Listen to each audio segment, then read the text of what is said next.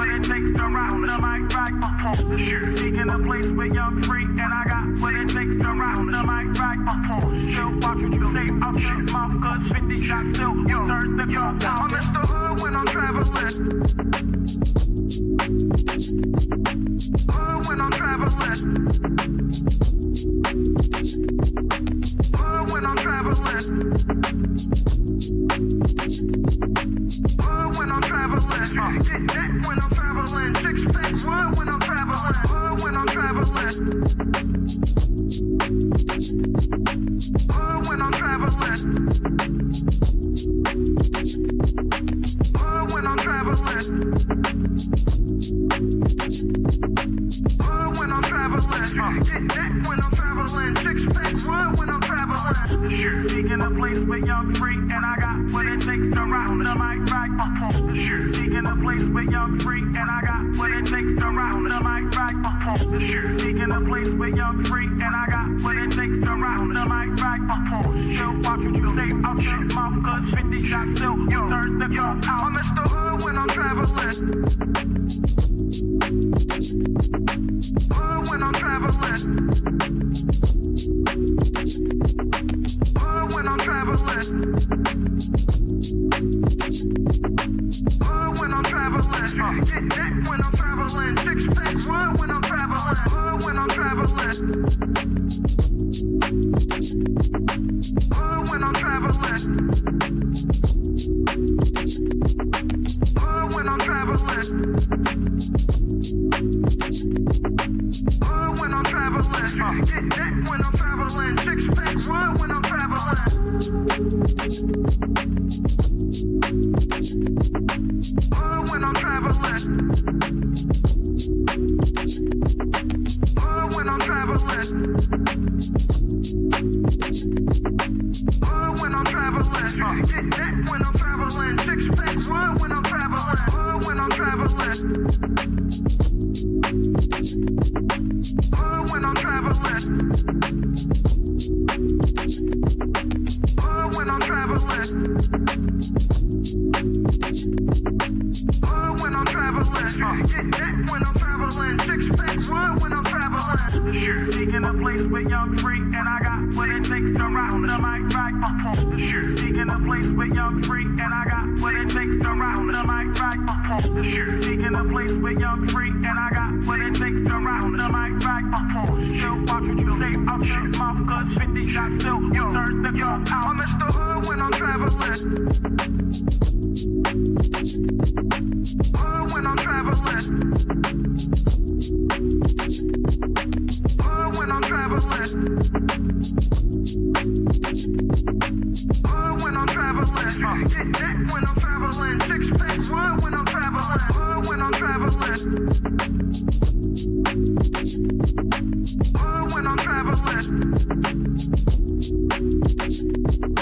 Hood when I'm traveling. Direction, choose your own path. Don't just wear anything. Wear garments that mean something. We got hats. We got sweatshirts. We got jackets.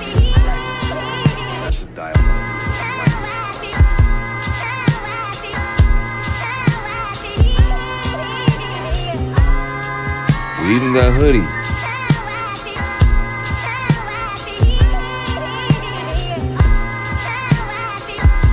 Let's not forget our classic tees. Direction, choose your own path.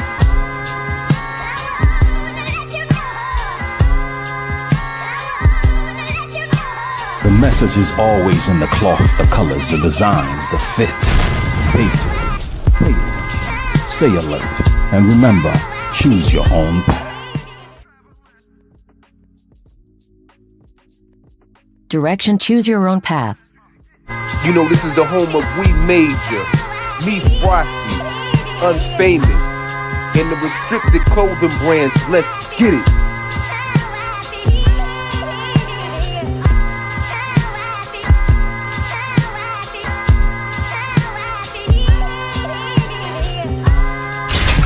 The message is always in the cloth, the colors, the designs, the fit. Basic. Pay attention. stay alert, and remember, choose your own path.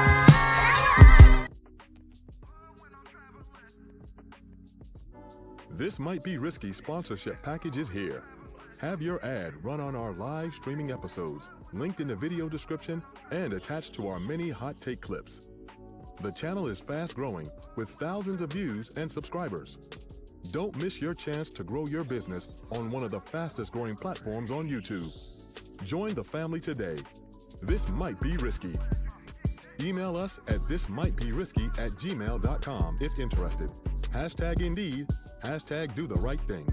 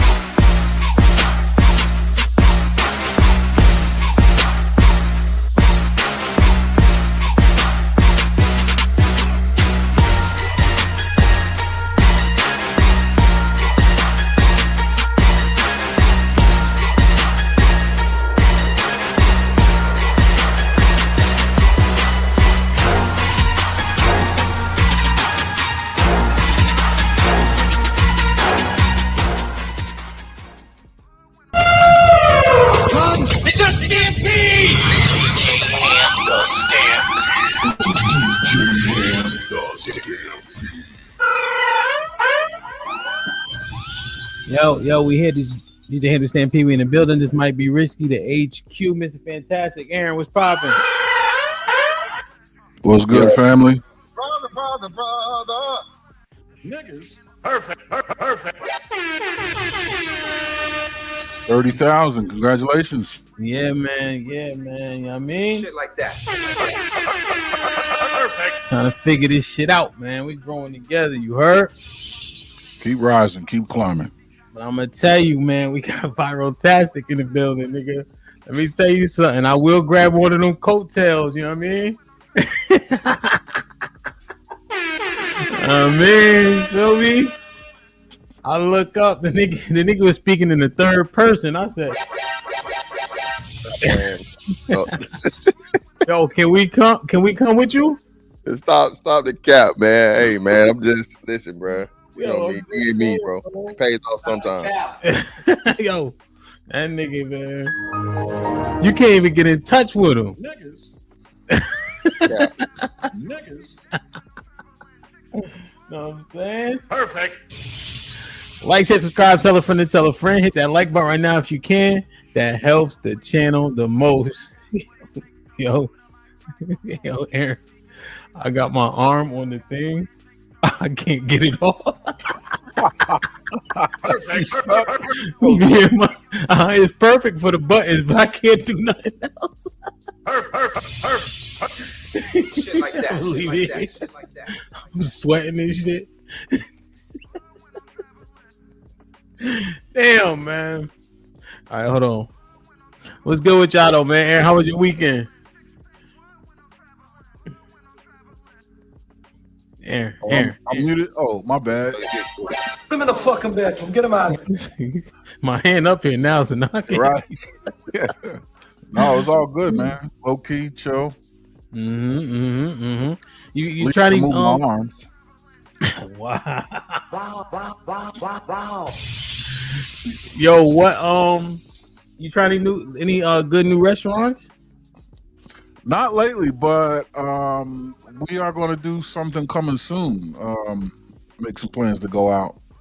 Just trying to chill off the back of the holiday, hustle and bustle. But yeah, I think the next couple weeks, definitely going to try some shit out.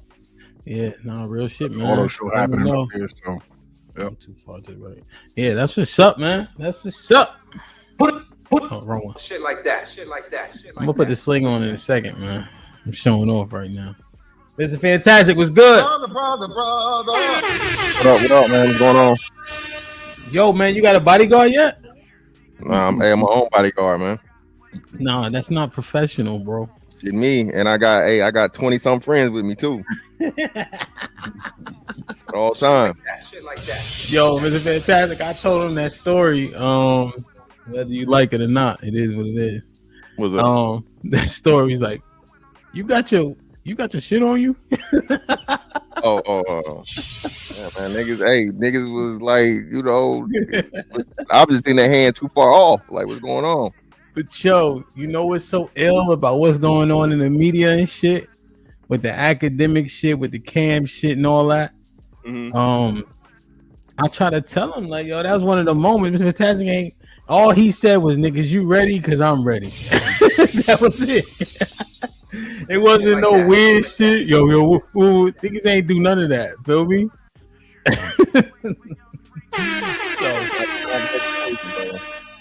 Huh? I said that's not the time for contemplation and hesitation. Hey, you see the shit coming, you better be ready for it. Mm-hmm. Let's talk about that hat you wearing. How'd that work out? Jeez. Hey man, listen, hey, you see what it is? Win or lose, baby. Listen, y'all still wearing motherfucking Dallas Cowboys hat and they ain't won nothing since what, 92? Wow. No, y'all no. This Bird Gang over here, man. What? Which one? The Philadelphia Eagles. What do you mean? Y'all ain't won now since what? That white boy that y'all threw away and then all that other shit. So we won 2 back to back since y'all. So I'm good. You didn't win shit yesterday. Don't matter, brother. Wow. We more recently, brother. I don't run for my team. Georgia, baby. This ain't just team. This home team, baby. This home. Georgia. Niggas. I'm mistaken that for Green Bay. You gotta get that G out. Hell no. No. Whoa, brother. You see these colors? Okay. All right. I'm thinking. All right. I gotta change. But either way, it was Aaron. You was on point. They lost. We don't even allow Green Bay to make their hats in red and black for that reason. So there's no confusion. But what you do this weekend anyway, Georgia? Hey man, it was. Hey man, can't win them all, baby. Last back-to-back champions ain't gonna be the last for the long time. So you know what I'm saying? So it is what it is. I'll take what I can get. Go Terps, go Birds. Damn, man. Listen, well, my team is out. But even though that niggas have I'm really trying to slow down on my racism too, man. I gotta do a better job. I almost said the G word. The brother that coaches Notre Dame. Mm-hmm. You know, his daddy black. His mom is, I think, Filipino or from Thailand or some shit. But I think I'm rooting for them over Ohio State, though. I would say that's gonna be a tough. Hey, you better do a lot of rooting. It's gonna be a tough ass game. Yo, they on all cylinders, man. All cylinders. Hey, the best thing that happened to them was losing to Michigan, bro. Yo, Michigan, or you think Oregon? Nah, Michigan. Yeah, Michigan. Yeah, and then Michigan beat Alabama. Michigan didn't make it. That's what I'm talking about. But still, you know, they was Ohio State. I think they was either undefeated or lost game. They had them. They're supposed to be going to the conference championship. Remember, they didn't go to the conference championship because of that game. Because of that game, yeah. That is the rivalry of all rivalries, I think. What Michigan and Ohio? Yeah. What is more like? No matter, because it doesn't even matter about the records. Yeah, it's still 100 million people tune into that shit. Same thing like Alabama, Auburn. That's just one of those, like I said, legendary rivalry games. Like, do you think Alabama, Auburn is teared down from Michigan? Compared to like, that's one because there's a lot older. You like in national, so you had a lot of national, TV time before then. So a lot of people got. Yeah, no, 100%. I think you're right. And big cities, and much bigger cities. Yeah. It's like, and like those states, it's the whole state, right? Like Michigan State. You know, Michigan State got 30,000 people that go to the school too, but Michigan is the school. You know, and I think what's the big house hold 110,000 people, something like that. Mistaken? Somewhere being What's the biggest stadium? I think is it Arizona. It might be the big house. Yeah, like Arizona Stadium is huge. But I think it might be the big house that holds the most people. I think it's 110,000, I think. But yeah, man, that shit is interesting. What y'all think about football this weekend? Before the ladies get in here. Did y'all watch? Y'all ain't You know? watching. Go Birds. That's all I got. What the hell do y'all do on the weekends when football is on? What do y'all watch? Fucking anime? Something valuable with my life. Y'all football niggas. So I do something valuable with my life. You know, Like what? like breathe, walk around. You know, Fuck. Your daddy. So important. one thing about you anime niggas, y'all is bougie though. I'm watching anime and we got anime club on Saturdays, right? I'm like, yo, why is this nigga monologuing before he fight? Just fight. They always, man, well, maybe I should do this before he does this. Shut up, nigga. Explain that, Mr. Fantastic. Which part of it? Pay attention. Put that phone down, nigga. How Man, big go you think viral, don't know how to you act. let us? Yeah, that's what I'm saying. He go viral. I'm in the midst of talking to the nigga. He just You talking ignores shit me. about anime. Well, first off, I was a comic book nigga before anime nigga. So I just I got to figure out You're which hand. old. You're old, my nigga. I want. How big are the letters on your screen? Keep it real. How many sentences do you get via text message on the screen? What do you mean? The smallest text. Nah. Any word I got- bigger than bro, I 6 got- letters I got long. 20 vision, bro. I see. Look, the nigga with the glasses need not even speak. Okay, all right. So while you speaking of anime, okay, I'm sort of like a motherfucking mutant out this motherfucker. I can hear real good. I can see real good. You know what I'm saying? And you see this big ass nose. So hey, nigga, hey, you ain't finna get nothing by me. Okay, that's why I ain't get that many times in life. All my shit on 10, nigga. I see it all coming. Nigga. See, hear, smell, all that. All right, yo, chill out, nigga. Yo, all I'm just saying is, yeah, they fired Mike McCauley in Dallas. Thank God. But yeah, can you explain it to me? They don't. So he get punched in his shit, right? He slide back. They always do this dramatic slide when he should just fall, right? Smoke come up. Sparks on the ground and shit. Yeah, motherfucker, you got sneakers on, nigga. Yeah. You got stirrups, like. So then he like, man, next time he swings, I need to duck and then do this before he does this. But I'm not sure if it's gonna work because of X, Y, and Z. Then the nigga throws a jab. I'm like, the fuck you doing all that complaining for, my nigga? Just throw the jab. Why do they do that in anime? It's the build suspense, man. It's not suspenseful. It's a monologue for no reason.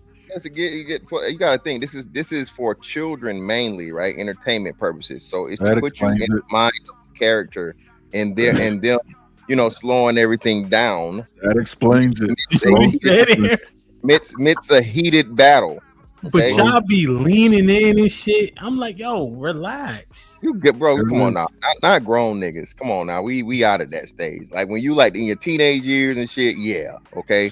Niggas might have motherfucking did a Super Saiyan power up around 13, 14. Okay, you're not doing that shit at 30.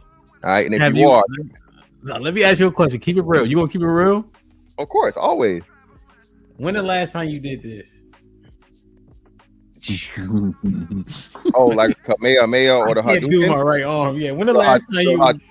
Listen again. I'm a 80s baby, man. So I was doing the Hadouken before the motherfucking. You know what I'm saying? So I ain't did that since like middle school. Get the fuck out of here, son. Stop the cap. Think I just seen you jump off a top step and land in the superhero pose. Nigga. That's cap. You had on a superhero outfit last time I seen you. No, it was just very well coordinated. Now, hey, you know what? Now, Hemp, you know what? I guess I gotta take this one on the chin for a pause for Georgia niggas. Okay. Bro, Gucci man, they had a Gucci man fucking like tribute or something at a Hawks game. How about this nigga looking like a motherfucking stick of Big Chew bubblegum, nigga? Everything same match, nigga, the same color, like Pepto Bismol, whole fit, nigga. Who was it? Maybe it's a Georgia thing, man. Maybe it's a Georgia thing about matching. We the only niggas that still believe in like just matching, overmatching. We overmatch. Overmatch. Y'all be dressed like a mannequin, nigga. Hey, man. Hey. Yo, but now the shoes named after the most colorful cereal known to man. Yeah, Son had on them shoes. He had and1 shorts on. I'm like, yo, what year is it? And1 shorts. Yeah, I ain't did that since and1 was popular. Don't play with me. They was past your knees. Yeah, they make long Nike shorts. Don't make me get my Nike shorts, nigga. Nah, bro. Any short that long is automatically and one. You know that. Crazy. You're crazy. They make tall shorts for a reason. They make big and tall shorts, nigga. Nike and one shorts that are tall. They literally have tall on them, sir. Nigga. Okay, if those is Nike. If those is Nike, those is cosplay. Them Nike shorts is cosplaying for and one shorts, bro. No. Adidas and Nike were way around before and one was, brother. What I'm saying is those shorts is nasty work, though. It's not for a nigga that's 6'5". They're not, brother. They and we not finna get on you and your fucking mid thigh shorts, brother. Let's not do this. Like, share, subscribe. Yeah, let's. Weave, nigga. No, let's not.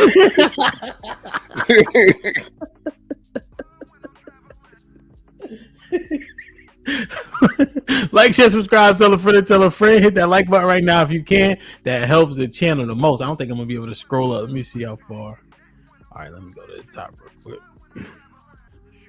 Salute everybody in the building, man. Let's get the hold on. Let me see. This ready yet?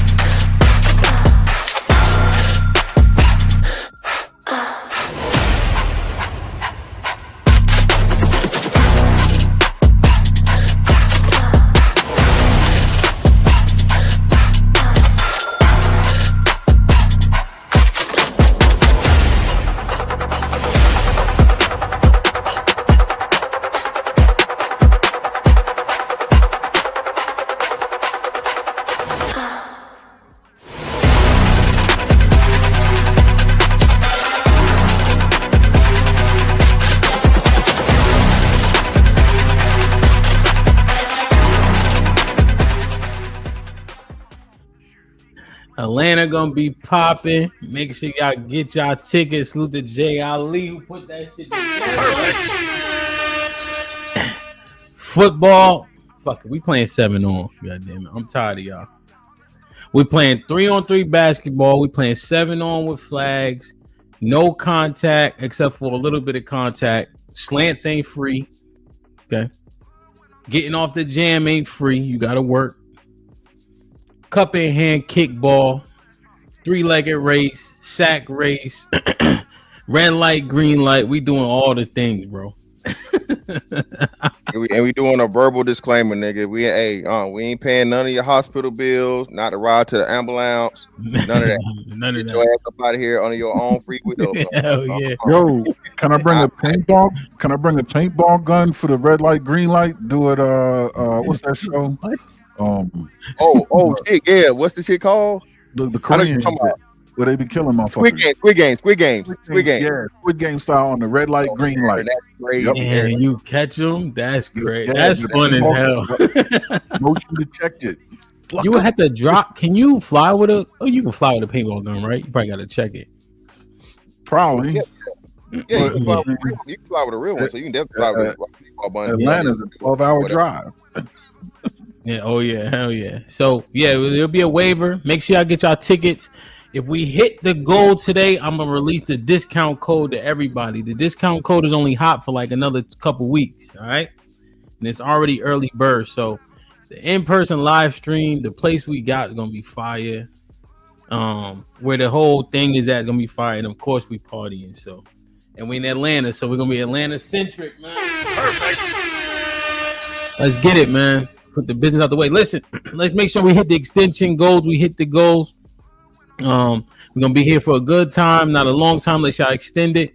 Let's get it popping, man. Like, share, subscribe, tell a friend, and tell a friend. Hit that like button right now if you can. That helps the channel the most, man. Salute to everybody in the chat. 215 people in the building. Let me make sure I check the likes. Let's do it right, man. We got 87 likes. Y'all do me a favor. Hit the like button now, please. And Ran with the $2. Not all anime is made for kids. Let's not. I don't think he was lying.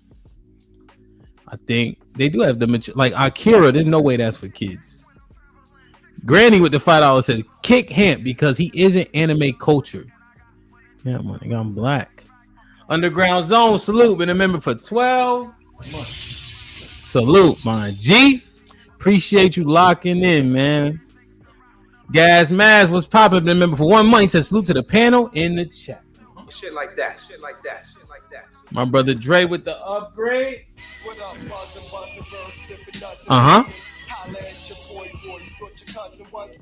All my fam in the building. I apologize. I can't read all the chats right now. We got to get it started, man. There's so many chats, but salute to everybody in the building. I'll try to go through as we go, man. Devin, Impress, Omega Dreads. I got Gas Mask, of course. There he is with the $5. If you dodge the paintball, can you stay in? Yes. Yes, you can. 100%. Keisha was popping. Mr. Williams, my brother Strada, what up? He must be on a break. Wolf Among Sheep, Jay Lim was popping. No doubt, I ain't diving ever again, bro. Never again. I'm not diving. Black, what up? Night, Shalom. And make sure I check the stream from yesterday, man. Yesterday morning, we covered what the hell I covered? Your Own Understanding via the Bible, man. It was a pretty good stream. AM1, what up, my brother? Sapase, what up, kid? How you? Far shot, I see you. What's popping? All right, let's get it, man. Yo, y'all been tracking the fires? Yeah. You know what I mean? Yeah, man. Yo, that shit is ill, man. If y'all pray, make sure you pray for them. That's for damn sure, right? Because there's like nothing you could do. There's nothing you could do to stop that shit, if I'm not mistaken. Nope. You know what I'm saying? Zagu, what up? Truth, Nexus, what's popping? You know? And then I see this, man. I just wanted to get y'all 2 cents on this, if you don't mind. Hold on. My left hand getting better. Man, hit that like button, hit that like button, hit that like button. Man, we having fun today. We having fun for the rest of the year, man. Fuck it. So, boom. Let me get y'all 2 cents on this shit. If People Ain't Shit was a story. 543, welcome back. On this Monday, the Santa Monica Police Department has arrested a number of burglary suspects near the evacuation zone. Officers say the men who provided false IDs to them were in possession of burglary tools. They also had the Watch Duty app open on their phone so they could track evacuation zones. Detectives say the thieves are not from Santa Monica and traveled to the disaster area from out of town, specifically to loot homes.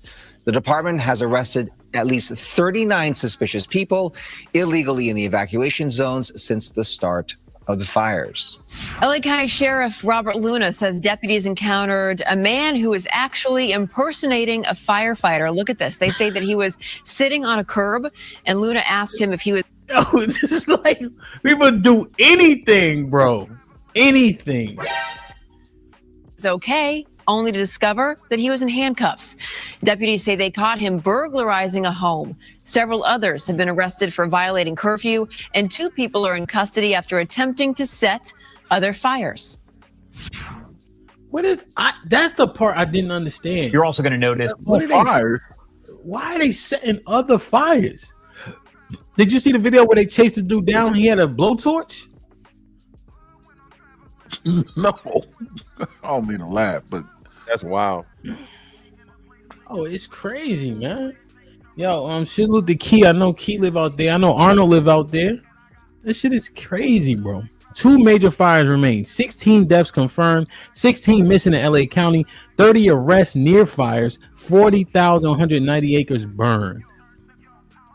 Joel said in the chat just now, he got a buddy. You know, it's free. I want to acknowledge it. That they said they haven't gotten rain wherever he lives since last May. Damn, son. Okay, so Riff gave me an update. Looked like 25 deaths.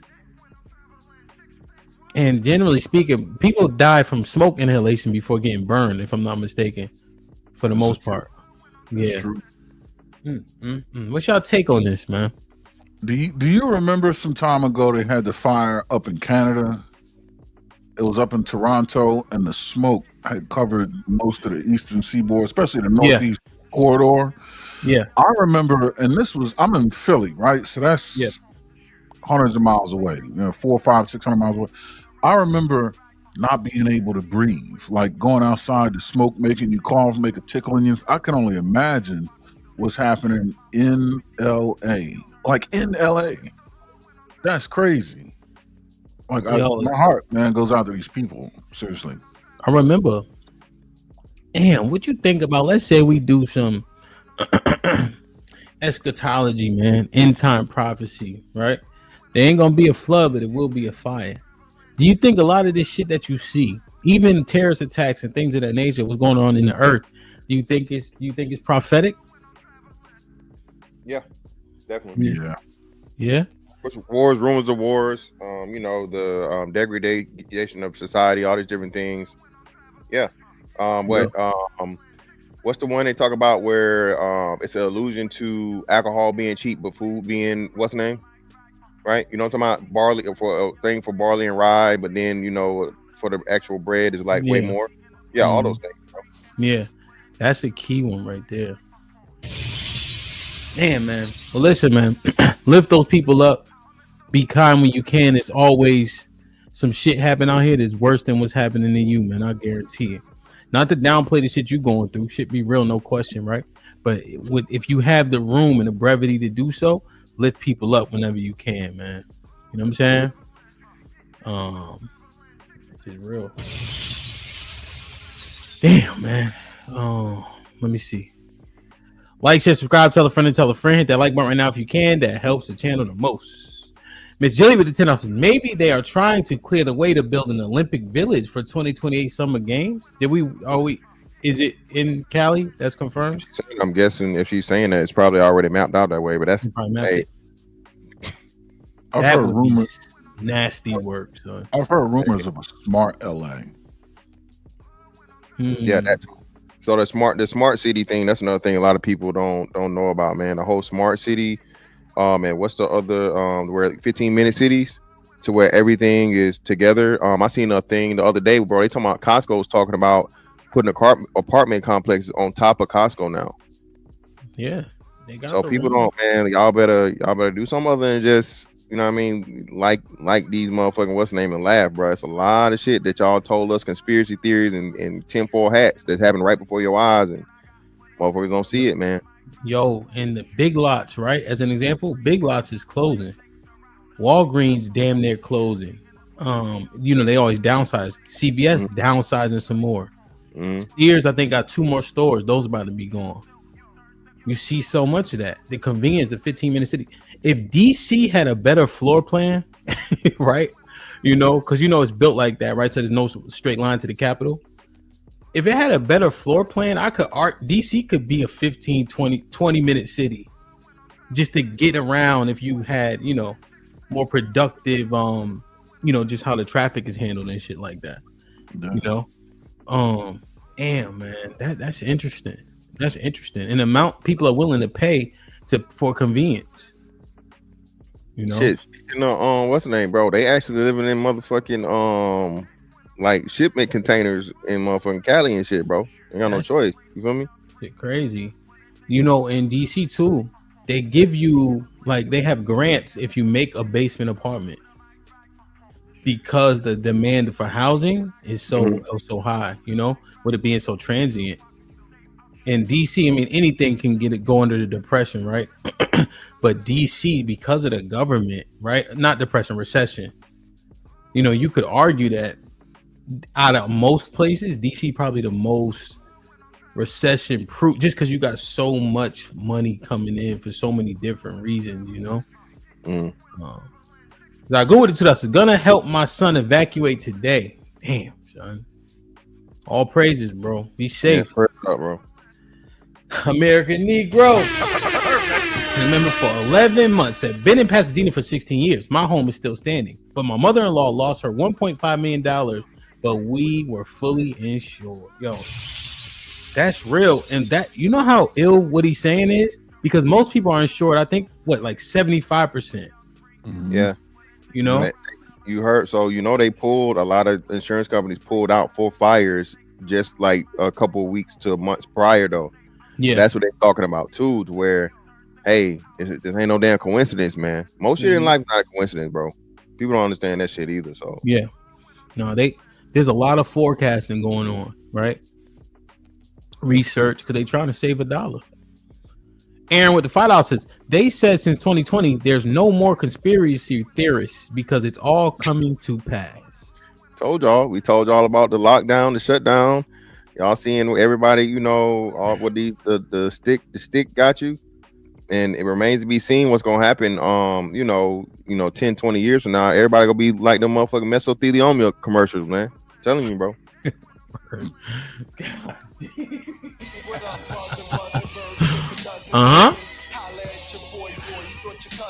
Juggernaut in the building with the renewing of the membership. Appreciate you, cuzzo. Be safe, man. Everybody be safe, man. If you pray for people that you don't know. All right, pray for these situations. As we saw, shout out to Sherelle, I think she was here earlier. Things are very, very close to home, and there's only a few different degrees of separation. It ain't that many. You'd be surprised. My wife was out the other night at a marketing event, and she met someone who's related to one of the boys that got killed out there in New Orleans.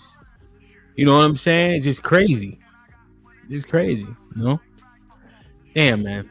So, Mr. Fantastic, you sent me this. What's the full context of the next session, of the next segment? Lame, stop complaining. Did I get that right? Yeah, for the most part. Yeah. So shout out to Anton, man. Anton has a podcast and like in-person podcast, I think, or something like that. And he has a panel of people that he deals with. And it's this very, very ghetto, loud, boisterous ass female that basically made a declaration statement. And she confirmed the Beat It Chick memes, right? Let me see. You got the can you show on the Beat It Chick meme? You got it? Hold on, I got it. Give me a second. Y'all hit the like button, hit the like button. Yeah, man. Insurance is amazing, man. Like, it's a just in case business. Think about that. Pay me just in case you get in some shit. Hey, man, one of the biggest ripoffs ever in life, bro. Golly, son. But it's like, yo, you don't have, because when you need it, you thankful for it, right? But how many car accidents y'all been in? Shit, 2. And you've been paying insurance since you were 16? Hey, exactly. The biggest ripoff ever, bro. Yeah. That's actually an interesting point. And then you got to pay gap insurance if your whip is new. Sure. Like, the insurance ain't even enough. Yeah. And I always get gap because the cars don't hold their value. Right. Exactly. You know? It's just crazy, man. It's just crazy. But I don't know if you call it a scam unless they just don't pay. Generally speaking, the insurance company for the cars pay out. Like, I never really had an issue, per se, even if you have to sue your own company. But still, it's just like you don't need it till you need it. You got to pay for it just in case. It's back. It's in the back. All right, what's this? So this is the Beat It Chick meme right here. This one specifically, and then this is like the other one. And pretty much, again, it's the black man's dynamic of the dating market and the evolution that you have in, dealing with black women. So right here, this is the original one to the left. Don't worry, baby, he's just a nerd. Why do you always pick the thugs years later? Hey, baby, remember me? Girl, she got a small baby in her arm. She pregnant with another one. And then he says, Beat It Chick, with a CEO and a whole bunch of money and an expensive car, whatever. Why can't I find a good man? This is the black men, why black men end up with white women thing. The dude, hey, he's a nerd or whatever. Hello, ladies, geek, nerd, all this shit, no game. Then he ends up with the white lady, and now they mad and calling him all the other shit because now he went to somewhere where he was celebrated and appreciated. So yeah, that's the basis of it. Let me see it again. My bad. So he ends up with a white girl at the end? That's on the second one, yeah. That's the other dynamic. So the racial dynamic of it's back. There you go. So yeah, it's a white girl. See on the bottom to the right. So he's trying to holler at the black girls, politely, not "What's up, bitch? Hey ho." He says, "Hello, lady. What a geek, nigga. Please, no game. He's lame, right? He's dressed conservatively. He got on jeans, got on a collared shirt, all this shit, so on and so forth. And then he ends up with the white girl, smiling, laughing, or whatever, and they're hating on the side." Oh, the meme is from up and down. So top to bottom. Yeah, so it's two separate ones. So you got the left side, top to bottom, then you got the right side, top to bottom. Okay. Okay, got you. And so the clip that we about to watch is left side confirming the left side for all Yeah. intents and purposes. Okay. Yeah. Let's Shout see out how to it I is. think it's Alex Arts. That's the name of the guy that does the what's that name. does this. Now the right side, most of us. I mean, what is it? Is it just a foreshadowing of the percentage increasing, even though it's a low percentage? I guess.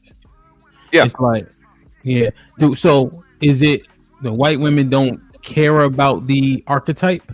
Yeah, white women, you don't have to be a thug. You don't have to have as much game. You don't have to be this ultra nigga. You don't got to be super nigga for the white girl. She just satisfied with you being the man you are, right? Mm-hmm. So, but for her, you know what I'm saying?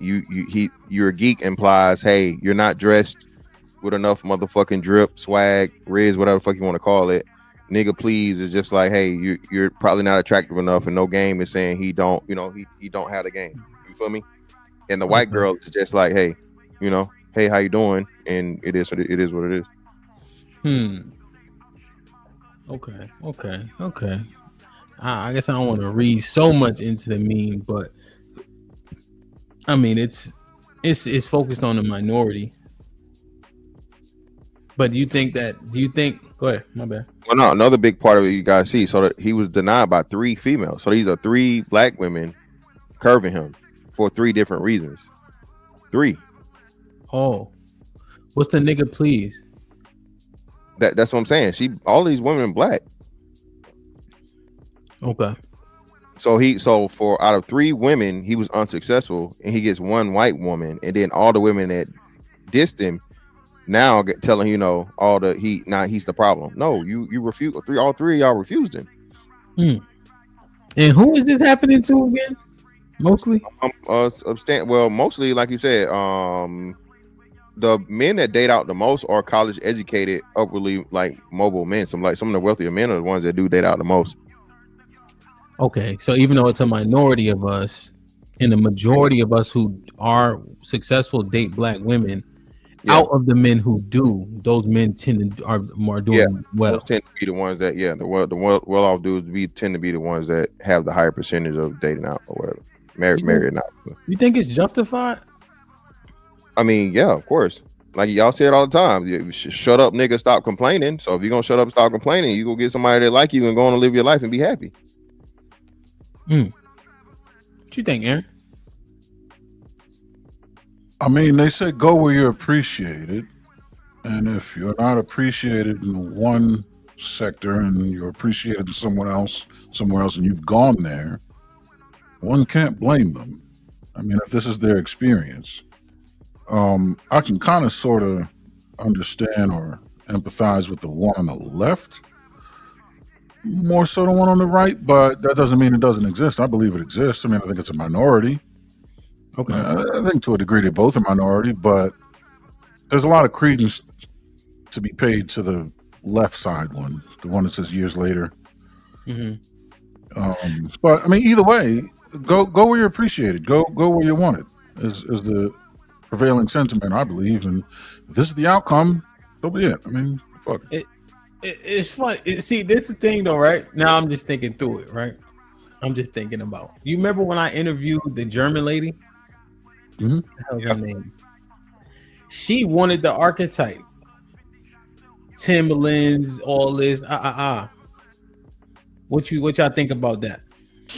I think she was attracted to the culture. I don't know it was necessarily the archetype as much as the culture and its aesthetic that she found appealing, especially given the stark contrast between the culture that she grew up in and American culture. I think there's a layer of American culture that she would consider even still urban that we would consider as, losers. Not losers, but subpar, not full on Tupac, but just the South Pole wearing jokers. You know what I mean? The backpackers, essentially. To her, is probably exotic because she's a Turkish woman raised in Germany. But like, if you're from the Bronx, like, and the thoughts probably get the fuck out of here. No, but she fuck with the Bronx. She remember her dude is from Philly. Yeah, North Philly too, right? I think. Yeah, no, that's Beirut. Never mind. I stand corrected. I don't know, man. I don't know. All right, so let's look at this clip, man. Like, share, subscribe, tell a friend to tell a friend. Hit that like button right now if you can. That helps the channel the most. Hold on, let me get to this. All right, salute to Anton Daniels. I'm about to bring you full circle. I got your back. Watch this. In the meme, they were in high school. When the nerd came up to the girl in high school, she was like, no, I don't want you. And then once she became a baby mama, he was a CEO executive and all that. And she's like, hey, you remember me? He said, no, I don't want you. I be feeling like, respectfully, y'all is the grown-up versions of the niggas that got hurt in high school while we was out fucking with the drug dealers. Let me tell you something. We were victims then making horrible-ass decisions with grown-ass niggas preying on us. Y'all gotta let that shit go. You didn't get no pussy in high school. You getting pussy now. Get over it, Absolutely. nigga. Because how many times do you hear men bring up, but what about the girls who had the older guys picking them up in high school? Get the fuck over it. It was right.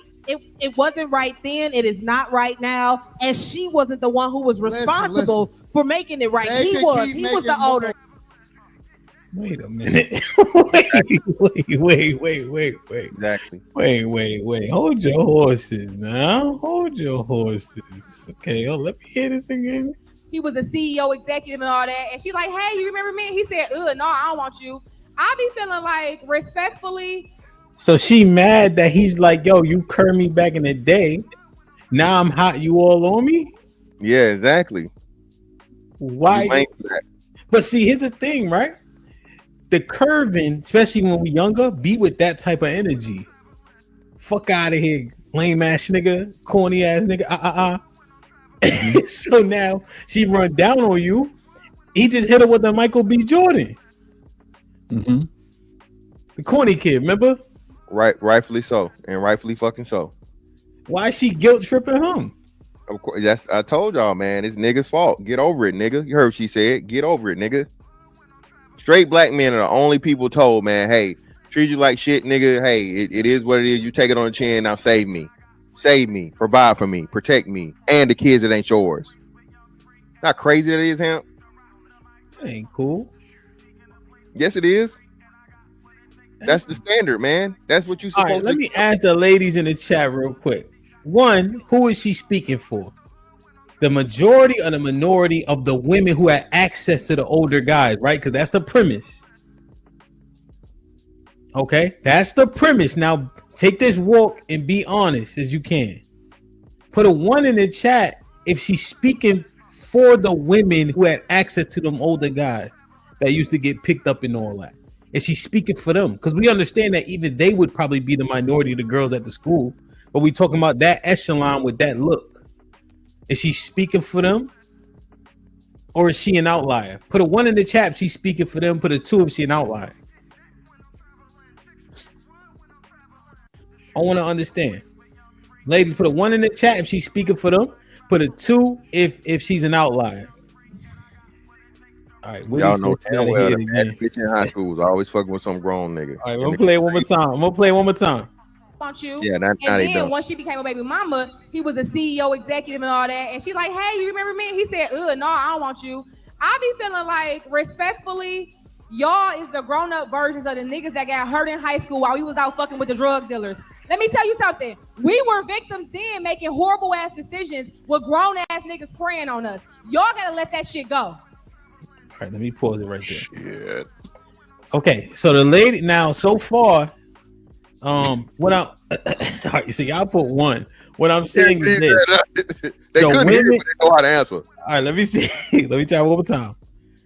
The ladies in which had access that you knew were talking to the older guys, right? They had a certain aesthetic, obviously.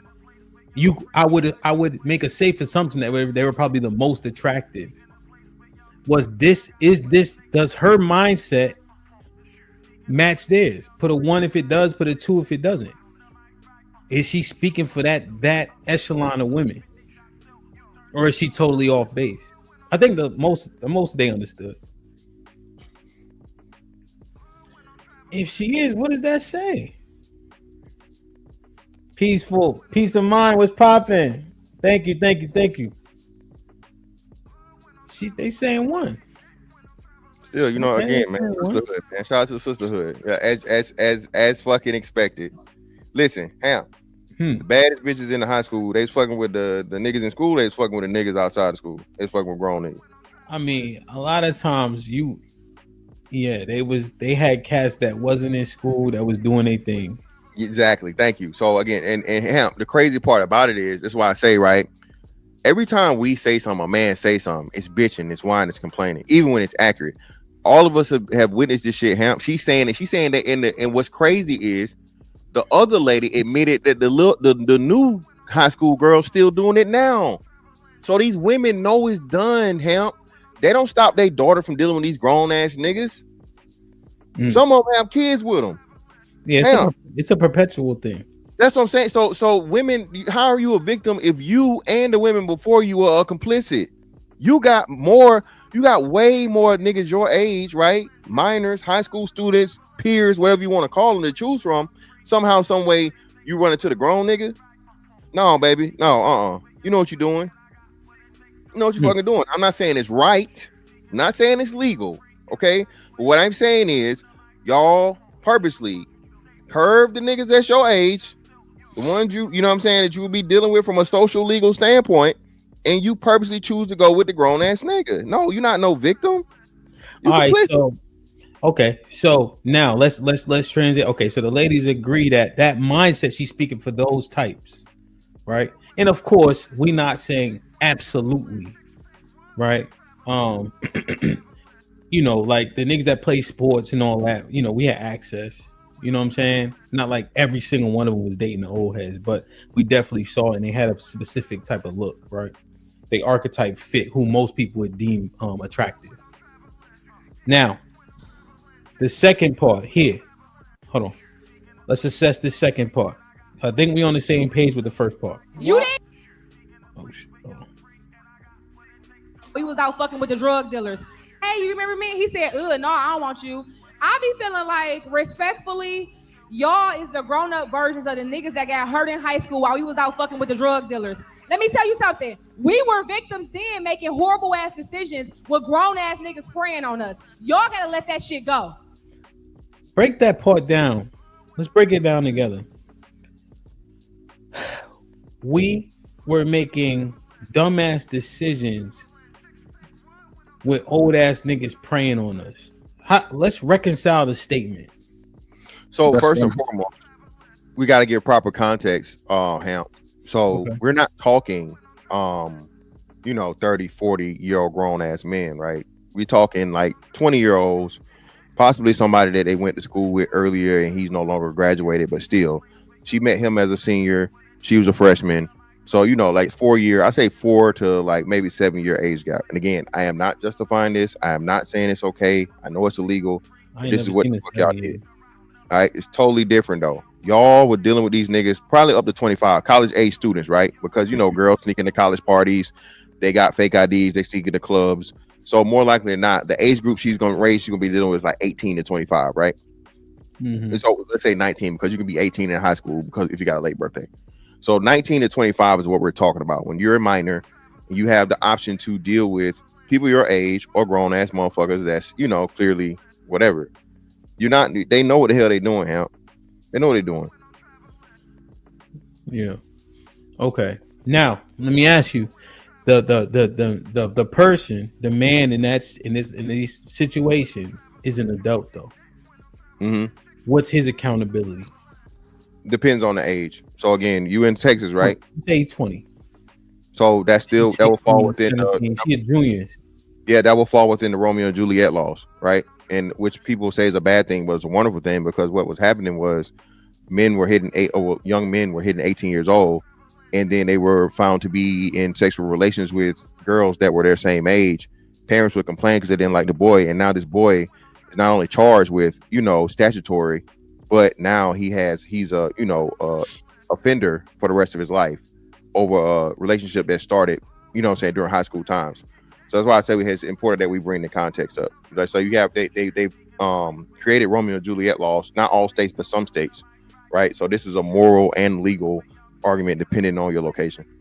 Okay, but let's say because the legalities can change, right? To your point, And I think, and somebody please correct me. I think Utah, you can consent to sex at 16.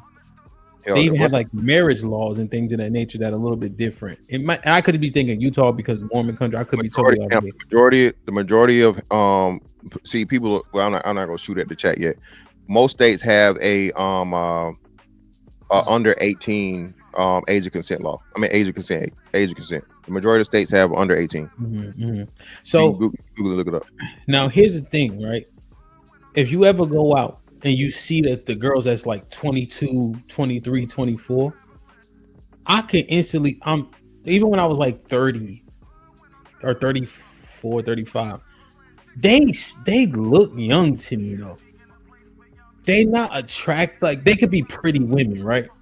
But they're not, it just, they disposition, they demeanor, it's just like, it's young, the mindset, how they move, even they garb, you know what I mean? So I'm just like, I couldn't do it though. Like I just couldn't see them in that way, right? You could acknowledge somebody's pretty like in the face, but even though they was of age, I'm just like, nah, I'm good. You just young, your mind don't make sense, right? Now, does that make the man who can see a woman who is of age attractive?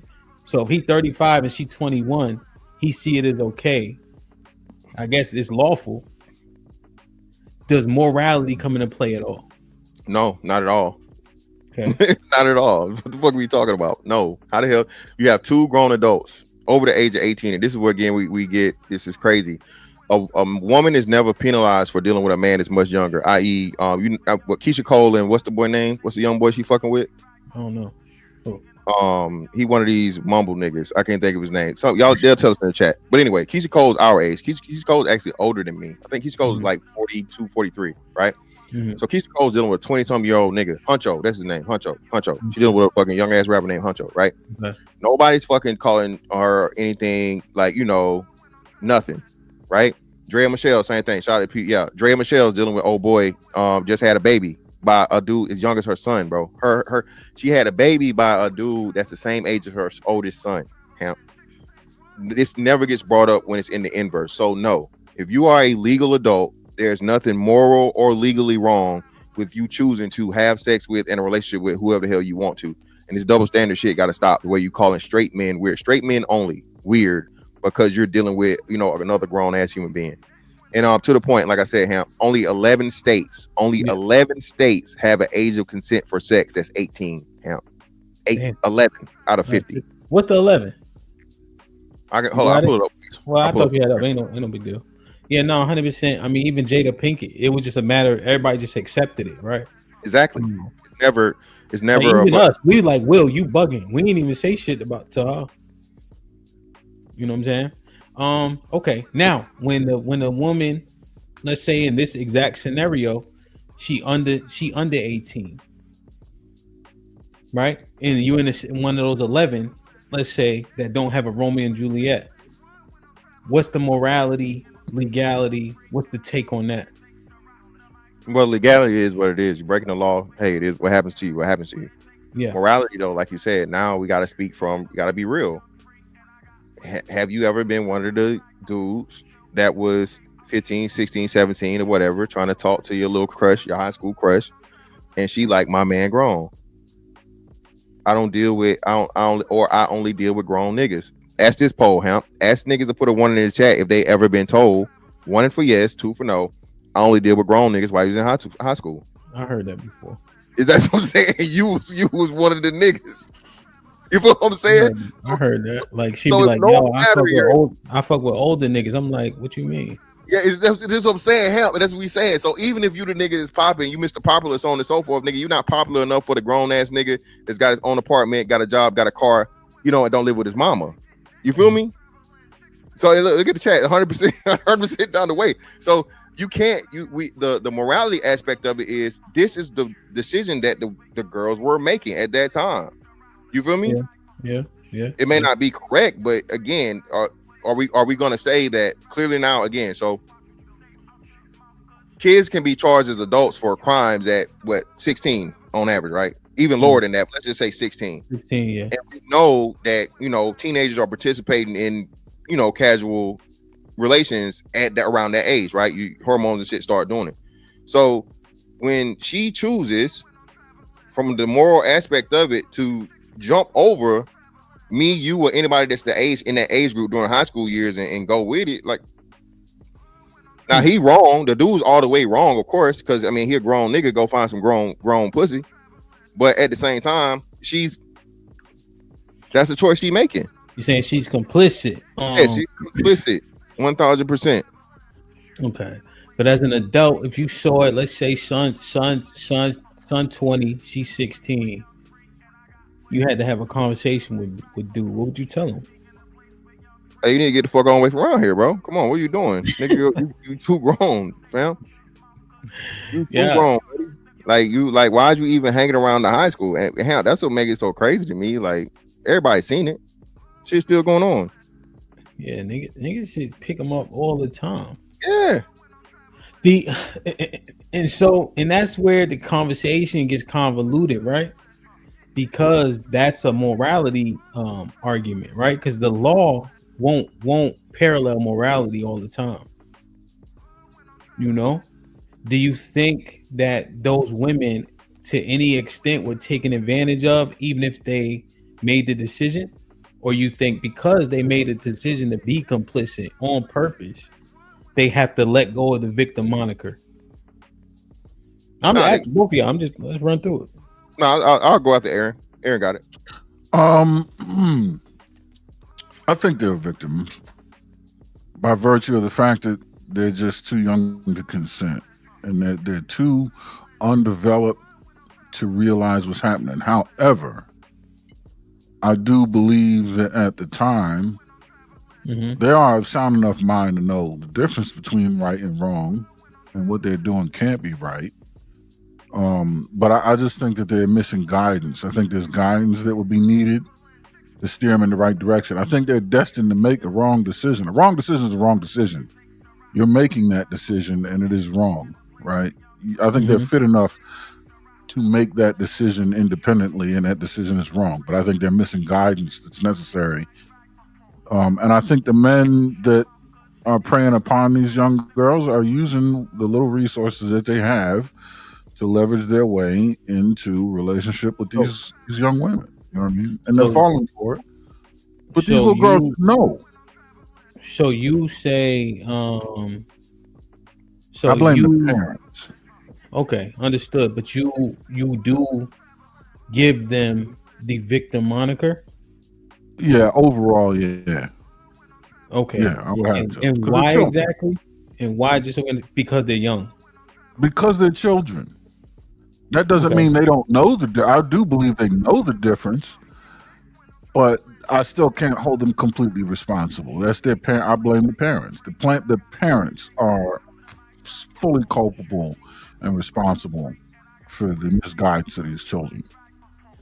Whether I believe they know the difference between right and wrong or not, they can know the difference between right and wrong and be easily swayed. That's the thing. Okay, so the fact that they don't have fortitude to stand on what's right, even though they know it's right. Okay, now let's walk it down. Now, here's what's happening in these things. I would argue just because I saw it.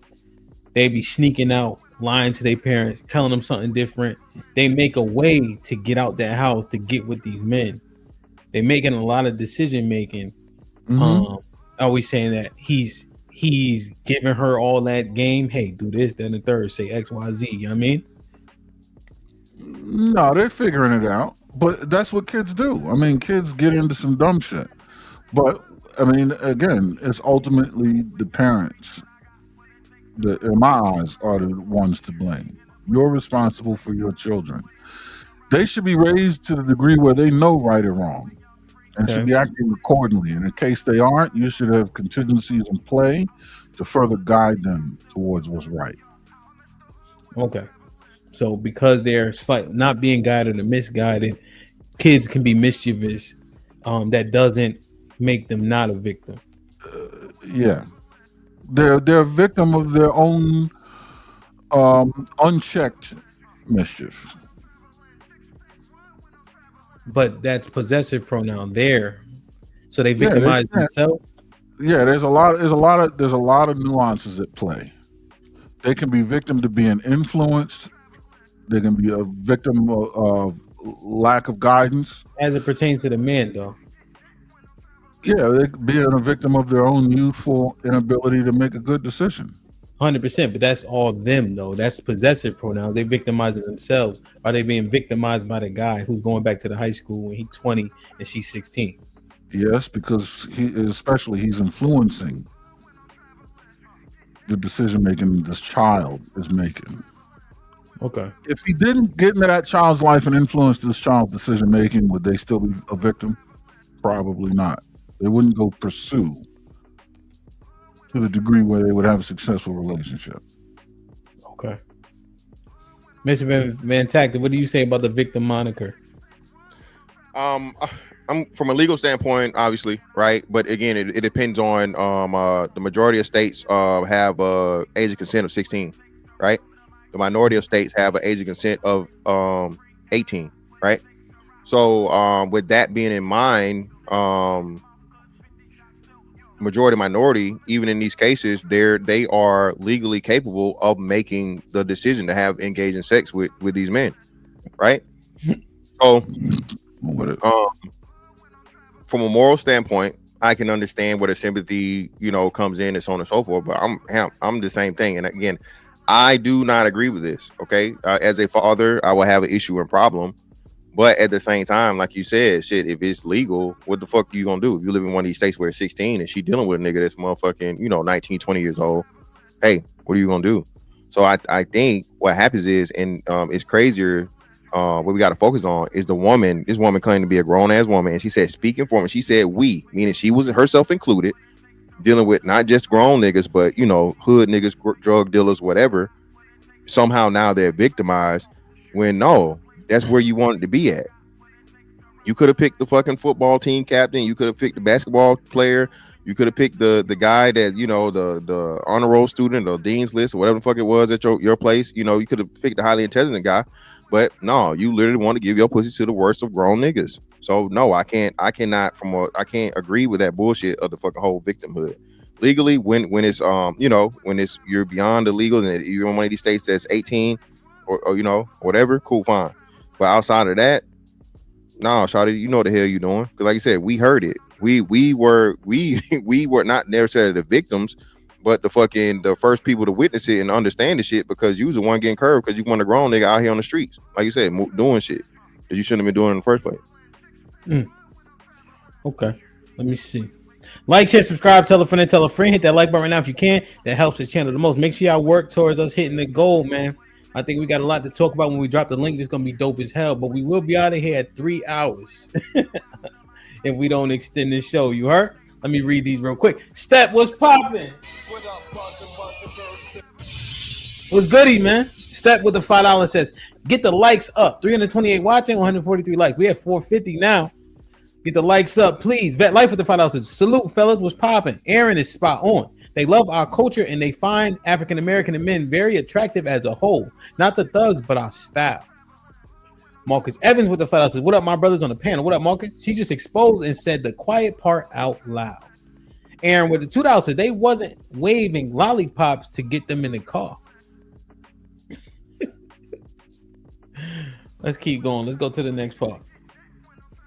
You didn't get no pussy in high school. You getting pussy now. Get over it, absolutely. nigga. Because how many times do you hear men bring up, but what about the girls who had the older guys picking them up in high school? Get the fuck over it. It was right. It wasn't right then. It is not right now. And she wasn't the one who was responsible for making it right. He was the older guy. They can make more take excuses. some accountability. They can have as many excuses as they want. I say, guys. Who takes some accountability? This the guys that got curved that you saying is complaining. Who he ain't responsible for nothing. He's just saying back then you didn't want me. Now I'm hot. You all on me. Exactly. And no, bitch. No, you cannot ride this ride. You cannot pass go. You cannot collect $200. Get your lazy, broke, fat, ugly, baby daddy having ass fuck out my face. That's what he's saying, and rightfully so. I would submit that her history is a great metric to use to determine that she is not suitable for relationship, given that she was not raised with the guidance necessary to be morally sound. Okay, so this is kind of it runs into who hurt you, right?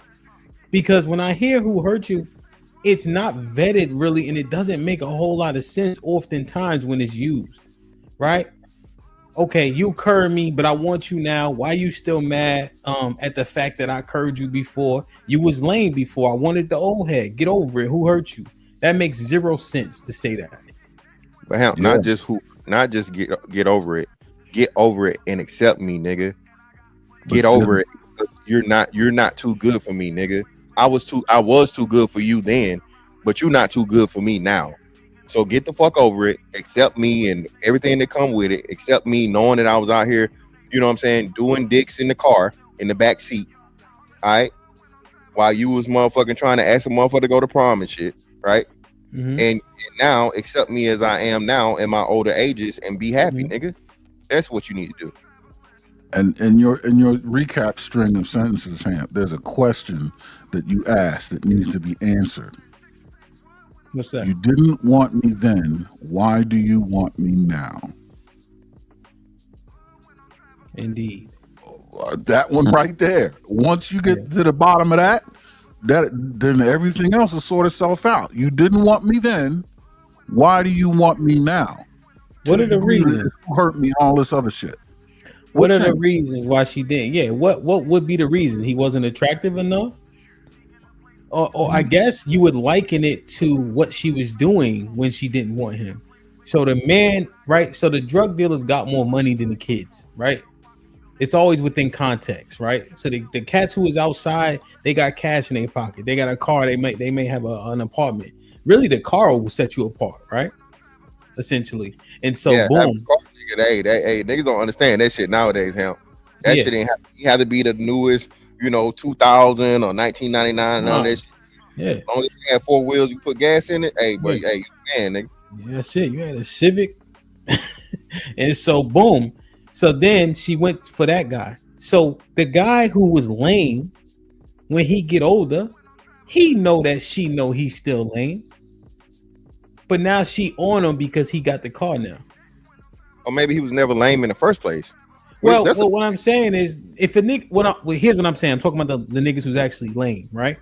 So if you lame, you probably still lame. I don't think a lot change a person's disposition. Maybe it does, but the reason why she wants him is because he's the guy with the car now. He knows that.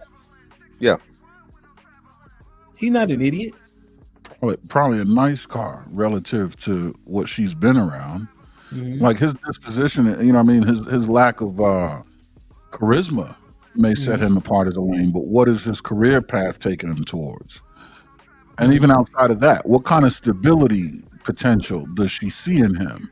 Maybe she's been dragged behind every SUV in town and she sees that he is moving the way he's treating women, in a stable and predictable manner, one at a time, and maybe she's seeing that and says, you know what? I want some of that. And we got to start doing this shit, man. Women are way lamer than men are, bro. Stop it. Women got to stop being the motherfucking judges of lame. Please stop it. No accomplishments, motherfucking no sense of humor, no intellect.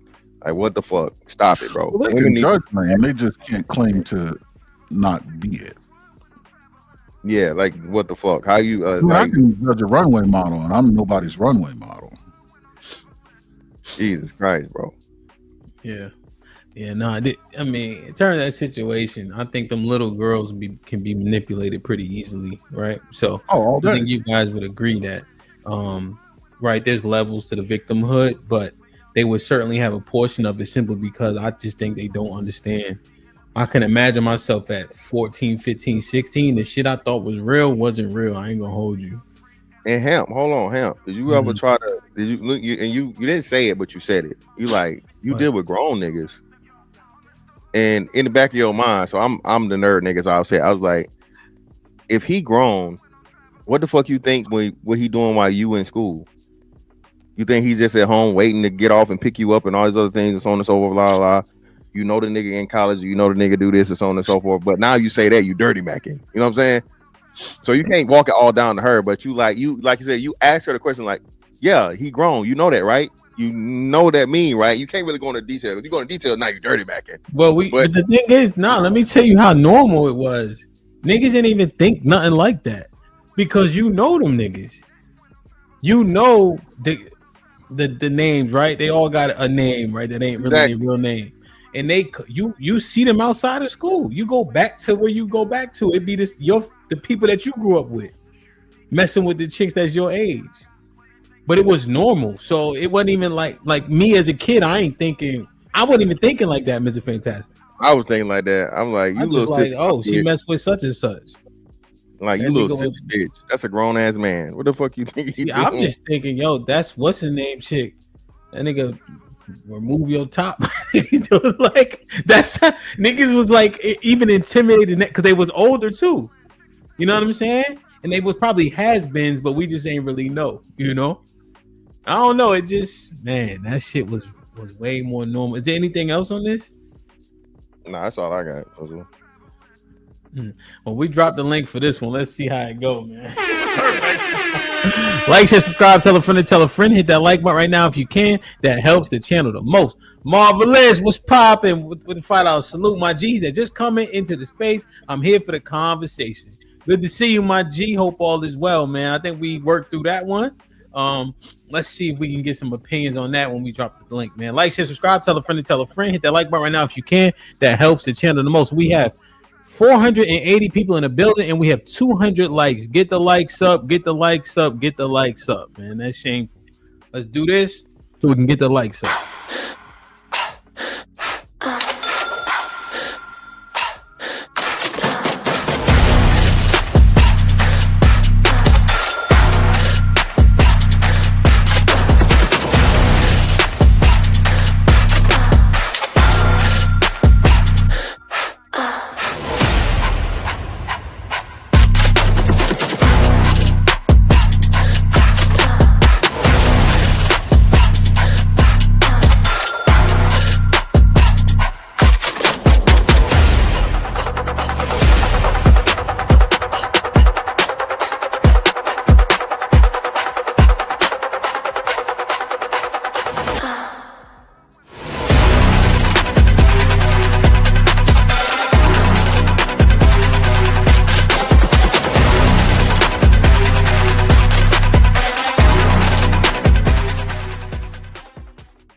Oh man, get the likes up, get your tickets to Atlanta. We're gonna have a hell of a time, that's for sure. Okay, we got 30 likes within that process. Let's get 100 more, and we should be almost kind of good to go. Quiet Faith with the 10 ounces. As soon as a girl or a woman covertly moves outside of the guidance and principles of their parents or husband, she is uncovering herself. The consequence is hers. See, that's the other thing. I think that we want to implicate, and we should implicate the parents, right? But if she's literally doing everything in her power to scheme her way out and to do the things that she's been taught not to do, I think Quiet Faith has a pretty solid point there.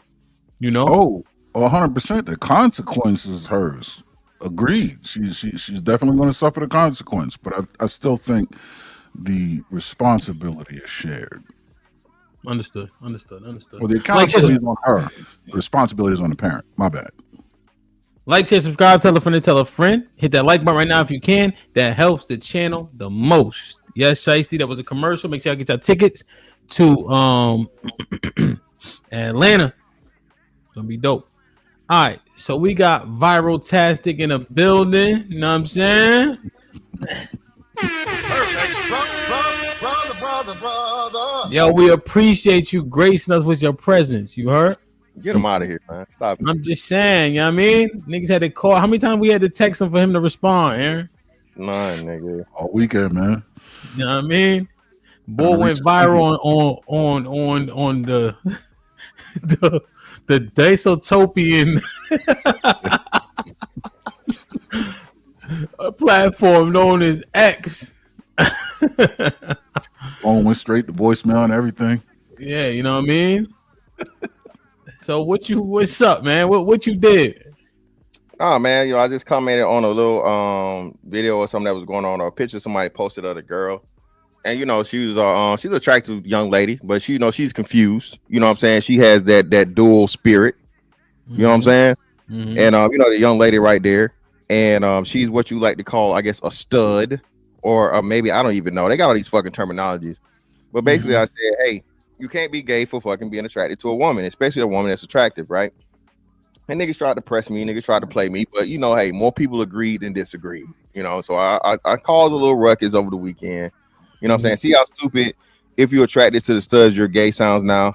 We see the bad bitch in the nigga pretender every time. You know, I had to grace him with one of my my personal terms. Yeah, see, shout out to Eric, man. The nigga pretender, everybody like the nigga pretender. You will. So the man that brought you brother fuckers, notorious nutters, and you know, various other terms. You feel me? You got it. You welcome. Listen, man. Y'all tripping, okay? Y'all niggas is tripping. Listen, I am not talking about the studs that look like Manny Fresh and Lil Boosie, okay? I'm talking about the fine ass girl that the only reason we even know about her is because of the barbershop skit or actual thing or whatever the fuck it is, okay? The girl is clearly attractive, all right? No matter how much she try to look like a damn man, she can't hide being motherfucking beautiful. Y'all get mad, right? So so a nigga can't say when a motherfucking a woman is actually beautiful, but y'all get mad when a nigga say a bitch ugly. Make y'all mind up, man. Y'all get mad at a nigga because he say, oh you gay, nigga, because you said she a woman. Alright? Her body is made for a dick to fit in it. Alright? No matter what the fuck she, doing today, she can change tomorrow. Bitches do it all the time. You know, y'all that's got these 3 or 4 kids by 3 different niggas, and now all of a sudden you gay. You been getting dick your whole life, and now all of a sudden, now you like pussy. Okay? Just like y'all can do that, and especially with these studs keep saying they sick of you hoes, they tired of y'all, they can switch back over to dick, or switch back to dick for the first time, who fucking knows, okay? If you're a fine ass motherfucking stud, man, alright, and you need somebody to bring you on home, baby, holla at me. Alright, folks, support. Fine studs only. So Boosies and Manny Freshes need not apply. So what was the mantra? If a man said that she was attractive, he's what? He gay. The niggas was trying to actually say that you gay, bro, because you said this woman is attractive. This is an attractive woman, and you literally see her. That's what I'm saying. They say you gay, bro, because she dressed like a nigga, because she has a masculine thing. And how it's crazy, you know how, and like I said, we had this thing, bro. No man truly sees a woman as masculine, bro. We say that shit, but y'all don't understand the context. Okay, masculinity comes with a whole bunch of fucking physicality. You hear me? That's a major part of it. Yeah. All right. A major part of it. Then hey, I got to give some examples. You know me. So I said, hey, so the nigga that's married to her, she's straight by y'all logic, because that's not a, that look like a couple of uncles I know. Is this a girl? Yes. Y'all don't know who that's the Me Too lady. That's the lady that started the Me Too movement. That's a woman, a biological woman, bro. So the man is so you niggas is out here fucking women that are uglier than men or could pass for men. Y'all straight? But a fine bitch put on the fucking big t-shirt and some baggy jeans or what, and she get a fucking low haircut. Now I'm gay. And then of course it's the ultimate one right here. Hey, I was fucking the brake shoes off of the brat, bro. All kinds of dick up in them. Okay? I know y'all ain't gonna say motherfucking Bubba Chuck out here, a brother fucker. So what are we talking about, man? Stop it. Stop it. Now, when we say who hurt you, a woman that's saying that, if like with this picture, right? The brat is not an ugly woman at all, right? And then shorty right here is pretty. She say he gay. What if I asked her who hurt her? Would I be justified? By their logic, you would. Because that obviously sounds crazy, bro. Ladies, Put a 1 in the chat if you agree with this sentiment. If a man says an attractive woman who calls herself a stud, or I think they have a stem, is attractive, y'all think he's gay? Put a 1 in the chat if you agree with that. Put a 2 in the chat if you don't. Rainbow Kid, you can participate too, because you know.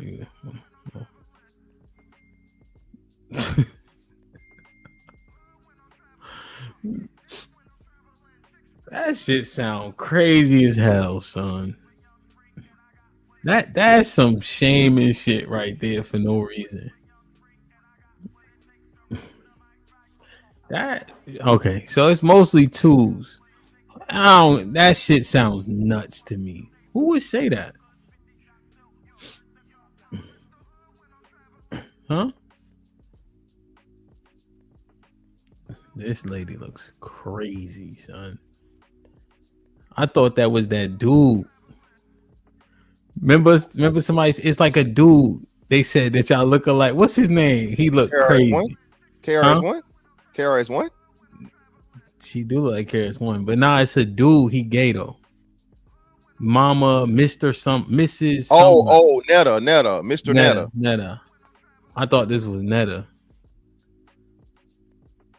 But that can't be real, son. That can't be real. I hope nobody's saying that, because who hurt you would go right to you.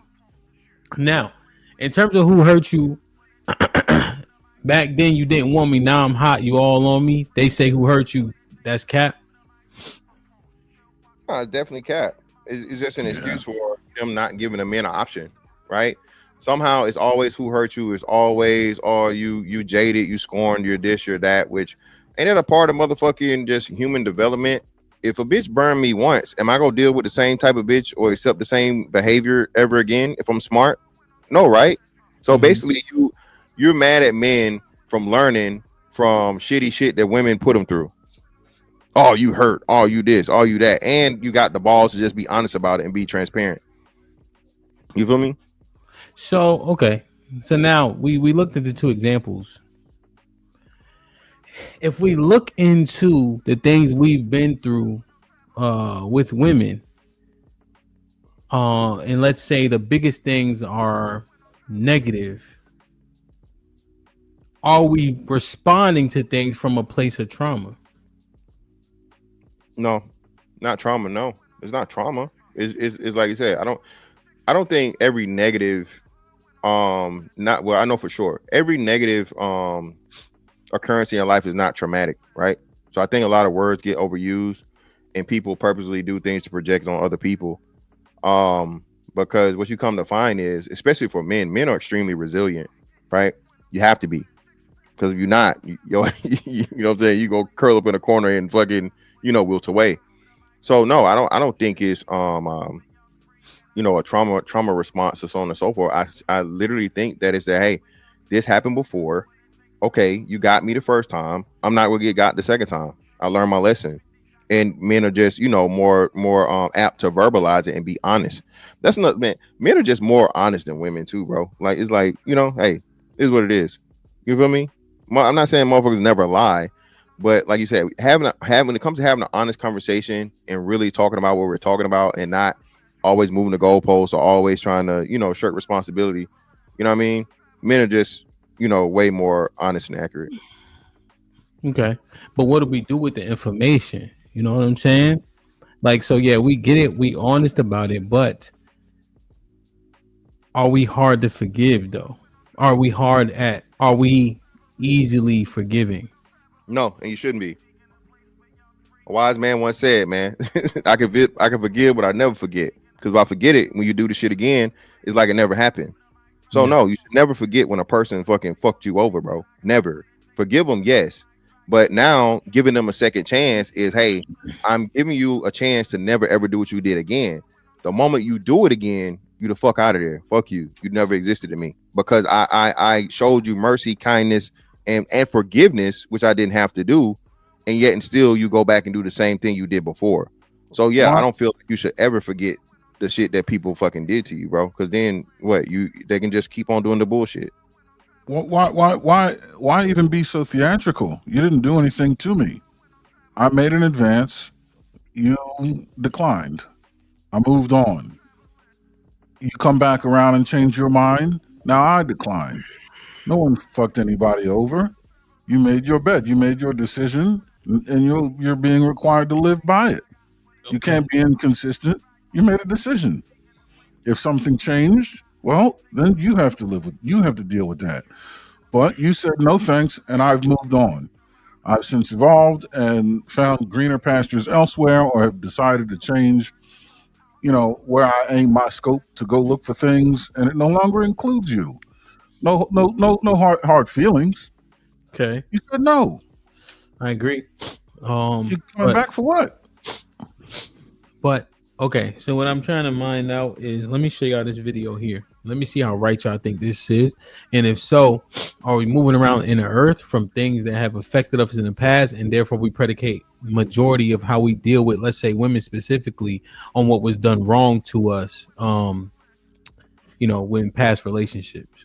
Make sure I hit that like button. That helps the channel the most. Salute the Reaper for sending me this. Don't get mad when you find out she's not completely yours. How do you ensure that he's showing me? You can't.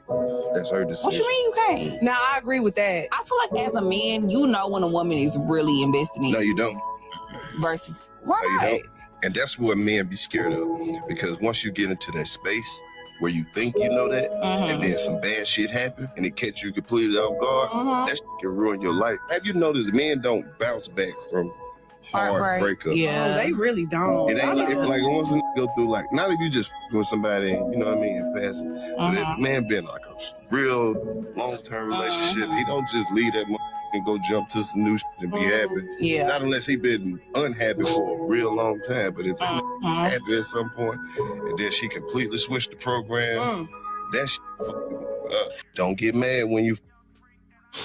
Is he right? Yeah, that men don't bounce back from heartbreak easily. Yeah, I would agree. But that also comes with the presupposition that you had my heart to begin with. Yeah, that's what we predicate in the conversation. The assumption is that he was invested. And that's the more difficult part. A man actually loving a woman, and that I don't think women value that. I don't think women truly value a man, loving a woman to the point of where, hey, if I gotta die for you, I'll die for you. You feel me? So I think that's because that's why so many dudes stay out here, man. Hey, you in the game, right? You can deal with a woman on your terms, have fun, so on and so forth. Not be super serious, but bro, once you settle down with somebody and you're saying, hey, I'm predicating my future and especially my bloodline, my lineage and legacy off of you, and then some shit like that happen, hey man, that's tough, bro. That is extremely tough.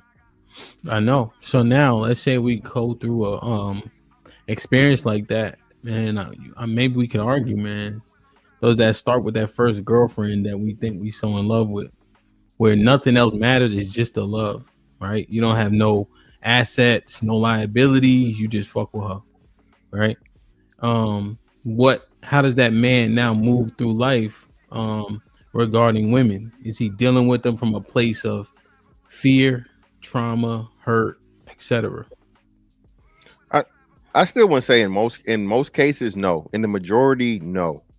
I still say no in the majority, because the younger you are and the longer you live, right? The older you get, the more you understand what you didn't know, right? You just swore to God, hey, I'm gonna die, man. If she leave me, I'm gonna, whatever. Look at your nigga living. You feel me?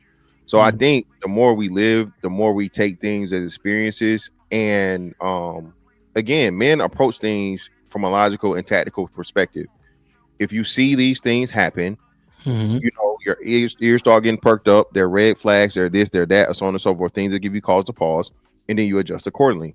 Okay. I think men doing that and looking in ways to protect ourselves is being called who hurt you. Is being called traumatic. It's purposely being misrepresented to make it seem like men are just these unstable, emotional creatures that just revenge and all this other crazy shit. That's what it is to me.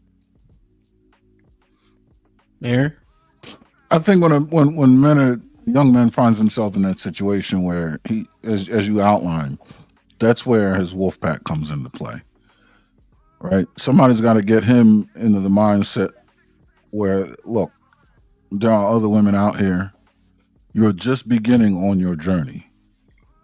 You're naive to think at 13, 14, 15, this little 13, 14, 15-year-old girl was going to be your end all be all. Your journey of 1,000 steps just begun, my friend. You know what I mean? Like, that's where his wolf pack comes and gets his ass right back on the rail. And it's that simple. And if the question is ever asked, who hurt you? Then my follow-up question would be, why? Are you going to do something about it? So for me, there are certain things I won't tolerate, right? No matter what, period. You know? It's because I had a traumatic experience previously. So there's certain things I absolutely will not negotiate on or compromise on because I just refuse. So like if I met a chick or like when I was outside, if they had even an inkling of that particular conduct, I'm not fucking with her. Even if everything else was like peachy keen. You know? And so does that qualify? What conduct? What do you...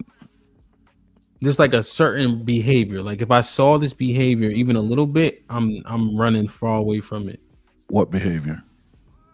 What particular behavior? Yeah. From a woman that I deem unbecoming. If I saw it based on my previous experience, I'm not dealing with her at all. Yeah, but is that a negative though? That's my question. Is that negative? No. Well, so if I saw the behavior, if I could identify it, right, without vetting it, I'm not dealing with it. So now these other women after her are being held accountable for her action. Yeah, but if they... Come on, go ahead, Aaron. No, I don't think so. Because I'm the same. That's one reason why I got married at the age that I did.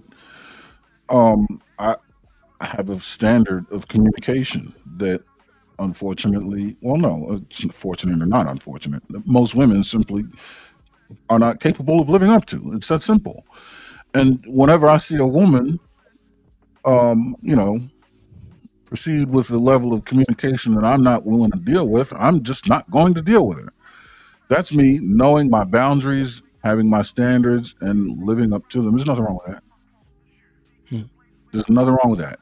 But we set standards and boundaries based on previous experiences. And if you have had an experience that said, you know what, I'm not dealing with that shit ever. You're not holding one woman accountable for something another woman did.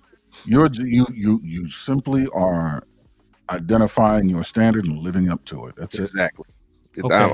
I'm with Aaron 1,000%. It's nothing about the previous female as to you. It's about you. It's your tolerance. It's what you want. It's what you will accept or not accept. And now you're being shamed or blamed for not allowing yourself to be taken advantage of. Mm-hmm. That's the point of what we're saying. Women never get told that. Women get to say niggas ain't shit all day. Mm-hmm. She done sat on I don't know how many dicks, and you ain't found the right one yet. You done had kids with how many men, and all of them wrong. There's no common denominator. So men actually averting and avoiding problematic things, we're penalized for it, and women constantly rushing into them. They're giving excuses. That's one reason why so many relationships are failing, because people aren't that intentional and they're not that resolute and firm with their boundaries and standards. Both men and women. So is it the hyperbole maybe in the messaging? Oh, purposely. Yes. That's the design for it. What you mean? It's meant to be hyperbolic.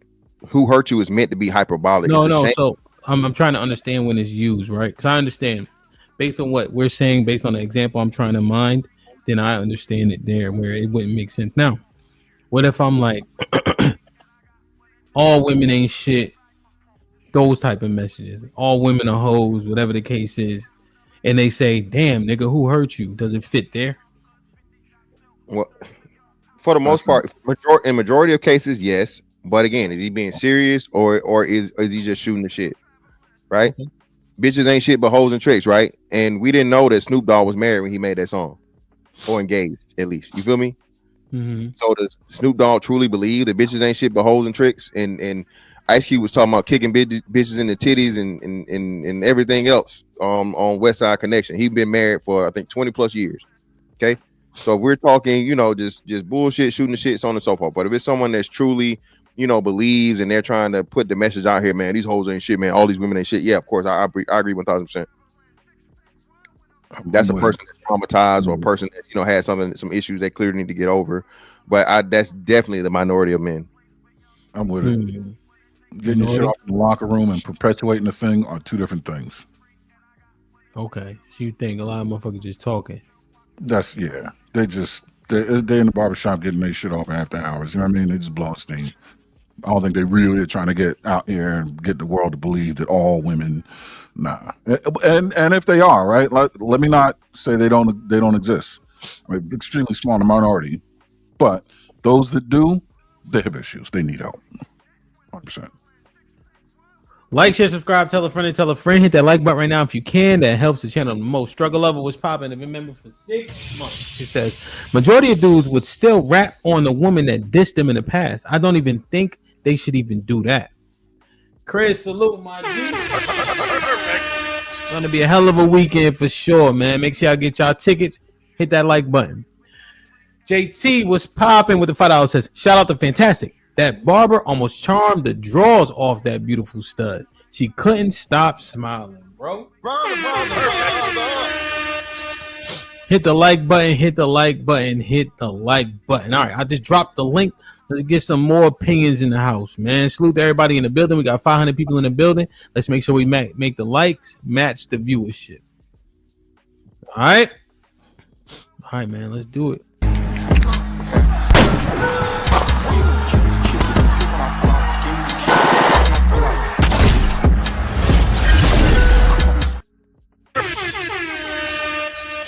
Yo, what's poppin'? What's good, gentlemen? What's good, Mr. Wayne? What's good, CJ? How y'all doing? Up, y'all? How y'all doing today? What up? Doing all right, man. We doing all right. Because they look better than you. They look way better than you, champion feminists. That's why you don't. I mean, well, they are fantastic. Just to answer the question, the girl, she fly.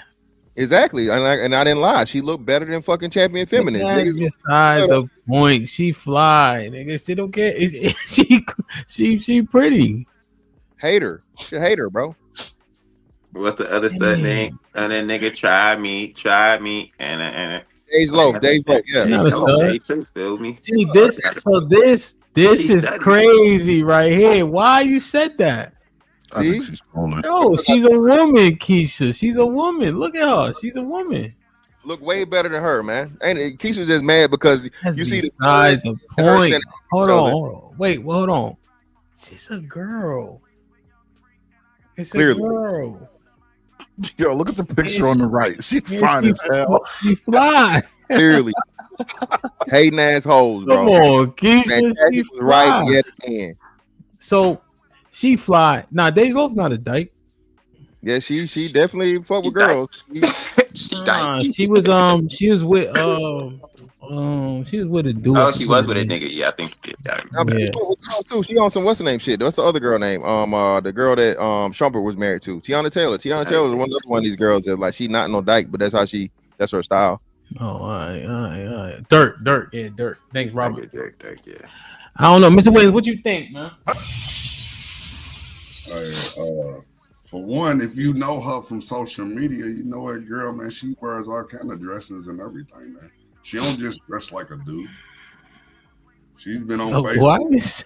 All of that shit, man. Oh, Hemp, she a DJ too, Hemp. She a DJ. Yeah. Everybody DJ. Everybody DJ till DJ walk in the room. You know what I mean? The Black Seinfeld. Who are you, brother? I'm saying something bad about you now, nigga.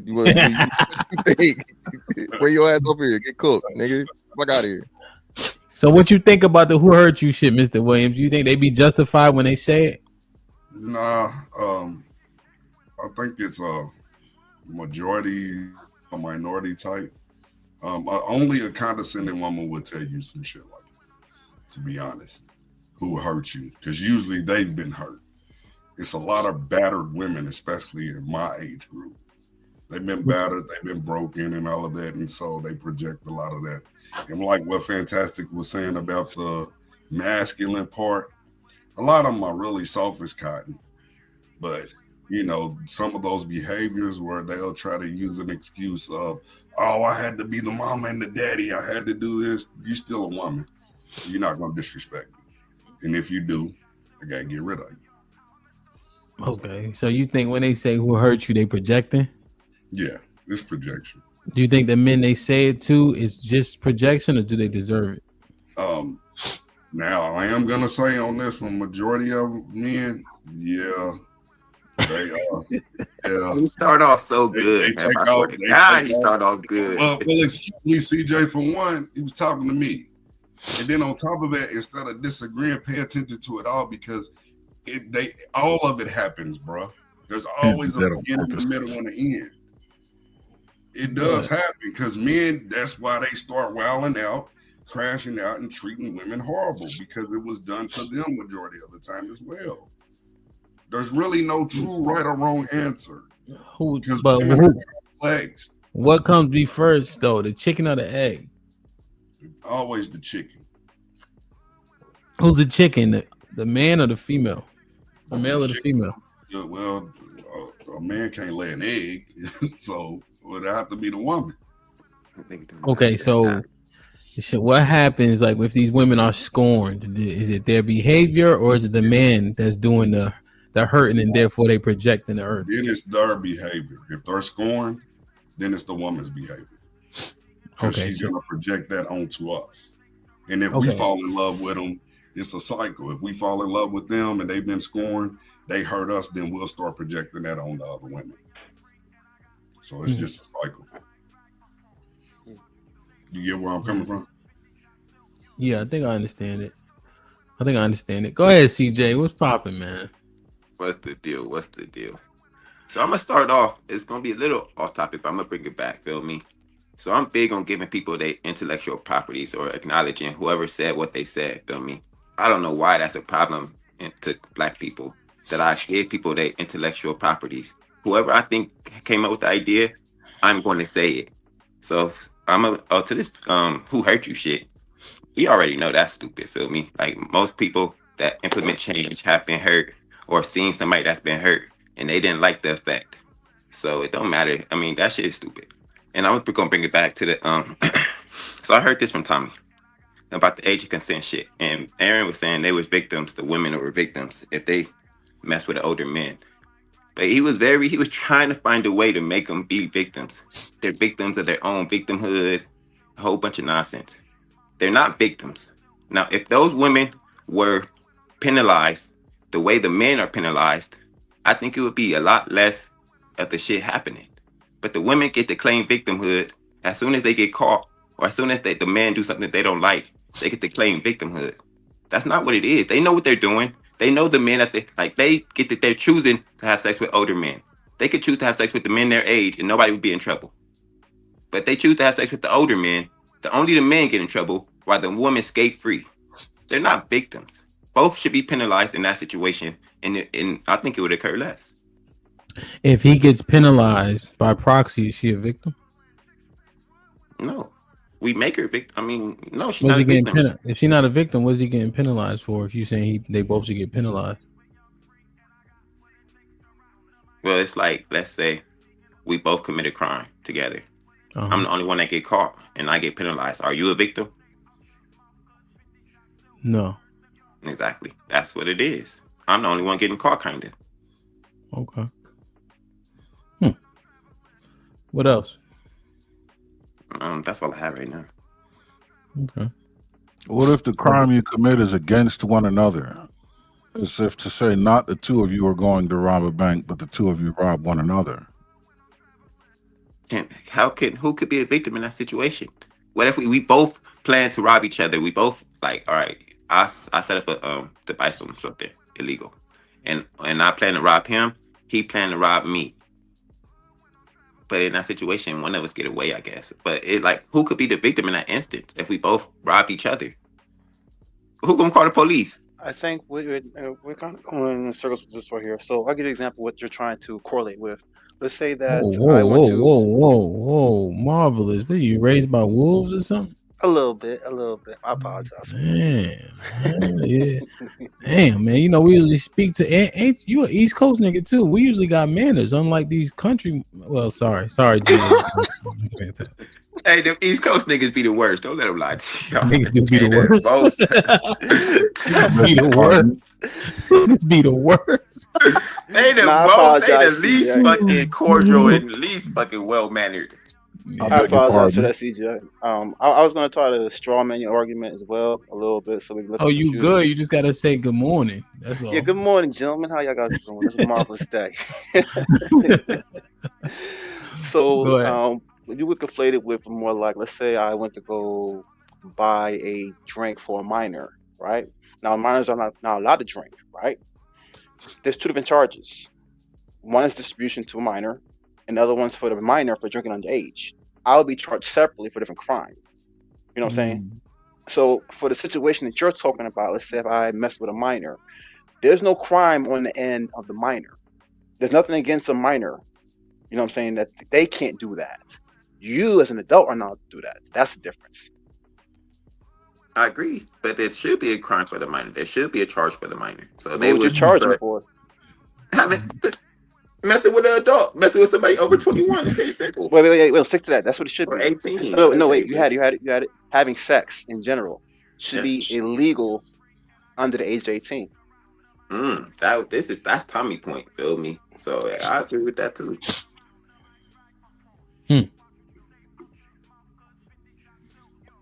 Go ahead, Marvelous.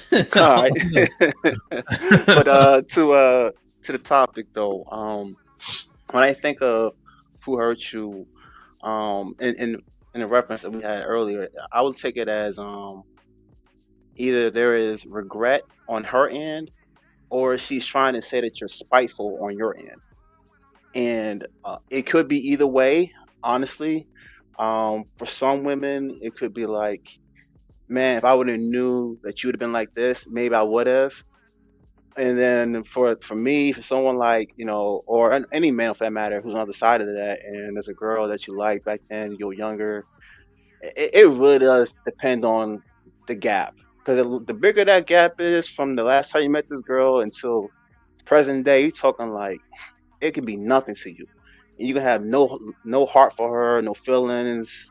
Other girls you come across, experiences and growth that you have gone through, you've grown past that. The main thing is you've grown past that. So she sees the growth that you have now, and she can admire that, and it's appreciative. But if I say no, I'm good, like, oh, it's nice, but no, I'm not interested, and she still presses on, then there's something on her end, and a fact of regret, because she's trying to not take accountability for her decisions she made when she was younger. You know what I'm saying? Because if it's not easy for her to say, "All right, you right, cool, no problem," then that's just regret on her part, and her just to try to use shame or say that you're being spiteful while trying to shame you at the same time while saying, what's going on with you? What, someone hurt you? It's like, no, I'm not hurt, but clearly your feelings are hurt because I rejected you because I said, no, I'm good, and you getting upset for whatever reason. I have no idea. I have no feelings for you, and I got nothing towards you. I'm not going to even talk down on you. And it's not to say that I'm better than you or anything. I just moved past you at this point. And you can take that however you want to take it, but just know that I got nothing personal foul against you. You are who you are, I am, and it is what it is. Now you feel like, why don't I get a chance? Because I moved past you. I'm gonna let you know what it is right now, so there's no confusion, all right? You don't motivate me no more. I need to be moved by a woman. You moved me when I was younger. Now that I'm older and I got to move around on my own accord around the world and see the world for what it is, I've grown a little bit. You know what I'm saying? Someone like you, and I don't know who you are today, but the person I see right now, it doesn't move me. That's why I'm not trying to step in your direction. But some people can't take that because, again, that ego, that I used to be that thing you like, used to be. As I said, allow time to go past. You'll realize, oh, snap, he went way past me. Yes, I did. So it is what it is. So it's less about, oh, you curved me before, fuck out of here, and it's more about, I'm no longer moved by your presence, therefore I'm moving Yes, on. exactly. Okay. Because if she was that, trust me, if she was still that girl, oh, he's still gonna be on that. You know What what was I'm her saying? name? Mars, what was her name? Who? Which one you talking about? You know the girl that. For me? Yeah, go Nah. ahead. Oh, Go you know, ahead. I Nah, give you, I tell us. give. Tell us. We ain't gonna tell nobody No, else. no, no. I'll give you one story that's kind of relates to it a little bit. So All right, go I don't ahead. know if you guys know my girl, my wife. She Asian, right? There was a girl from high school who was also Asian that I did not know had a crush on me. She came up to me and was like, "I didn't know you was into Asian girl," and I was like, I didn't want to say I was never was, but I said, yo, I would have maybe give you a chance. I give my wife a chance. It wasn't my preference, but you know what I mean? Saying like, I give people who have good character, morals, and values, things that align with me, I give them a shot. You know what I'm saying? And if you look good, sure, definitely sure. You know what I'm saying? I think women in all colors are great. So I'm not that damn picky. But yeah, if you was interested, sure, I would have hollered at you. But you assume that, you know, a brother stick with his sisters and you know you missed out. So it is what it is. Damn. Okay. So the meme, where that meme at, Mr. Fantastic? Damn, son.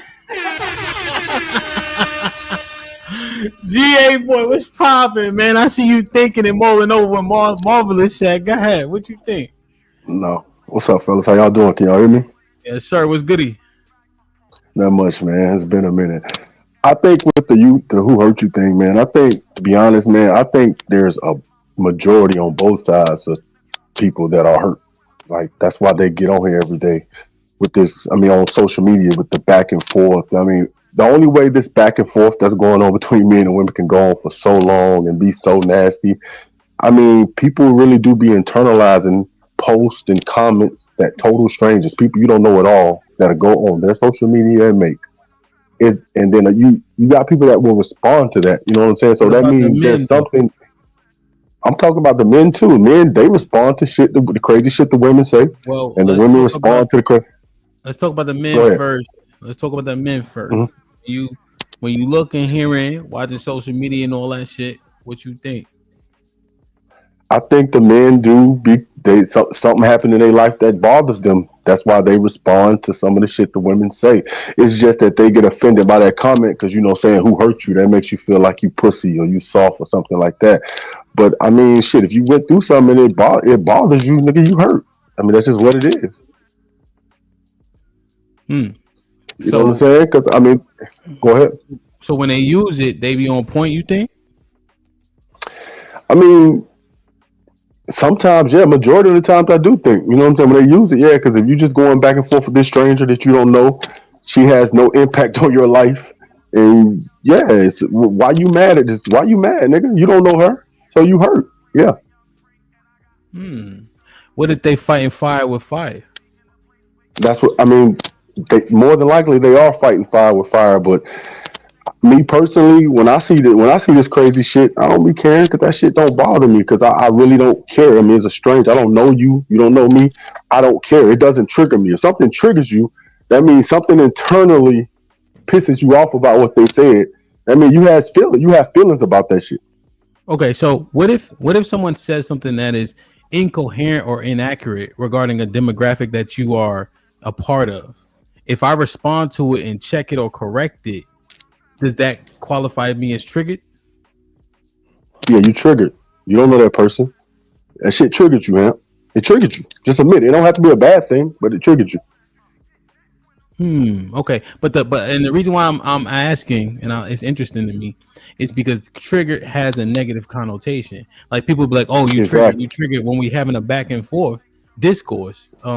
Is that actually trigger? Like for instance, right? So if people I'll calm down on this somewhat, I would say, but like if people start talking about the Bible and they don't have an understanding, oftentimes I'll correct it.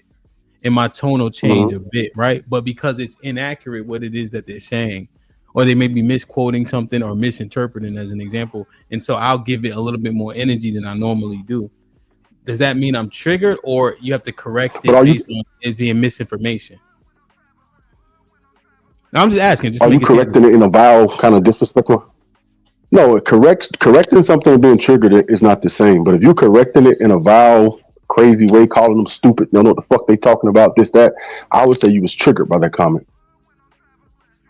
Okay, so if I respond to it firmly, but as long as subjectively I'm not have like, was it like malicious, or you said vile, sorry, then I wouldn't be triggered. Malicious.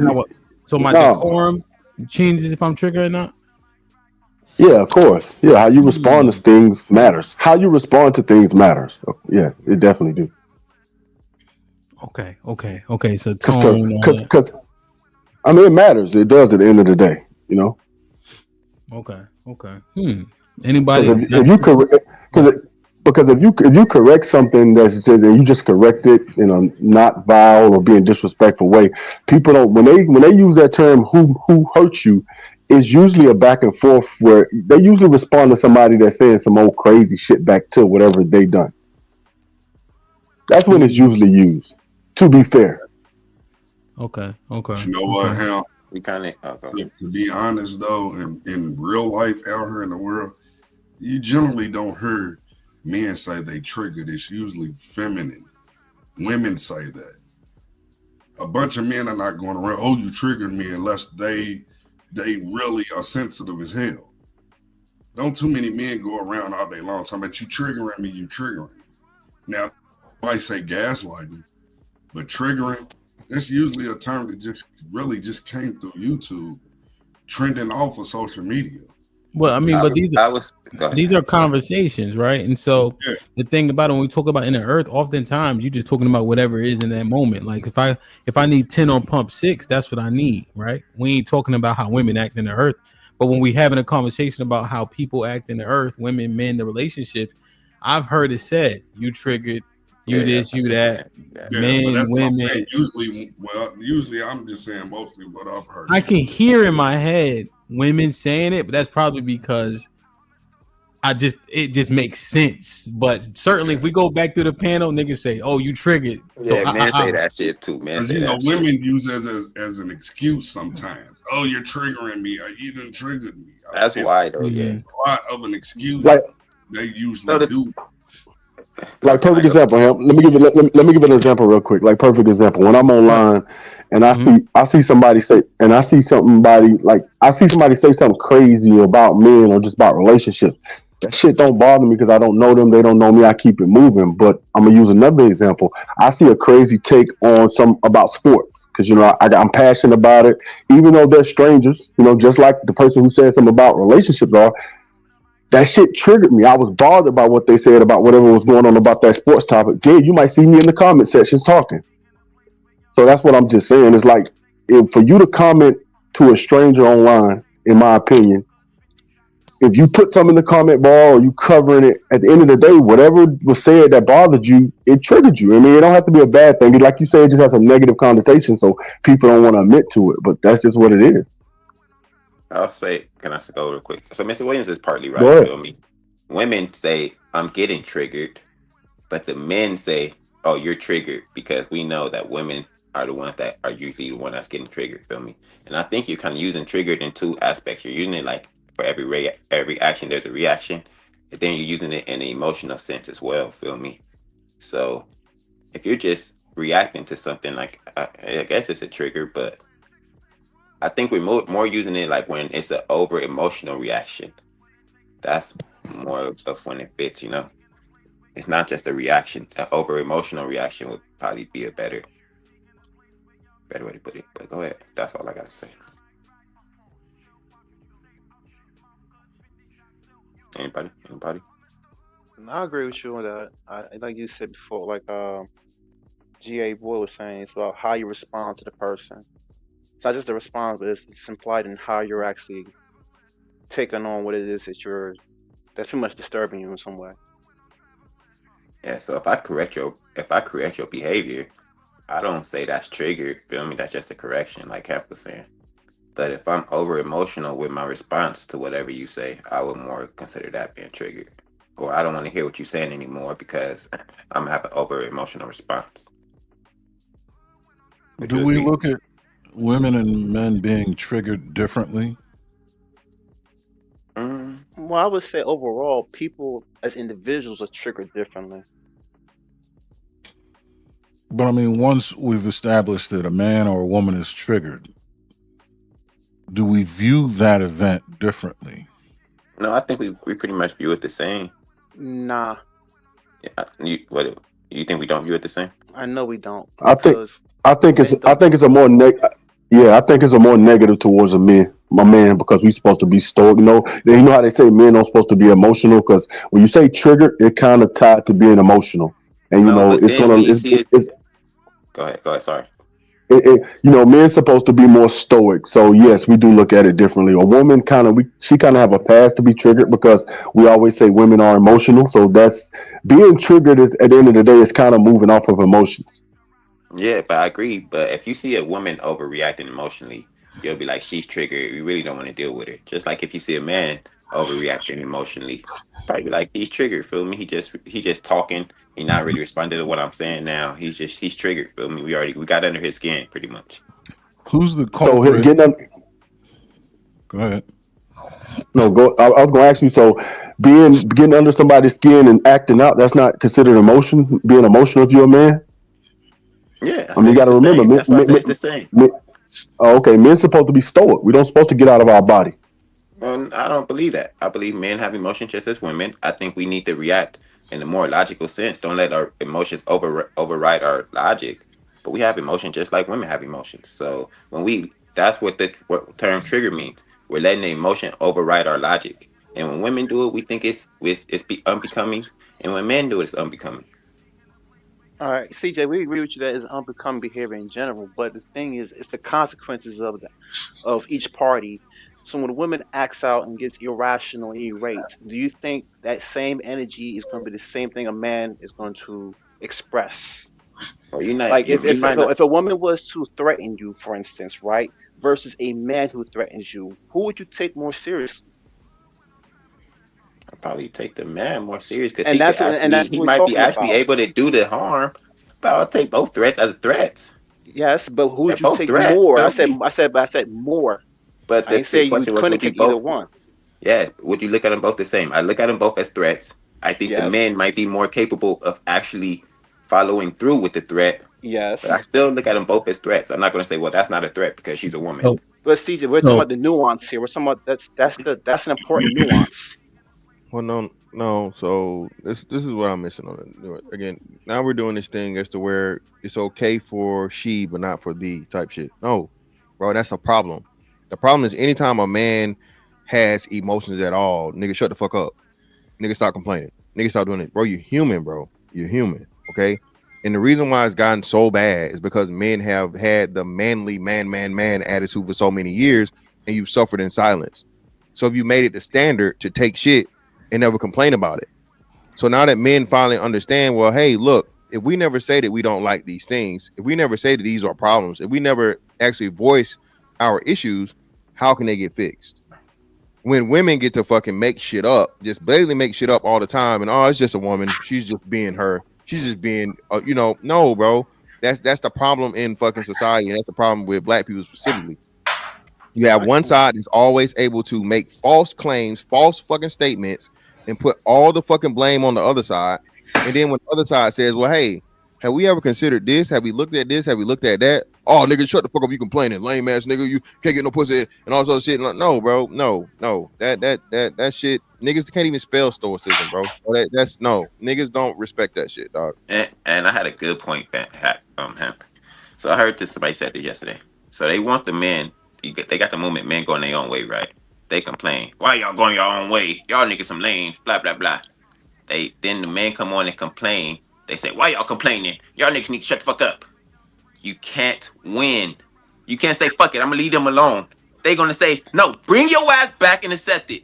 You can't say, all right, well then stop doing the shit you're doing. No, shut the fuck up and take it.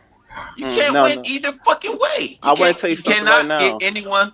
You cannot. Man, this shit is crazy. I'm gonna Not tell when you he said something this shit right now, yesterday. though. Go ahead, boy. Let me finish it, Marvelous, real quick. Go ahead, land that. That's the craziest shit ever. You can't leave it alone, and we can't complain about it being bad. Think about that, Hamp. Everybody think about it real quick. All right, I'll meet up on that. That's the craziest shit in the world. So my thing is this: If you're a man who's going his own direction, why are you listening to what a woman tells you? Who breathing That's so the hard? first thing. If The you a men say man it who too. The knows where men he's say it going, too, Marvin. It's the men say it. Why no, y'all no, no, niggas no, go no, your own no, way? no, no. Y'all niggas That's the wait, wait. shame. I said your Y'all own shame way. niggas. No, no, no, no, no. One man goes his own direction, his own path in life. That means other people involved. No matter who it is, if you know where you're going, get there.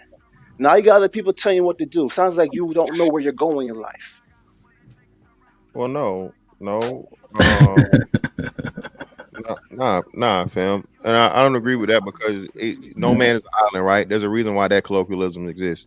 So even when you go on your own way, there are going to be people that you come upon and you come across that you have to Yes. interact with, right? And then we know Yes. companionship is a very, very important part for men. So even Yes. if you go on your own way, at some Mm-hmm. point in time, more likely than not, you're going to have to deal with women. So the opinion of women matters because you still need women to, find you attractive and want to deal with you and want to be in a relationship with Wait, you. wait, wait. You missed the part though. If you're going your direction, you're going your own path. Let's say I like to use the analogy, the train analogy. You're on track. You know where you're going. You're getting to a destination. People Mhm. see you and say, "Hey, I want to get on board. I like the direction it's going." Whether that's men or women, you know what I'm saying. You're Mhm. going to attract those who like the way you're moving in life. All right, but you still stay on your square. You still stay on your train. All you ask when anyone gets on board is to respect you and don't try to derail your life. Otherwise, off at the next stop. And most men have an issue with stopping and not going nowhere. Actually, some of them get off their train and say, "Hey, let's get on this other train together." Buddy, I'm gonna get on your train. You And know then what? she's go You ahead. know what, Mark? I love the train. I love the train analogy, brother. And you know what? I agree 1000%. But you know what a motherfucking train does along the way? What does it do? It stops every now and then. Oh no. Outside of that, when it's moving, Shoot. when Give me you that one. come, what? So you got these fucking train stops, right? That the fucking Yeah. things come down. The fucking train blows the horn to let you know the fucking train is coming. The Ah, train's yeah, yeah, yeah. all right. So a man motherfucking talking along the way is just like he can do two things at once. All right. I can be on my motherfucking purpose. I can be going in my direction and I can fucking yell, scream, and say whatever the fuck I want in the process. That's the part. Y'all, everybody keep telling men to shut the fuck up. Everybody keep telling men, oh, what it's not about that. A lot of time, like you say, it's just what I want to do. Men do what they want, boys do what they can. If I want to get on here or whatever and say this, and this, as long as it's factual. If I'm just getting on here and bitches ain't shit, bitches ain't this and all. Now that's different. I don't agree with that. Okay. But if I'm getting up here and I'm saying, hey, look, women did this, they did that, they did this, so on and so forth, blah, blah, blah. Hey, men, be aware. All right. I'm a man that's going my own way. This is working for me and so on and so forth. You take it for what you can take from it and use it to your advantage. Far too often than not, men are told to shut the fuck up when we're trying to help other men not go through the shit we went through. Okay. I don't get on here just to fucking go ahead. Well, so let me ask a question, right? Stoicism, or let's talk through stoicism. But first, when we're talking about triggered, it's not the emotion that it invokes, huh? It's how I exude said emotion. Is that what makes it triggered? Yes. So Mr. Fantastic and I Yes. have the same emotion, but we go about it a different way. He could be classified by trigger, and I won't, based on how we express it. Is that what that is? Yes. Yep. That's exactly what it is. Okay. But if our sentiments mirror, but if I'm just stoic in expressing them, he's triggered. I'm not. That's Perception is reality, man. No, it's not. We Perception had is this argument. perception. Perception is not reality. Perception is perception. I mean, like perfect example, like he just said. Fantastic just said he don't get on here saying bitches ain't shit, bitches ain't. He get on here with facts, but Fantastic, my dog. But all the facts he get on here and state, all his stats are bitches ain't shit stats. So the perception is he's still saying bitches ain't shit when he talk. I mean, the stats he don't put out positive stats. When y'all having these conversations, he put out they may be the truth, but the stats that he present are the bitches ain't shit stats. So is he So the triggered? perception is, So is he triggered? no, I'm now perfect example. I can get if we bring somebody on here that doesn't perfect example. Help brings people on that don't really follow this shit. And I mean, I know a little bit more about Fantastic, so I know. I mean, I kind of understand them more. But a person who don't watch this shit, they're going to take Fantastic as a bitches ain't shit nigga. That's what But they're is going to he take him triggered? as. Are they going to say he's triggered? Even though, Jake, even though yes, they're going to say that. Even though he has kids, he's been married, they don't know all this about him. But when you just get a first dose of him, he's going to come off as a bitches ain't shit nigga. That's what's what they're going crazy to take. is A motherfucker going to follow. he's one of the most cool, calm, collected person on his panels. I know. We don't really. No, but we said perception, bro. You follow. We listen to him more. But the perception, you see it. So no, I got it. So no, I'm with what GA boy says, but this is what I'm saying, right? Shortage of the word, right? This is what I'm saying. So this is the problem. Again, the person that's really triggered is the person that's mad because I'm saying what I'm saying, right? I'm not triggered. Like you said, especially when I'm stating facts. I'm not up here just saying whatever. And if people correlate my stats to bitches ain't shit stats, don't get mad at me. Get mad at stats. But somehow, some way, I'm triggered. There's something wrong with me because I'm, again, educating people and letting them know things like Hemp just learned what you learned last week, Hemp. Which one? 1 out of 2 fucking black women got motherfucking the bump, nigga. No B2K, right? I know that. Had no idea. You see what I'm saying? And you niggas out here that's rolling the dice with your dick. Pause. Hopefully I helped you out now. You slowing down on that raw dogging. You triggered for saying that stat, brother. No. So now this is the part though. Mr. Fantastic wouldn't be classified as triggered because oftentimes he's doing a lot of responding. But what would be leveraged against him was who hurt you though. GA boy, people coming from outside in, would they classify Mr. Fantastic as who hurt you? That's a better argument. Yeah, that's what they're going to classify, even though they don't know his whole background. But yes, that's what they're going to classify him at. Yeah, but that's and also to strengthen our Fantastic's argument, what he's really saying is, I'm not responsible for what you heard. I'm responsible for what I said. So what I said and what you heard are not the same thing. Clearly. And like I said the other day, women interpret whatever you want, whatever you say, however they want to interpret it. You will say something one way and they interpret it a completely different way. So you saying I'm fat? I said, no, baby, the dress don't look that good on you. I'm fat, huh? That's not what I said, but whatever. So that's why so that's what happens, feel me? So that's when they come with the who hurt you. Go ahead. Sorry. Okay, so let's go the stoicism thing now, right? And then I'm gonna go back to the first topic. The stoicism thing. Keisha kind of read my mind. A man that less stoic is a man that is more feminine. Is that a true or false statement? False. False as hell. A man that is triggered easily, I would call it. Oh, sorry. Aaron, that's false. What you think? True or false? Mr. Williams said false. J boy, what you say? I don't know, like, cause I'm a dinosaur. I'm old, man. You know, I was raised. You know, boys can't cry. Shut up. Suck it up. We know you old. What you say? Yeah, I will say I'm gonna say true. Marv? No, I don't think being stoic has anything to do with feminine at all. At all, not even a little bit. So true or false? It's false. Aaron? I think stoicism is a component of masculine expression, yes. So you would say true? Yeah. Okay. Why you say false, Mr. Fantastic? Well, I say false because, again, every person is different, right? You have personalities even within situations, right, in the same industry. So let's just take athletes, right? You have some that never ever celebrate whatsoever. It's just another play. Then you have one that celebrate every fucking play, right? Your Deion Sanders versus your what was Buddy the Island? What was his name? Darrell Reeves. Yeah, Darrell Reeves. I never really even seen Darrell Reeves, really, what I'm saying, do any type of things so celebratory or whatever. Barry Sanders, no celebration. Exactly. So no. So I don't. I again, that's another shaming tactic used against men to say, oh well, you need to be quiet in your, whatever, so on and so forth. You need to be no, motherfucker. You're an individual. Okay, stoicism is cool. I believe there's a time and place. But at the same time, like you said, just because I don't handle the things the way that another man chooses to handle things, whatever. A motherfucker can be stoic and be dumb as shit. A motherfucker can be stoic and be soft as shit. A motherfucker can be stoic and be broke as shit. You know what I'm saying? So that's one very small thing to where women try to qualify masculinity when they don't even understand fucking femininity. So no, it's false. That's why it's false. Okay. So does that then dispose of? So then we can't really qualify based on people being demonstrative or not if they're masculine or feminine. So we got to throw that away. You think? I mean, we definitely need to have a relook at it. The loudest man in the room is the scaredest man in the room or the weakest man in the room type shit. Nah, nigga, it's a lot of loud niggas that shoot shit up, and these YNs run around here, loud as hell with these switches. Hey, ain't nothing scared about them. Ain't one scared bone in their body. So again, man, I think just we have these colloquialisms. Sometimes we need to relook at them because No, I don't think a lack of stoicism is a lack of masculinity. No, it's just probably your personality or whatever. Especially nowadays, where everybody has a voice. You feel me? I think that was another thing too, where hey, everybody didn't have a voice 30, 40, 60 years ago. You know what I'm saying? Everybody has a voice now.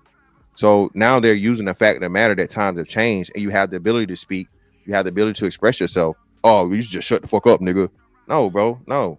We're not in those times. Those times have passed. But if I square up with you, Marv, you could jump right in. If I square up with you and you pulled a banger, you got the advantage, no question. If we qualified you as pussy, would you be surprised? I no, I wouldn't be surprised. I mean, but that's how things work nowadays. And I would say, saying, and nigga, you supposed to bang out, and the nigga pulled a hammer. No, well, no, that's what I'm saying. No, if we agreed to fight, nigga, yeah, that's one thing. But if you pulling up on me, if we mid fist fight and I pull the hammer, yeah, that's pussy. But if I don't know you or you got issues of static and so on and so forth, I'm like, nigga, I don't know you and I don't fight. No, nigga, that's your dumb ass making a dumb decision. So no, 100%. I'm just saying, like, this what happened. Like, niggas be like, nigga, I don't fight, nigga. I shoot, bitch ass nigga. That's usually the response after. Yeah, it sound good, but again, that's the standard now. And again, at the same, I agree, nigga. If I'm not getting paid, ain't no referee. I'm not finna fight your ass, nigga. No, so I'm not necessarily walking down like that. I'm just looking at how we see him. Like, is he tough or is he just got the strap? No wonder why you being loud. You got the strap. Well, hey, you ever seen John Jones? Yeah. You seen him train like with the gun and the dog. This nigga's a real life universal soldier. John Jones can shoot your ass and beat your ass. We can do both. Nah, John Jones is a mutant though. Nigga, I can do both. But if you take John Jones, like if John Jones partying, that's one thing. But when you see John Jones, he be chilling.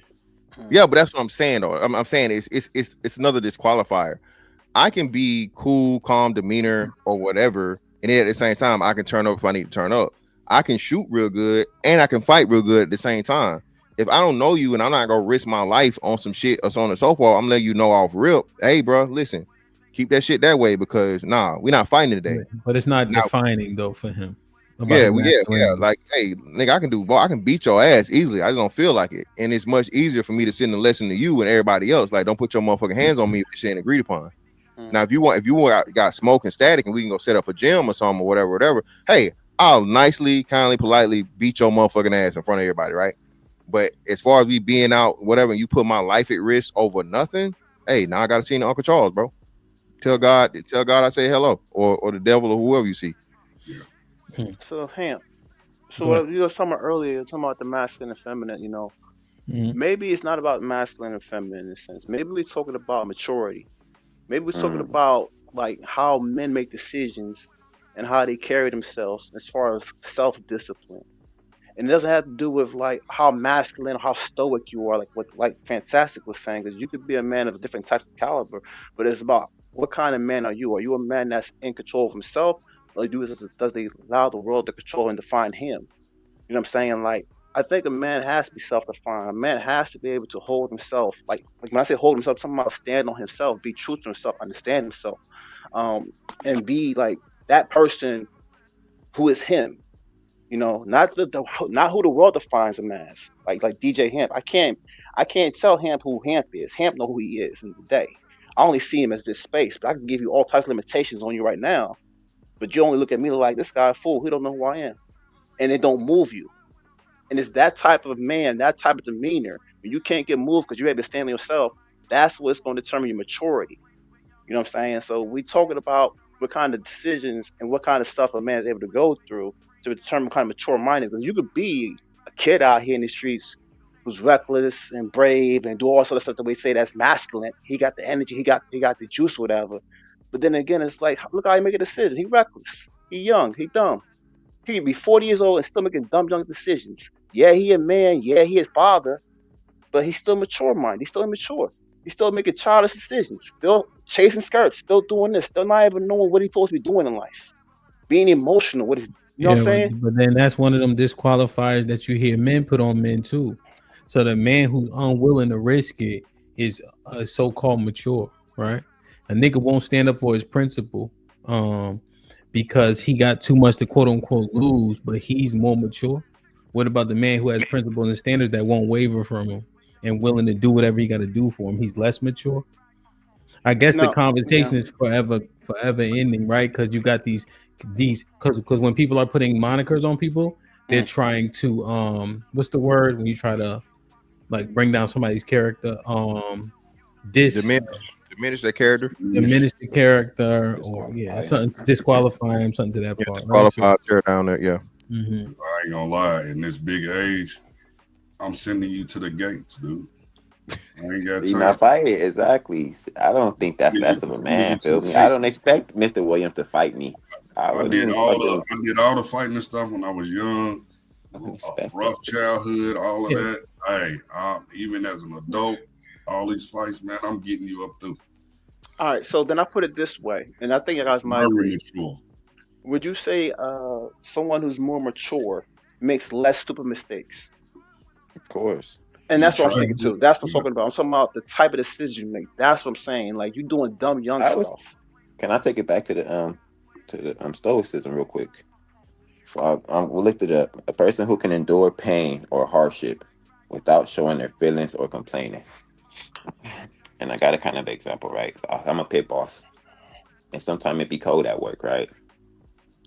And if the women say, "Hey, it's cold," can you tell them to turn up the heat? They'll get a solution, right? If the men are just stoic and work through the cold, guess what they won't get? They won't get heat in that motherfucker. So is being stoic a good thing? Or it's just like the women complain and they got a result. They got some heat.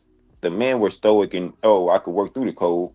And now they're cold as fuck. I would have said I need the heat too. I'm not being stoic. I'm telling, hey, it's cold in this bitch. I think you gotta have a balance, CJ. I think you have to, even marvelous what you're saying, you have to have a balance. But you gotta realize, especially now, a lot of men suffer from heart attacks and everything because of them trying to be so mature and trying to be so stoic when you don't express yourself. And that's the one thing that as I get older, I'm learning, just like what Fantastic was saying, we do need to speak up. And sometimes you're just not gonna have to care, but you just got to know your audience and who you're speaking to and who you're talking with. No, that part I agree. I agree with this with that part. My thing is this though. My thing is this though. My thing is this though, man. It's like you guys put the thing on people who being stoic that just suck everything up and doesn't say nothing. Like that's not how I was raised. Like my dad was he's a pretty stoic guy. But if something bothers him, he's gonna fucking say it. If something on his mind, he's gonna say it. My thing is just men and women are two different people. I keep on hearing like CJ, y'all keep comparing men to women on how we should act. Men and women shouldn't act the same. So we don't want to be as emotional as them. We don't want to talk as much as them. It's like that's what's wrong with this new generation now. That's why it's fucked up. World coming to an end. We teaching little boys that they can be just as emotional as a girl. No, everybody gets a trophy. That's not what we teach. We're teaching the women, that is what you guys. No, Georgia boy, we're teaching the women. Hey, you can control your emotions.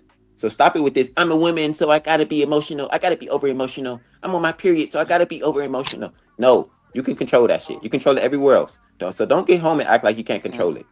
That's the point, Georgia boy.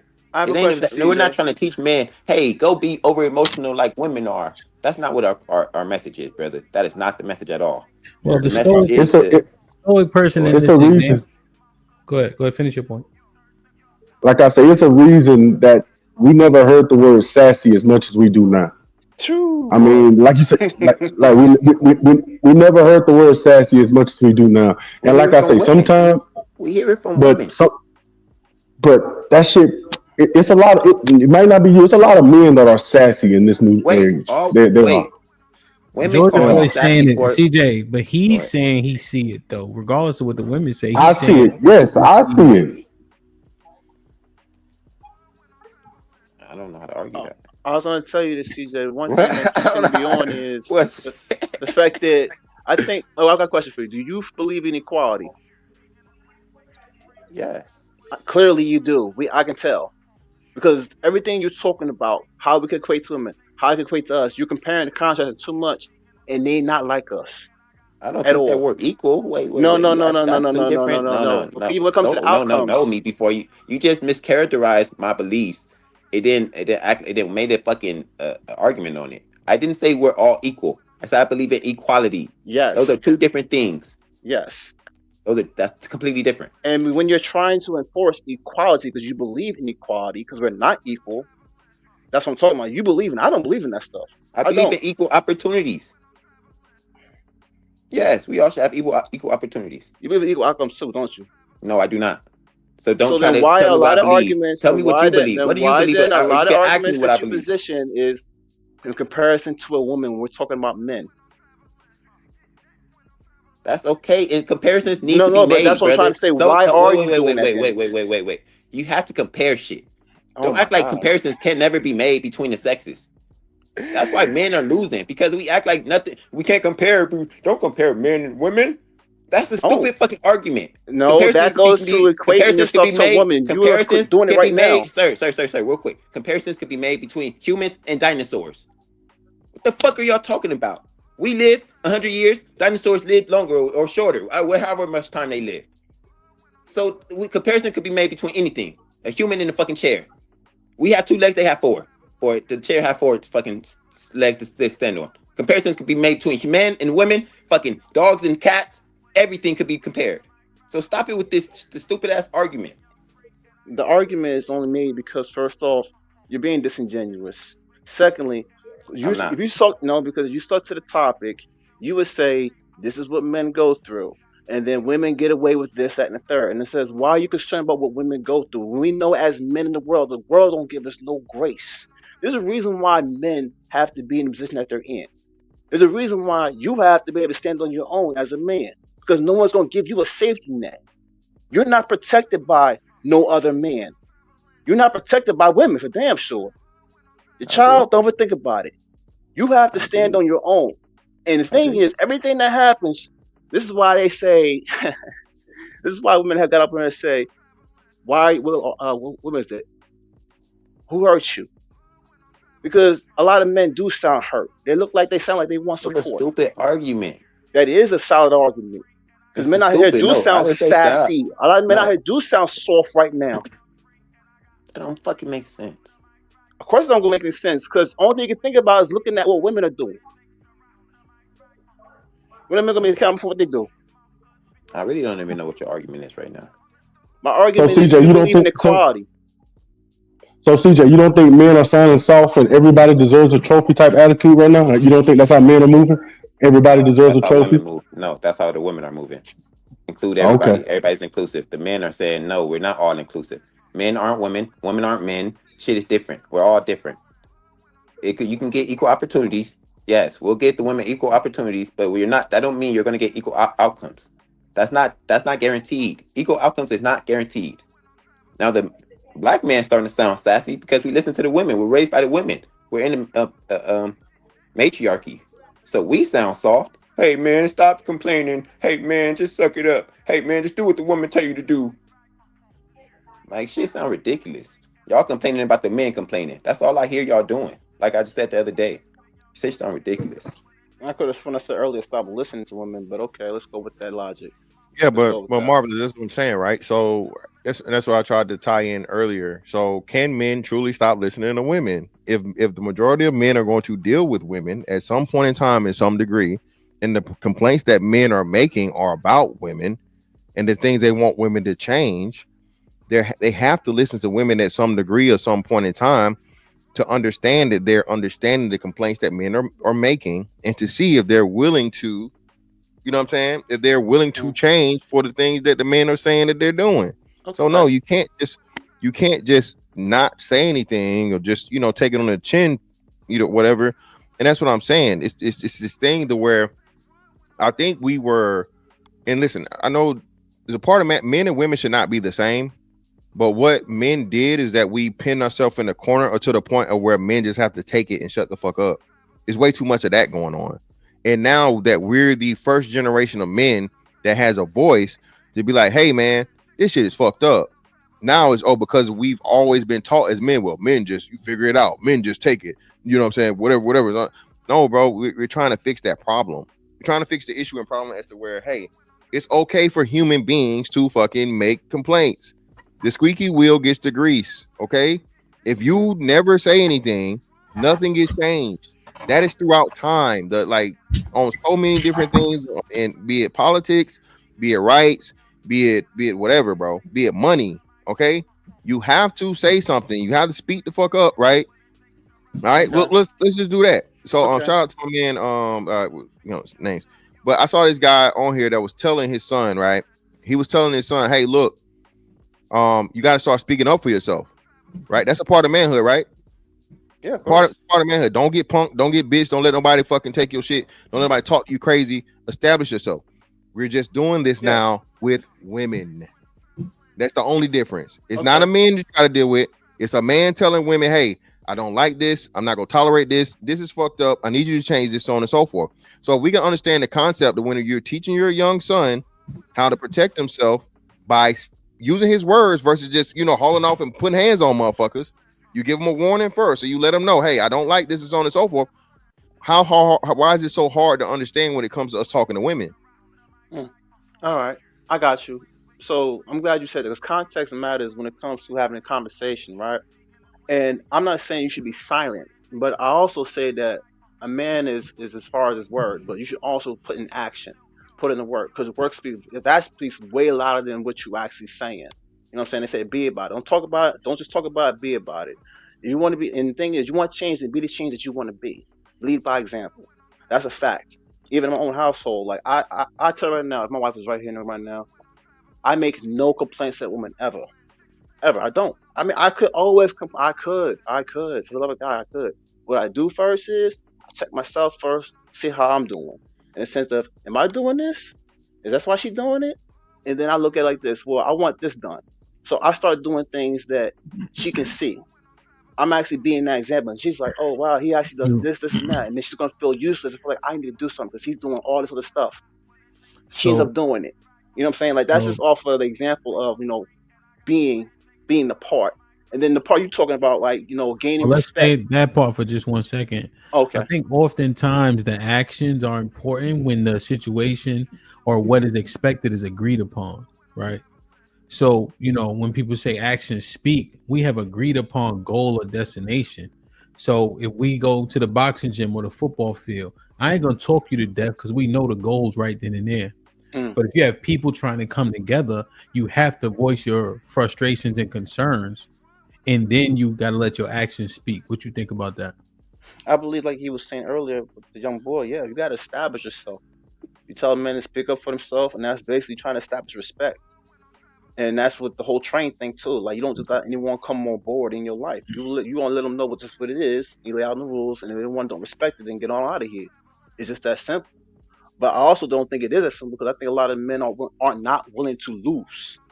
I think a lot of men just cannot tolerate failure and loss. So they get something that they really like, but that thing that doesn't like them as much, they'll end up disrespecting themselves and allowing themselves to get disrespected because they don't respect themselves. And the person that's doing it to them, they know, which is why they habitually step over that line. But you never check it as a man because you're too afraid to lose.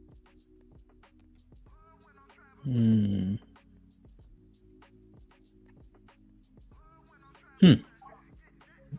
ahead, Jay. I think the internet is the reason for they don't want to lose, man. It's the internet. People only see victories now. People only show their victories. Like the guys that they look at on these websites and all of that, they only show their victories. People don't take risks no more, man. Like it's sad, man. I worry. You know what I'm saying, for my son. Risks aren't taken no more when you're talking about, like you say, losing. People. I mean, it's just, I don't know, man. This shit is just. I throw the towel in on this, man, because it's just, I don't know, man. This gender shit's crazy, man. And like you said, you got the women on this side, the men on this side, and ain't nobody moving, man. You know what I'm saying? It's like, it's just bad, man. And it's just, I don't know, man. I just try to teach my kids, you know what I'm saying? And I know everybody said don't be an individual, but you just have to, man, because the way the crowd is moving right now, it's scary, bro, for the future, to be honest. I think a lot of this stuff is definitely outside, right? YouTube is a microcosm of people's thoughts, feelings, and emotions, and people aren't coming together. So it's not just YouTube. I think that this is the first time where everybody had a microphone.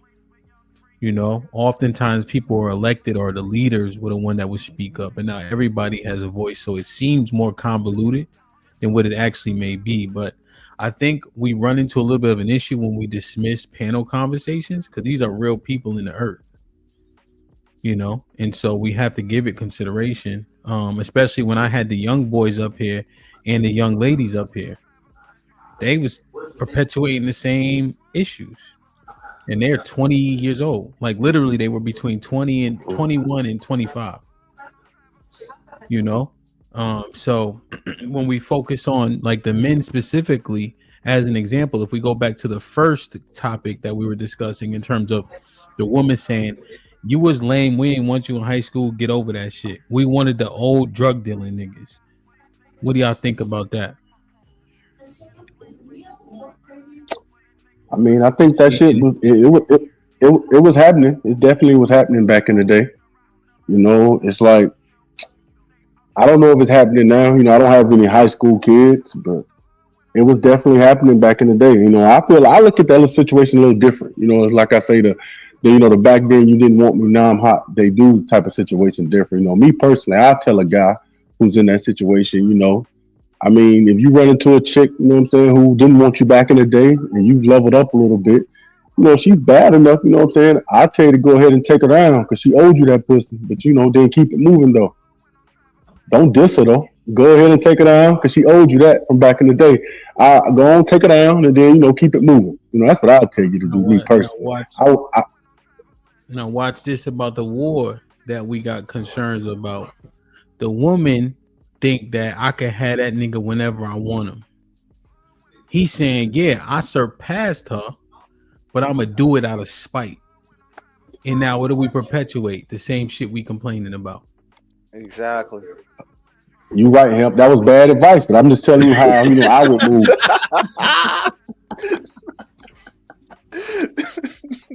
No, that's some of the best advice ever. Listen, like you said, hey, listen, it's not out of spite. It's not out of spite. It's motherfucking opportunity. Listen, I am giving you, maybe I'm about to give you a crash course in all this motherfucking shit you done missed out on, baby. Great dick and all. So, hey, look at what you missed out on. Your loss. I am not gonna be, all this other shit. But hey, people have casual sex all the time, baby. So now, hey, you just on the list. You wouldn't know what's not casual about sex?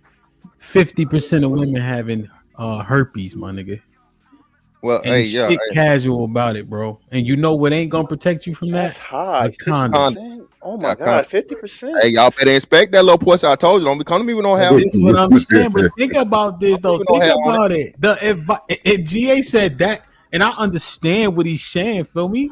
But that's bad because then we gonna complain about the behavior. How average chicks don't think they average because above average niggas putting dick in them. Like we gotta figure this. Like GA, we gotta figure it out somehow. We can't just say, go ahead. But I don't think that'll never change, Hemp, because everybody loves an easy kill. So the above average cat's gonna always take down the average chicks because it's an easy kill. Everybody loves an easy kill. That's just that's life. You know what I'm saying? That's never going to change. Because the real attractive women, they want you to take them on 5-6 dates and do this and that.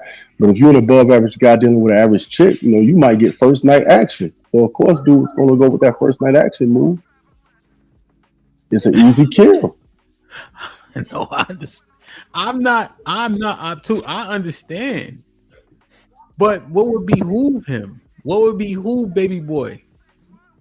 You saying, yo, son, my son, she curved you 20 years ago. Now she got a bullet wound and a baby. Take her down for curving you a year ago, 20 years ago, just to show what she missed out on. Whole time I curved this bitch ass nigga 20 years ago. 20 years later, I got a bullet wound and a baby. I could still get access, and he a millionaire. That shit sound fucking crazy. Bugging right now. Yeah, it's true. Game, baby. Ain't That's no the game, way, baby. Come on, it's the game. Y'all know the game. On, Mufasa, what's popping? Yeah, what's popping, dog? What's going on?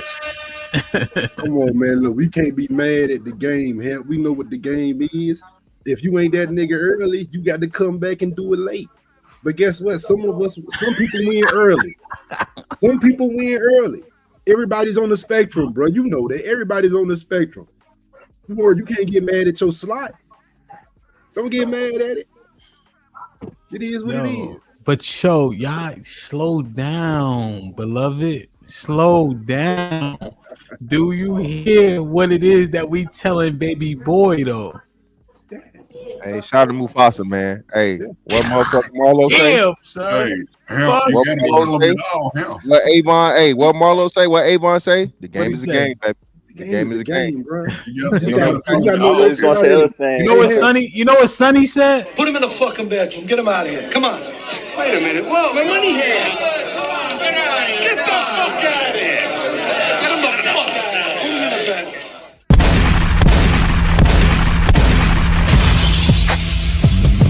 Niggas want me dead. Watch your step.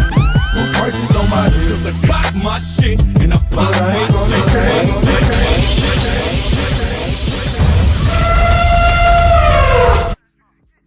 Somebody kick these niggas off, please. Now, y'all, come on, y'all. Come on, man. You gotta tell them it all, him. We gotta tell the truth out here today. You got to. You can't just hold it. I mean, think about it. Like when we was coming up, hey, my cousins and everything, I learned the game from them. Hey, Reebok probably made $1 billion off of gun bottoms because they was picking up them young girls from my high school, taking them to the mall. That's all you had to do. When you had that money, get the little young chick, they take them to the mall, get them some Reeboks. That's what it was. All right, let me read these. Like, share, subscribe, tell a friend, tell a friend. Hit that like button right now if you can. That helps the channel the most. Salute the Miss CT in the building. Perfect. For the $25 donation. Miss C, appreciate you as always. Do business with the $10 says most people are finished emotionally. There is nothing and no one that can help that set individual. Pound, stay away from me, please. James with the $5 says triggered in conversation context is when response goes off topic, in my opinion. That's different. Aaron with the $2 says only black men get told to shut up and dribble. Naked with the $5 was popping says going your own way is about being indifferent to the matrix and especially the things that people say about you. Discipline and acquiesce with the $5 says what's popping says who hurt you, quote unquote, can oftentimes be used as a form of gaslighting as well. It is often a smokescreen used to deflect from her bad actions. Okay. Son Kid Shalom. What's poppin'? Good to see you. Matt P with the $2 says Mufasa represent for the married niggas 100. TD was popping with the $10 says as a dude who got a chance to go back and get the ones who passed me by in school, ellipsis. You really ain't missing nothing, and you find out how lame those chicks really are. You ain't missing nothing. Facts. Like, share, subscribe, tell a friend, hit that like button right now if you can. That helps the channel the most. So you sitting baby boy down, right? He got curved left and right. Let me read this. Matt P with the tuck. Give my okay, I missed it when he said sometime, but I ain't hear him say it just now. So unless Aaron and Mr. Fantastic let it slide when I walked off. So that's what we doing. That's what we. So what is the edification for the young boy, Mufasa? All right, let's role play this shit out. All right, you got the young boy here that you talking to. All right. This old ass nigga. Damn, Mr. Williams, the young boy. Look, man. Hey, at the end of the day, man, the game is the game. Look, it's a hard thing when we all realize our place in it. Look, a lot of us who might have been athletes or popular in high school, we can't say that all them dope boys is coming back getting our girls. He's sitting right. He's sitting right here. This the young boy. He 14. He 15. He not that cool. He may be considered a lame. Okay. You know what I mean? We all got trajectory. his trajectory is high. He got a 1500 on his SAT already. Yeah. You know what I mean? Go ahead. Oh, look. Don't worry about girls at this point, bro. Look, 1500 SAT brains, that ain't your lane. Trust me, you're gonna get killed in this lane. Hey, as a young buck. I like her though. Hey, I understand you like her. All right, look, you can like her, but I'm just saying that you better understand that at this point in your life, the girl thing ain't gonna be your strong suit. Well, why you tell me I think about her all the time though?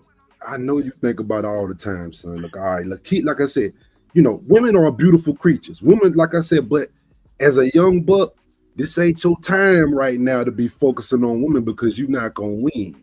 See, you gonna win once you accumulate some assets, son. My friends keep telling me they're getting cheeks and they making fun of me because I can't get this girl that I want. Oh yeah, hey, do your friends got a 1500 on the SAT? If they got a scholarship to school? No, they don't. See, they don't. See, hey, guess what? Hey, you good at certain things, they good at certain things. Okay, guess what? The thing you good at gonna benefit you in the long run. You might not be good at women and getting cheeks, all right, but you good at the other thing. All right, look, hey man, look, hey, I know it's a little girl in your class you study with. You talk to her. Yeah, because I know what you're going after, young boy. You going after that chili, ain't you? Yeah. Come on, man. Look and see, hey, that might not be your lane, young brother. That might not be your lane. All right, now look and say, hey, try the girl that you tutor with that maybe she might be quiet on the side. She's smart too. Try her out, nephew. All right, because if we don't stay in our lane, we bound to get run over, baby. All right, you don't want to get run over, nephew. All right. Sir. So always stay in your lane. Don't run up there to. All right. So I'm not listening to this. So far, you trying to sound like a coach. All right, now, baby boy done grown up. He 27. He finished his. He an MD now. He 29 probably. He an MD now. Now, he circled back. He go to his 10-year class reunion. Mm-hmm. Them chicks is there. Oh yeah. Go ahead, Mr. Williams. Tell them about your class reunion. You about to go tomorrow. And I went to my class reunion. I had to hit you up on Facebook with this suit on, and I got all 5 of them that I wanted to smash. And you know what? All I can say is, brother, they wasn't nothing. They wasn't shit. Hey, Hamp, is the women in the room? Which y'all know, Mr. Williams done let it in wrong and all. I was thinking that. It's supposed to be there for tomorrow, Mr. Williams. The class reunion is tomorrow. He's saying, yo, they hit him. Okay, so here's the premise. They hit him up on Facebook already, Mufasa, right? Mm-hmm. One of them got a kid, another one got 2 kids, 3 of them doing just all right, right? You know what I mean? Yeah. He an MD now. He getting money now. He got the bread. He's still the same dude, though. Now they hit him on Facebook. Hope he coming to the 10-year class reunion. They hitting that shit. Feel me? That's the premise. Mm-hmm. Go ahead. Yeah, nephew. You what you want to do, nephew? Man, I really want to just go down there, man, and just show up, man. Show them how good I'm doing, how much money I done made, how rich I am, and I just want to grab all 5 of them that diss me. What you think I should do? All right, is your aunt say anybody in the room around here? Hold on, let me look around. Ain't nobody. This me and you right here, nephew. Look, however you want to do it, hey, you can do anything as long as you plan it right. All right, this your time to shine right now. Look, if you want to take them down through there, nephew, take their ass down through there. All right, the ball's in your court now. Hey, just understand, whatever happens, happens. But that's hey, the ball in your court now. If you want to go back for the 10-year reunion, if all you see is however you want to do it, just be careful. All right, because some of them got kids too, man. But you know what? I really don't care about that shit. I even told 2 of them that I'll pay for the babysitters. Look, man, hey, nephew, you gotta take them down through there, nephew. Look, you know what time it is. You know what time it is. Look, hey, don't tell nobody I told you that. But look, take their ass down through there. But you plan it. Plan anything you plan. You can do anything. You plan it right. So let me ask you this: what if I try to talk both of them to do it together with me? Hey, you have to see. This is your discretion. This is your discretion, young buck. It's another thing who I say in your lane. All right. Put him in the fucking bedroom. Get him out of here. It just sounds like two old niggas talking. That's all it sounds like. Hey. All I heard is two old niggas sounding crazy. Damn. Come on, you know what you think? What you think you gonna say? Hemp? Oh, don't gonna say. Oh no, don't do that. That's why I said, man, the women written up, man. And whatever you trying to do, this is so you just understand. So your advice is the advice that we give. I'm just assessing, and we complain about the environment and the landscape, yet we continue to make sure it stays the same. No, we gotta play the game, Hemp. Stop. Hey, Hemp, you will tell niggas to stop playing. That what you about to do? I'm just asking. You gonna tell niggas? You can't tell. Look, hey, I can't. Even though we out the game, we still gotta be like, hey man, y'all boys y'all play the game, man. Me and him can't play no more. Me and him can't play no more. But fantastic, salute my brother. Play the game. You know what I mean? Hey, CJ, play the game. Hey, we I can't play the play game, motherfucker. Put me in the box, Hap. Let me do. We the bottom of every list playing this game the best. You could argue we play it better than better than them. I got it. Better than the Caucasians. Yeah. Better than the Asians. We play it better than anybody, but we got bad fucking results. So that's what I'm trying to figure out. But you gotta understand though, fellas. This is what I'll be understanding when like people they really be trying to be solution based. Everybody you date or you kick it with ain't gonna be your wife. We can't try to wife every girl we talk to, man. Sometimes you just out there. Sometimes you out there to get a kill. I ain't saying try to kill everything, but like me personally, bro. Like I'm gonna be honest, nigga. When I first met my wife, I didn't see her and was like, "Ooh, I'm gonna marry you one day." That shit just happened by mistake because we end up. I look up, we were together for 6-7 years. It's time to move forward. Like you don't. Most people you don't go trying to smash. We understand. To be But So, okay, it's like- right. Let me play devil's advocate better. So most people meet just trying to smash, right? We got the most out of wedlock kids. Yeah. We got the most diseases, and we are the least married. You see? That's because. Go ahead. Hey, Hemp. In the top 3 that for STDs is gay black men, black women, black men. Put it in the order. Oh, wait, that's probably the right order. Yeah. So this is the thing, Hemp. So the thing is, everybody else still doing the same thing we're doing. It's just the outcomes are worse because niggas are reckless, right? Wait, come on, man. You can't guarantee they doing it if they don't have all these. The numbers is too crazy to just put that jacket on them. Feel me? They do the bullshit in the colleges. That's all you hear about. Hold on, sweetheart. So no, it can be so like I said, the outcomes. The East Indian man, bro. You saying you putting that jacket on, homeboy? Well, no, I'm saying up until the point the youngest age of getting married is what 28, right? I think Asians they count average, yeah. 28. That's what I'm saying. The average age of marriage for them, even the most married group is 28. So you think they just motherfucking sitting on their hands and motherfucking computer screens for motherfucking 18 to 20 for them 10 years? No, bro, they get some pussy. They getting that motherfucking curry chicken, my nigga. You feel me? East Indians, I know they already be paired up though, and like so I noticed. Well, they don't be married, but they be already paired up though.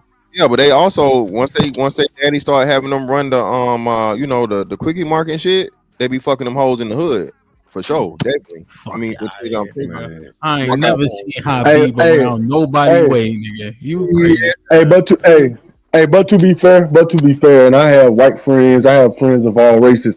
The difference between a black man and the other men, like black men, we gotta take this L. We do be having rotations and shit though. We'll be fucking 3-4 chicks at the same time. I don't know no other race that do that. Like white boys, if it's one girl he having sex with, he only having sex with her until he find him another chick to go with. Yeah, they're dating, but the way we date and the way other races. Now, these are my I might be wrong. I'm not saying it's facts. I'm talking about my anecdotal experiences. You know what I'm saying? Because the white boys I know, they date and they'll break up, go to another girlfriend.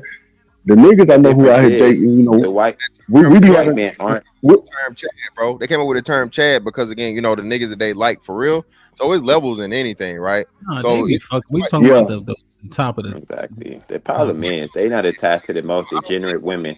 They not even attached. though I think black men, straight black men are having sex more than percentage wise than any other groups, but just because that's what niggas do or whatever, I still think that it's not to the degree of where, you know, 80-20 rule still applies, right? So from the 80%, you got a nigga that's got an old lady for a year or two or so on and so forth. He got one, and then those 20% are the niggas that got a rotation. So we can't make it act like every nigga got a rotation. We don't even gotta go there though. That's outside the point. I'm saying, yo, we want to perpetuate things. We said niggas gotta play the games, niggas gotta eat, right? And then the things that keep us down are attached to these behaviors that we promote.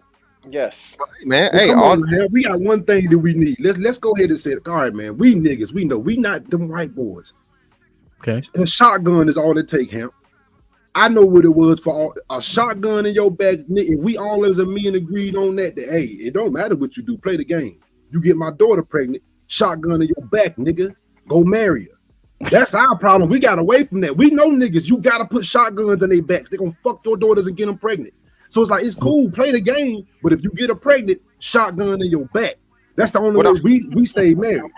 That's the only reason we got married as young boys. Let's be honest. You just the doctor's son to go. No, Aaron, what you saying? He a grown man. He a grown man. We talking about like I said, when they're young girls. For the first time I seen this, a lady said that she put it on there to where her husband pretty much told, and they were, you know, they were well to do. They had they had their will and trust and everything together, and they told their sons, hey, listen, you get a bitch pregnant out here, we're taking your ass out the will and trust. So hey, you better be careful where you know what I'm saying? You better make sure she motherfucking, you know, hey, you feel me? So I think that is the thing of it too, because like I said, and this isn't, it's kind of excuse, but then at the same time, you can't give women the thing of, well, they weren't taught no better and they don't know no better and so on and so forth, but then not say the same thing about the boys.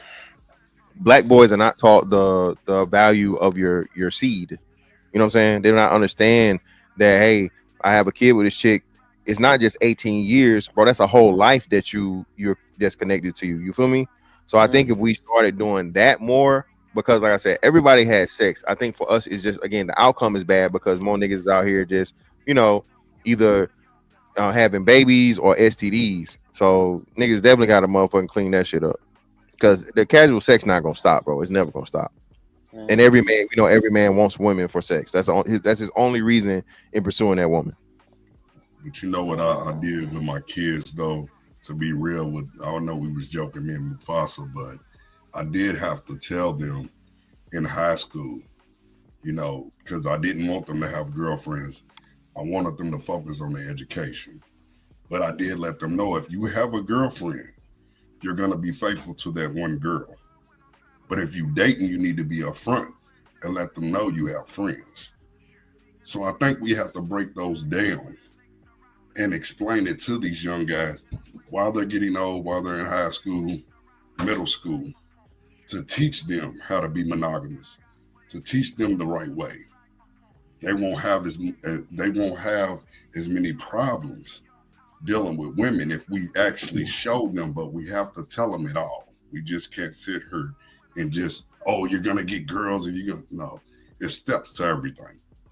So I think we just need to be more disciplined in how we teach these kids so they don't make the same mistakes we did and go through the same doors that we walked through. I want to speak to a fantastic someone earlier, because it's true. I don't think that men do guard their seed. I don't think men even take consideration of what it is they need to do with themselves and why they're out here. Because honestly, in my opinion, I think a lot of them do make Mike went out. my fault. My sister was calling me. I never called back. But what I was saying was, people, men in general, do not take consideration of their seed until the seed's actually here. Like, I was going through my boys. I said, yo, you complain about your baby moms and stuff, but you wasn't complaining when you was in it. Now your son is here. Now you got to talk about how life's unfair and blah blah blah. And then I was like, no, you made a decision, but you wasn't thinking about it. You was being selfish. All right, you was now I just want to go for pleasure. You was going by your emotions. You made a stupid mistake. And I know it's stupid because I know you know what babies come from. So for the sake of being stupid, that's what happened. And if you want to be mature minded, this is what I said earlier. A lot of us are not mature minded. This is why you want to determine who's a boy and who's a man. Because you're not going to make stupid mistakes like that. The fact that you're making too many stupid mistakes shows that you haven't grown up a lot. You shouldn't be out here messing with women if you can't even grow up in that area. Because that's something serious. Life ain't nothing to play with. You out here creating your will deal like, oh, it's just an accident. You wasn't even intentional about it. And now you want to cry and complain. Yes, I'm getting on you because you're supposed to be ahead of this. You're not supposed to be making mistakes. You can't afford. Men cannot afford to make mistakes. There is no safety net for you, man. That's the whole point. If you got to stand on it, that's called maturing. So what But do to we be do? fair, isn't the pregnancy numbers down though? They're not really having kids like that, right? The young girls are young boys, correct? They got a lot of abortions right now, man. If there was no abortions, bro, them numbers would be high. Well, it's not abortions anymore because they sell the morning after pill. So I'm sure the abortion numbers are probably going down too. Because now you can just go in the drugstore. You can go in the store and spend $40 and get rid of it. So I'm sure that if you look at the stats, I'm sure abortions are probably down too because they can go to CVS and take care of it now. So that's down too. I mean, but just to clear this up, and I'm about to go get my daughter. From my anecdotal experience, man, I feel good about the young black boys coming up. You know, I coach some young kids that are in 8th grade, 8th, 9th grade, and they are a little different than us, man. Like I realized that they don't be trying to have sex with all the girls and all of that. They was a little different when I was in 8th and 9th grade. We was a little more managed. These 8th and 9th grade kids, man, they'll have one little girlfriend. They'll really like her and care about her. But the only problem is, like y'all say though, the fucking girls are different than the girls was when I was young. So it's like the pendulum have switched. You know what I'm saying? The girls are the ones off the chain now, and the boys are kind of cool and be wanting one girlfriend and just be happy. But these little girls are off the chain. So I don't know, man. But the little boys that I'm around, they just have their one girlfriend. They be faithful. Because, you know, I be asking. You know what I'm saying? I ask them, I be like, oh, you got a girlfriend? Like, yeah. I be like, oh, you got some other little chicks too you mess with? No, man. I like my girlfriend. You know, I only got one girl. I be like, that's what's up. Because if you'd asked us that in 8th grade, you know, we grew up under the bitches ain't shit but hoes and tricks generation. You know, we was taught to be players and shit like that. These young boys that I talk to now, that ain't really their mind frame, bro. They really just be having one little girl they like, the ones who got a girlfriend, and they be chilling. But like you say, when you talk to the little girls, it's a little different, though. They're a little more advanced than the girls was when I was in 8th grade. Oh no, bro! This niggas. Maybe it's I mean, you might be around some different 8th graders, Hank. But the ones I'm around, they're pretty. But 56 or over 50% of men are childless. So men aren't just out here being reckless with their seed. Feel me? I don't know, man. The abortions is up. I mean, there's so many abortions per year. You do got morning afters. I mean, all that. You know what I mean? You know what ain't popular? You know what ain't popular? Birth control. Condoms. Birth control either. Condoms. Come on, man. Birth control either. That's cap. We've been over this. Black men purchase and use exactly. condoms. But you know what's really not popular? Niggas control. don't Why use are women birth. don't like That using doesn't birth make control? no sense. Listen, makes niggas got too many kids. The women do. Then the like women predominantly exactly because they don't believe in birth control. The women predominantly stay with black men, and we all three of us, the gay niggas. Hold on. I know you don't care what I'm saying, but there's 500 people here. The gay niggas, the heterosexual niggas, and the black women all lead in STDs. Don't give me that condom shit, bro. Chill. Bro, because the black women fucking the brother fuckers. We've been over this. Well, listen, nigga, and you ain't wearing a condom after she fucked the brother fucker, so same difference. Who ain't? Well, everybody but you, my nigga. I got my mark chart. How many of y'all don't have? How many of y'all don't had a condom in your pocket and still went wrong? All of us. Everybody. Watch niggas lie, Georgia boy. Watch they lie. They done took out the condom. That's how I got my first baby in high school because I had condoms on me and did not use them. So Hemp, I'm with you, Hemp. I agree with you, Hemp. Niggas ain't using condoms, man. Niggas, you know, come on, man. Niggas, How did women go from no glove, no love to you should have wore a condom? I'll eat this Ali point too. Who you think came up with no glove, no love, nigga? Exactly. So what's so how did it change? We came up with that shit, and that's just a talking point. How did it change? Now we don't say that no Or, more. The women say hey, this shit is your fault. Or this happened though. The guy, you go over our house that night. You use the condoms you had that night. You wake up, you spend the night with it. You wake up the next morning. You try to get it before you dip. You ain't got no condom. Booyah! That went raw. That's how it be happening, man. Niggas be having good intentions, but it don't work out that way. Yeah, it's not. It's worse than that, my nigga. Stop it. Let's say you having sex with her, and this is now this shit is be the weirdest shit though. This almost make me be like, where did y'all grow? Like you was Goku, like you came over here in the spaceship or something. Like, nigga, if you having sex with a chick for 30 minutes, niggas is condomless after that. Niggas better stop. This shit is corny. Like, we gotta stop doing that. That's true as fuck. After 45 minutes, niggas already snowed. Hey, listen, That's bro. true We you with me now. And then don't wake up in the morning. Niggas is definitely rolling over. Like, come on. I'm not arguing that though. That's why they want them exclusive, Hemp. I don't know why that's why people. That's why men want them exclusive because they don't want to use. They still fucking the same men, and majority of the men are childless, Hemp. Yo, Hemp. Majority of the women are not childless. What are we doing here, man? This shit 50% of niggas got kids, bro. Okay. No, about 56% are childless. Or what's the stat?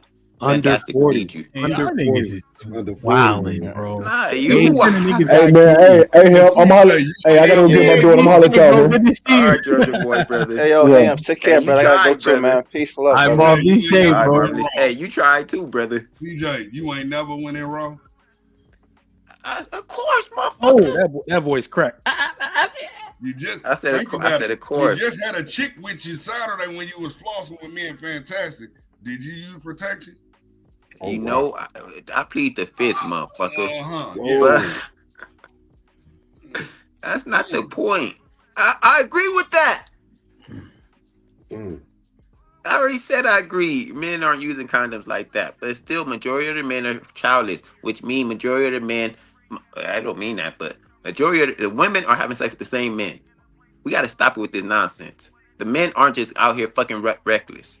Most men are having sex. Yes, they are. Responsibly. CJ, don't listen to that. They having the sex with the same man. No, they then why we don't got? Hold on, the men don't have a 50% herpes rate. That would be then you would be saying that the men are having sex with the same woman. No, that does not mean that. That means no, Dodo. If you listen. That means a few of the men are having sex with a majority of the women. That's why more of the women have the disease and less of the men have the disease. Come on now. Come this guy. Yes, I mean, you're not smart enough to, Mr. Williams. You're not smart enough to debate. Get him out of here, bro. Try Mr. Aaron. Aaron, Mike. Let Aaron. Mr. Williams, let me just say this, though. Plan B makes a year. What up, y'all? Aaron try. Plan B make a year. Check that stat out.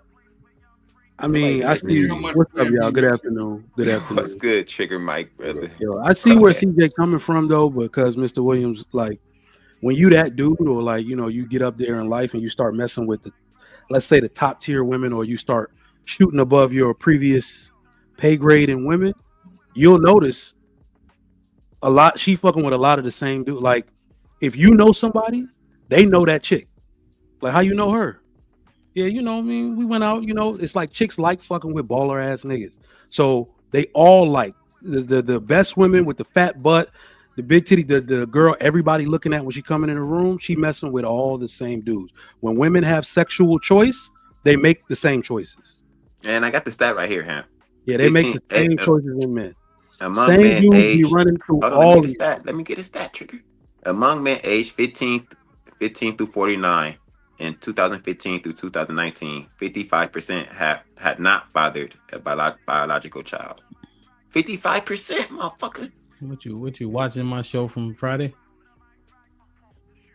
All right, well, if you already said the stat, then why I have to restate it? I'm saying, I think you think that like makes like a bigger point than what it does. It was my point that most men don't have kids. But what was the point of saying that though? That the women are having sex with the same men. 45% of niggas. 55. It's a lot of Because niggas. because you know And the wait. actual. No, because watch this. Because here's the actual numbers that are used, right? That they're only having sex with 20% of the men. No. It's about Yes, it 40% is of the because men. it's 50% don't have kids, 30% are married, so it leaves the 20% they having sex with, right? Except the number that you just used is 45%. Now reconcile it with the talking points. Go ahead. Okay, well that's good, easy. The No, that's 30% of the women that are married are having sex with the married men, so they canceled out each other. And then we have the other 70% of women having sex with the 20% of men that you're talking about. Yeah, 28% of black women are married, bro. So that's same shit. 28, 30, same shit. It equals out. I mean, that's not how we would do that anyway. Because Tell me this, y'all. there's a switch that happens between 35 and 40 years old. Basically, all the chicks you couldn't hit when you were younger, they ran through and they'll give you a chance. So that's how some of those niggas get those. That's what I'm telling y'all, right? Go ahead. But we had a conversation quite often, right? I think what we want to do is assess the behaviors that we can control, right? Let's try it. If we assess the behaviors that we can control, I think people are so focused on the women. Like I'm gonna read Still Low Key said, I'm trying to give bail to the women. I ain't even talking about no women. I'm talking about us and the behaviors that are unbecoming that we can control because it'll help the things in which we complain about. Right? You see what I'm saying? So we complain about the results. We always say how we this low. So now I'm just assessing the behaviors that men can control. Because I think if you get men to make a little bit of an alteration, I think you'll be surprised at the results. Oftentimes we take better instruction also. That's the premise. Agree. I'm not. If we start talking about the women, then we talk. You know what I mean? But we just talking about what we talking about. For me, I agree. But what can the man do different that they not already doing? That'll change what's going on. Stop That's the hitting them question. raw. Most men are childless. 55% of men are childless. Man, do you know that Plan B in 2023 made? It don't matter. 55% of men are childless. It don't matter. It Hey, doesn't y'all. matter. Hey, man. 55% of men are childless. They just It sold don't the matter company why. for $4 billion, dude. Plan B. 55% of men are They made childless. over $80 million off of Plan B. Who's buying them then? It's a moot point. 55% of men are childless, Dodo. I mean, that doesn't solve the Shit, sex this problem. Dodo though, yo. stuff, man. Go on with that, man. That doesn't solve the sex problem. I came up to actually say this, because I just be like, forget everything everybody else talking about. I heard somebody say something about white people and Asians and all that stuff. I made the point earlier that these people, one thing they do very well is that they understand human nature and they able to clean up your mess after you make it. That's something that, you know, other groups don't do well. So if your daddy tell you, all right, you're pregnant, here's what's going to happen after. You see what I'm saying? Those people clean up they mess well. Out of everybody I know that's ever had a baby, almost nobody planned that shit in any ethnic group. Ain't nobody planning babies for real. That means that once you found out you was pregnant, you about to listen to what the fuck we gonna tell you to do. You will marry that girl. You will move in with this nigga. That's how they do shit. That's Mufasa point. But we passed that though. We lead in STDs, and we was with Miss Fantastic was with me. We was with Media Man up here. If you added the gay niggas if you added the gay niggas and the straight niggas together, then men had more STDs. Okay. I interviewed Media Man for an hour. I brought Mr. Fantastic up since he the resident statistician, and we went through the shit. Okay. You feel me, Mike? Boom, he get us seated up. All right, cool. But we talking about some other shit that is detrimental. Kids being born with AIDS, kids being born with herpes and shit like that. Unless you catch it, you got to actually cut them out in the actual what's the sac called? I forget what the sac called. Utero or I forget. Sac or what? Yeah, right. And then that way you can kind of save them because generally speaking, kids and moms don't share blood in the womb. You know what I mean? So if she were to contract it when she's pregnant, you could still save the flare baby. up. The baby's coming through the birth canal, sitting there long enough. They're gonna have it. They got it on their eyes and stuff. All that type of shit. Feel me? Yeah. So before the kid shit, I'm just saying, yo, if there's anything we can assess, what do we do in terms of the men, or do we say, yo, young fella, play the game, get it how you live? I'm not saying Mufasa what that advice was the advice. I feel you. I'm just saying. What about the assessment of said advice? Damn. I mean that's so. It's so sad, bro, because it's like it's a systemic answer. There is no one answer. Okay. I'm pretty much off trying to talk to people I know won't listen, because unless we can remove them out of the environment, they're gonna go through the same thing that sets them off anyway. The part that I was really trying to say is that men will take sex however it's offered. That's just the truth. So how do we remove sex out of the equation entirely? So you got a bunch of people that don't come from intact family. I think the one thing that we can notice is that these kids got too much unsupervised time on their hands. You can't control them. You see what I'm saying? So moms at work, they having less, but that's the thing, they having less kids. See, people had more kids back in the day because you ain't had nothing to do but have sex. Yeah, but they're using contraceptives and stuff to control the birth rate. Ooh. Oh, now? Oh, you're saying, okay, you can't. You're saying now. That my point may be well taken, except for the fact that contraceptives are upwards of 40. No, but look, this is what I think, though. I think the irresponsible sex rate went up and the birth rate went down. So they doing more, like there's almost no barrier to entry, right? If the chick you want might make you wait, but just keep going down the ladder. Just keep going down, and one of them women gonna let you smash. Raw, probably. You know what I mean? If she like you enough. So that's the unfortunate part, man. Men will take sex however it's given. Like all of this discipline is an illusion.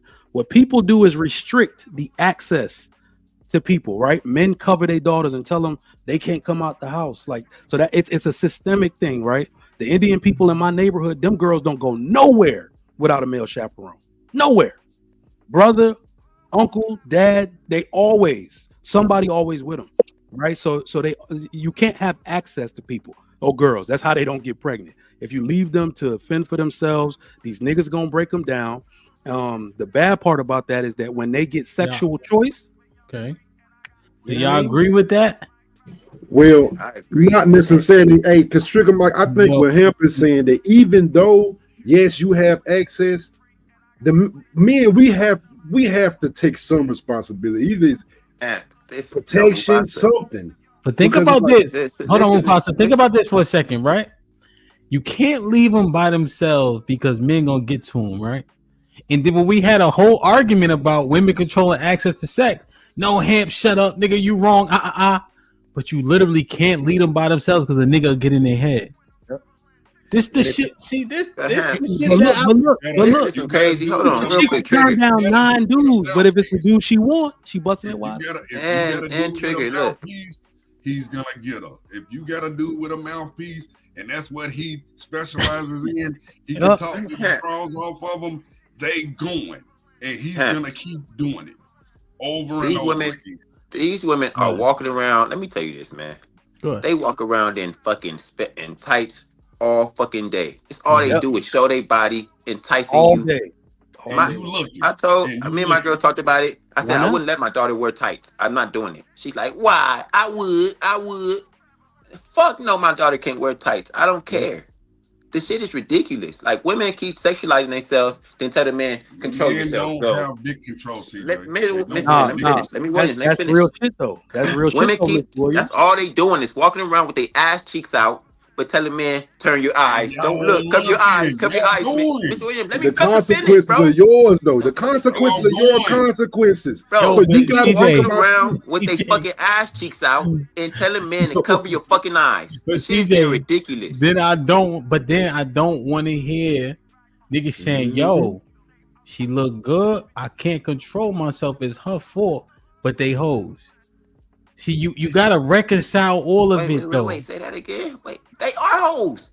No, what I'm saying is, a nigga, you salivating.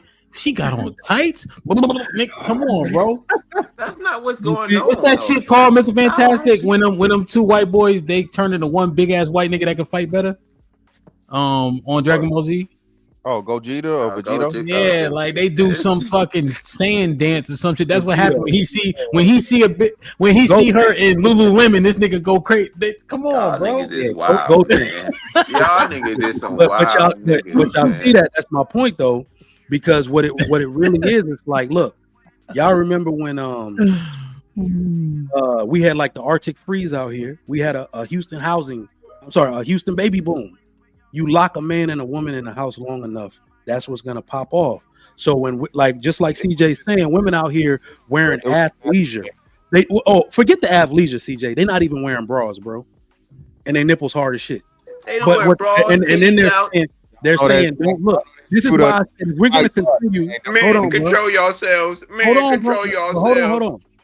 This is why I keep saying whatever is going to keep happening is going to keep happening. That's why you got to enforce them to do what's responsible after. Every time a dude sees a woman's body shaped like that, he's going to think of sex. He's naturally wired like that. If she's amenable to have sex, they're going to do it. They're going to do it irresponsibly. Because they don't want to be they don't want to be virgins, and they don't want to be wives. But we expect men to want to get married to these women. Y'all niggas is some there's wild consequences, CJ. They consequences to your y'all. That's all they you say. can't do what you want to do. CJ, guess what type of that woman ass gonna is want to soft marry for you your like good, that? They but don't you want still to got be a married. consequence. No, this is the thing. Listen to Mufasa closely. Now here's the thing, CJ. I didn't hear Mufasa. My bad. I know you have an opportunity, beloved. My bad. Right? You've been having conversations where we all agree, right? We're not saying you what, Miss Fantastic? I'm preaching right now. No, they saying wild shit in the chat. I ain't say nothing, brother. I'll handle it after. I know your braids showing. I know you went viral. Is it? Can we talk to you, or we can't talk to you right now? Talk about these weirdos in the chat. Go ahead, man. Oh, all right. I lost my train of thought talking shit. Now, we're not saying that you're incorrect. We're saying about the behaviors in which we can control, right? Yeah. Miss Mufasa saying, "Yo, what you think gonna happen?" Right? But you saying two things at once, right? So we can't be whores. We are whoremongers, though. Yep. You know what I mean? Even if she has a disposition, if we don't engage, what happens? She can never be a whore. She's still a whore. Okay. I'm saying if we don't engage, and again, we don't engage, now here's the thing. The thing here's I'm saying we as men, right? And now here's the thing. This is a tough conversation because it's easier, and it may be even more provable to implicate the other side. We just having a conversation about the men right now. So what do you think about what Mufasa was saying? Then I gotta get Reaper in and CJ. They just got here. So, say you wife up a girl, right? We got no fault divorce. So you think she wifey? We say we're not gonna engage in the whores. We marry him. She leaves you. Mm-hmm. Go to another man like you was gonna do in the beginning because she has the whore mindset. She leaves you because there's no fault divorce. She goes to the next man. Same shit gonna happen. She get whored out again, or now she's married. They're just gonna be married whores. Keep getting married and divorced, and go to the next one. Married, divorced, go to the next one. It's still fucking the same fucking musical chairs that we playing. They want to be whores. They don't want to be whores. Why are you talking about marriage? They don't want to be wives when it don't. Why are you talking about marriage though? Because you just said if we don't engage, then what's gonna happen? Then but you're only gonna talking about marriage, but the minority of us are even married, especially the women. But how are you using marriage to make the point when the minority of us and an even more minority of women are even married? So even under the picture you're trying to paint is unrealistic because we are the least married people. Yeah. Because they Let me say this real quick. I'm about to be out of here. I gotta pick my kids. Let me say this real quick. The game is rigged, man. We don't usually talk about men because the consequences, like Mufasa said, are built in. Your dumb ass paying child support and getting dragged however the hell she want to drag you and your kid for your irresponsible lack of self-control. Yeah. All right. So if we're going to give accountability to the men have a self-control problem. All right. Women have a self-worth problem. That's why they got their titties out. That's why they're wearing the leggings, because they don't think they're interesting enough to make you stay unless they show you their body. So until we solve those issues, right? I could talk. Look, a big titty woman with her hard nipples trying to talk to me about the weather. I can't comprehend nothing. I can't comprehend nothing. A fully put a jacket over that woman, I'm gonna hear everything she say. Right? So as soon as we fix those two things, the problem itself will be fixed. As long as women have no self-worth and they want to wear their bust line down 6 inches, I'm not gonna be able to concentrate. I'm hitting that shit. No, and that's the way most men feel. So yeah, I understand it. Well, that's why it just means y'all undisciplined. Well, no, discipline is an illusion, Mr. Williams. No, it's not. Hold on. The discipline comes from restriction. A fat kid can only If you let him in a cake shop, he gonna eat everything in there. But if the door is locked, you see what I'm saying? So it's an illusion, bro. I gotta go to the gym. I'm I'll gonna be hop back, down, and they're gonna be one CJ on the panel at once. So I'm gonna let the fake CJ have it. Feel me? Y'all be easy. Fake CJ. Jesus Christ. I'm just playing. That's my guy. Y'all be easy though. No doubt. Yeah, no, I just and I understand the analogy, man. I'm just looking at what we assessing, man. That's all. Reaper, what's popping? Reaper. You muted. Yo, what's good? Good, man. Great show, man. Goody. Y'all dudes is wild, man. A few things, man. First and foremost, excuse me. To your earlier point, I don't think any man should ever feel guilty for letting something put an imprint on his life, right? We live how we live, and I think black men, for the most part, we're probably the most adaptive people out there. Things we go through at home, things we go through in our community, the shit we go through with girls, women at an early age, that's not happening in other communities. I don't care what no one says. If you grow up in a white community, you didn't have to get the Jordans, you didn't have to get the latest shit to attract a girl in 6th grade. Like, you didn't have to do that shit, despite the fact y'all all live in the projects, right? So, I don't think any man should ever feel guilty for allowing something. That just shows you're natural. It just shows you're normal. That's one thing. And no one wants to talk about the girls back then, middle school, high school, going after the dudes who are 4, 5, 6, 7 years older than them, going to the club element, club this, club that, back in New York, whatever, trying to get children out, right? And we could talk about the predators. Yeah, they're evil. Don't get me wrong, but I can't talk sense to a predator. I could talk sense to a normal woman, but that's a topic for another day. And just one more thing, man. Look, when we talk about what would you tell these young boys out here, I probably got like 3-4 points. And to me, man, you can only control what you could control, right? People say men can't have discipline. That's bullshit. If you have a higher power than you, if you respect a higher power than you, you can always have discipline. I don't give a fuck what no one says. I would say, one, use protection. That's the biggest thing. You can smash whoever the hell you want. Use protection. Because people talk about the babies, but you got STDs out here. You got people who are 30-something, 40-something who can't have a normal relationship no more because they got herpes or they got something, and they can't go out and they depressed. So let's stop with all that. Whatever. Wear protection if you're a man. I don't care how much you smash. I say when you're young, don't overspend on no hoes. I grew up with dudes who they put 70-80% of their lives trying to get the nicest J's, and that led to them trying to get a card, and that led to them, getting money through stupid ass means. Not even necessarily illegal, but you spending all this money just to get the weekend hoe, and now your whole life trajectory is falling off because you're not focusing on shit that's actually more important, right? I would say another thing, don't smash overly sexual women early on. A lot of these girls you meet in college who they love sex in it, a lot of them got touch funny. And if you back out, you do something funny style to them, because a lot of times they equate sex to emotional love and attention because they get in touch funny, blah, blah. And a lot of dudes who try to break it off too early, they get put with certain stamps that we know is not true because we know, okay, this girl's wild, she's bugging out. And last thing I'll say, man, is be patient, man. Learn how to play the game. And if you don't want to learn how to play the game, find somebody who likes you, man. I'm telling you, when men talk, and this is not me caping for no woman, right? I hate when we get on here, and I think sometimes we imply that the only women that are out there are these IG chicks and models and shit, right? And that's bullshit. I'm telling you, for most of y'all dudes out there, man, if y'all go to a freaking whatever convention, y'all go to the arcade, y'all go to this, there's a nerdy girl, there's a sportsy girl, there's a this type girl that is down to smash you. Y'all just got to go out and look for it. Y'all just got to go out and be honest with yourselves. That's it. Dudes are sitting up here talking about, yo, this IG chick. Y'all weren't going to get the IG chick in the first place. Y'all don't even know how to talk to a normal woman. How the hell you think you're going to talk to some chick who's showing her body off of IG? So that's all I say, man. But to me, man, black men, we the most adaptive. Other dudes out there, son, they complain about black men. They make jokes on Twitter, on social media, talking about how black men are this. They always talk about penis size. Excuse my language. Because they jealous. Because black men, for the most part, we doing better than most of the people out there. So to me, those points, keep to that, and we doing fine for the most part. Like these other groups, I don't know the dude that said that these other groups ain't smashing, bro.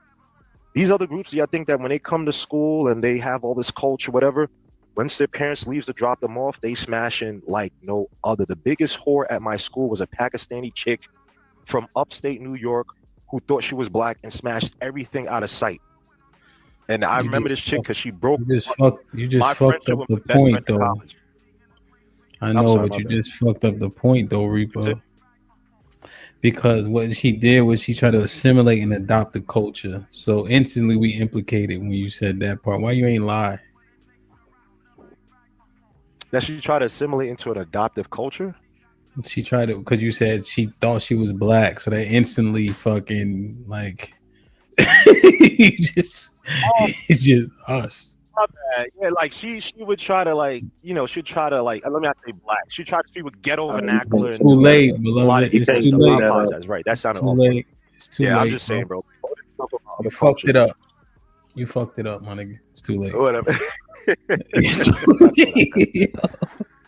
I was gonna respond to something, but James, be safe, yo.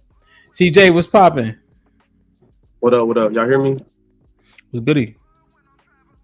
How y'all doing? For the most part, Reaper damn near hit a lot of points that I was gonna touch on. That last part, yeah, you fucked up on the end there. And want to cleaning that up. One of the big things I definitely want to touch on, because I know I'm a firm believer in it, is this discipline in all aspects involving the man, as far as your finances, as far as the sexual discipline, as far as mental discipline. I don't like this whole. I get that y'all have these topics where y'all want to talk about, oh, the women need to do this, women need to do that, blah blah blah blah blah. I get it, but obviously half the men gonna listen to you. So it's better to talk to the men that might have a better logical understanding of what you're saying and coming from, to get them to have to like listen to you, and maybe they'll have better discipline. If you can get the men to comprehend certain things, then once they get their shit together, they can learn to just simply block off a lot of the bullshit that the women are throwing at them. So if a man has big discipline, how y'all like to put it, and he's standing in a room full of a bunch of hoes, if he's really got discipline like that, them hoes don't matter. He still can walk past them and go to work. He still can handle his business. He still can be a faithful man to his girlfriend or his wife. None of that shit matters. So it's up to the women to unfuck themselves. When they realize that, oh, what I've been doing for the past 5-10 years, being this promiscuous woman, being this hodish trick, dressing how I'm dressing, like I'm a fucking Megan Thee Stallion or whatever. Now I see that, oh, it's not working because some of these men, their level of discipline is going up. They got to change. So instead of trying to fix both sides, just worry about just fixing the men. Y'all could at least work on one side. The other side gonna have to figure out your damn self. Well, I mean, that's what I think we have a tendency to be like, oh, we talking about the men, we must be trying to save the women. We must be trying to blame the men, right? When that's a misnomer. What it is it's not mutually exclusive, right? So we conversing about the possible changes. I can't say probable, to Mr. Fantastic point, because he often say what's realistic and what's been since time immemorial. But we're just simply having a hypothetical exercise, the what is plausible, especially since how men allegedly operate in logic. If we had a change in modus operandi, what would be the benefits? But niggas is that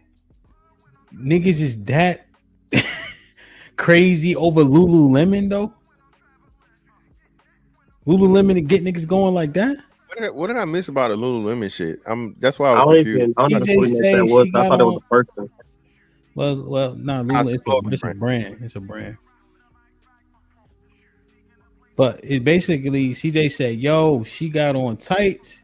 I'm going." Oh yeah, that's what I want. So again, a man saying that he's going is not him saying that he's going to he gonna try to holler at her.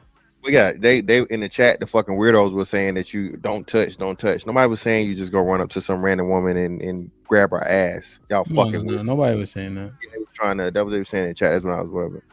So no, man. Trigger Mike was here and listen.